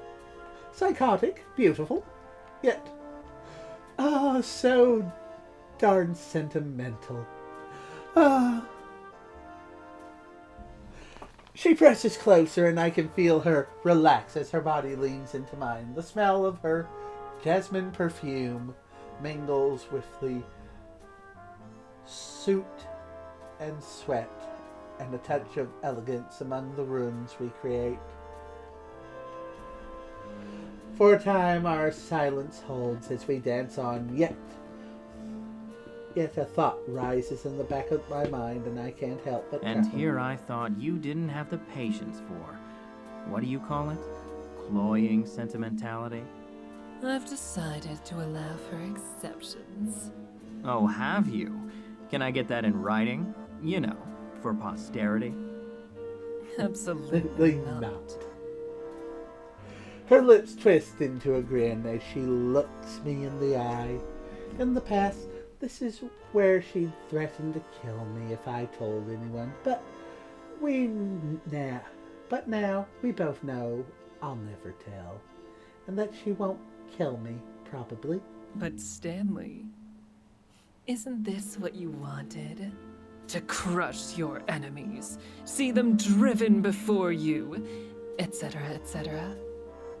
I can feel the slightest tingle of heat rise in my cheeks. While I quickly banish it, I know it's too late. She's already You known. heard that, huh? Of course I did. It was adorable. You sitting on our throne, practicing like that. It wasn't the first time either. You practice too. I've seen it. In the mirror, when you think I'm asleep. All that regal posturing. Sometimes I can tell that you're awake. Really? And you didn't mind? No, not at all. Two dark peeps together. It's kind of romantic, really, when you think about it. I'm trying to remember when I did first see her like that, posing for the mirror. I'm not sure, it's just become another thing she does, a part of how I see her. And it occurs to me right now when I stare at her through the candlelight. I'm dancing with a woman that no one else gets to see. Others will wonder why we did it. Why pillage this particular building? Why make our move today? But I'll You know. really did all of this for us. All All the the chaos chaos and and destruction, just for us. You're twisted. You know that? But so am I. So I've heard. But you love it. And now, you're a little twisted yourself. Around your finger, maybe. Isn't that where you belong?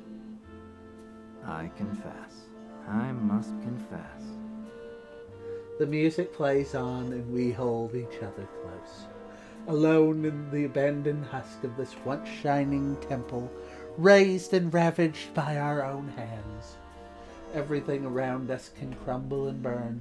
The world can turn into a smoldering ruin, for all I care. So long as we get to dance among the ashes.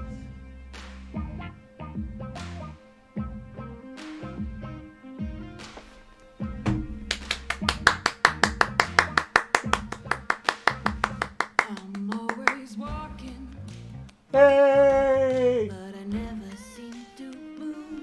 Well, guys, guys, I want to say thank y'all for tuning in. And hopefully you've liked me bringing this story for the ending of Twisted.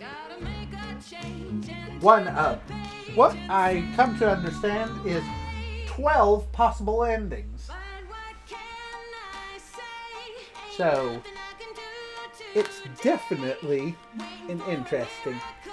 And starring as Shining Nova was Anaris Kunos. I probably pronouncing that wrong. Alessa Park as Madam Scorpion.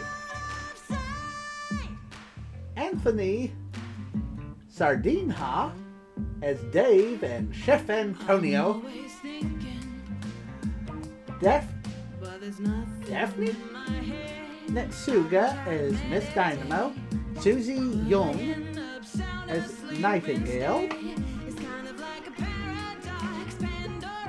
Alejandro Saab as Mr. Fluke. Howard Wang as Eminem, Android, and Pilot. Caitlin Elizabeth, Controlling News Anchor. Marc Soskinas as Stan and Lord Bedlam. Voiceover direction, Howard Wang and Kathleen Elizabeth. Guest starring James the Worst Martinez and Zachary Smith. Voiceover editing and mastering, Sound Cadence Studios. Additional voiceover editing, Daphne Kuhl. UI design and coding, Marc Soskinas. Original soundtrack, Cliff Keller. Music mastering, Eric Peabody. Ending theme vocals, Elsa Lovelock. Sound effects, Alex Shea and Marc Soskinas. Game logo, Atomic Invasion. Life story ending theme, composed by Cliff Keller. Vocals by Elise Lovelock. Lyrics by Cliff Keller and Marc Soskinas. Mixing, mastering, and guitars by Eric Peabody. Special thanks to Shirley Kim Barnaby. Kickstarter backers, superheroes, and Bower. Whitest Black Man. Navin Super Solstier. Or Siri. Christian Jamie, Obsidian Entertainment. Honor the Seal. And no, I cannot rewind. Supervillains.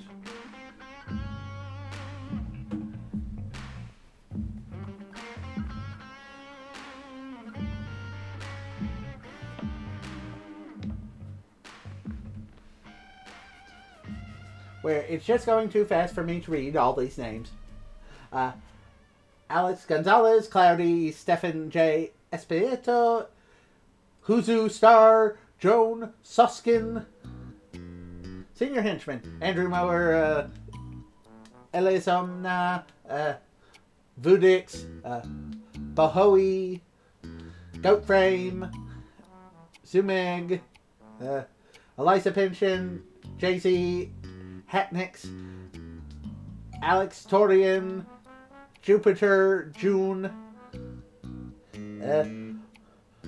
Bobola 7, Jordan Arnold, Gildar, Eddie Duber, Dream, Alan McAnley, Justin Webb, Marva Grossman, PBB24, Jay Weiner, Reezy, or Rezi, something like that, JMMR, WS Greer, William Neo Torchwick, Joe's Abelos, Tobias, Spreeger, Jordan Ott, Fuzzy, Nathan McGuire, Samuel McMurphy. Additional music, In Your Arms by Kevin MacLeod. Ultra Polka by Kevin MacLeod. Made with ren'py 7.4.61693. This program contains free software under a number of licenses, including the MIT license and GUN General Public license. And I'm sorry, I can't just read the rest of that. It's just too fast for my brain and mouth to process all that information at once. And so, this brings our current video to a close. I will try to do another video and make it to where we see the hero ending. Hopefully, you will tune in to see that. Where the 2 videos I will upload will be put in the villains category. Or I'll just make a whole video and just put villain in the title. I don't know. I'm still thinking. Well, anyway, I hope you all enjoyed, and if you like this, please hit that like and subscribe button. And if you want to... Brain, work with me here. I wish I had... If he only had a brain. Ah, yes. I'm getting back to on my track. And if you like this, please consider hitting that like or subscribe button. And please, Lord Bedlam, don't call us. We'll call you. Bye! See you later. I'm Necro Scrim. Sayonara. Arrivederci. Fare thee well.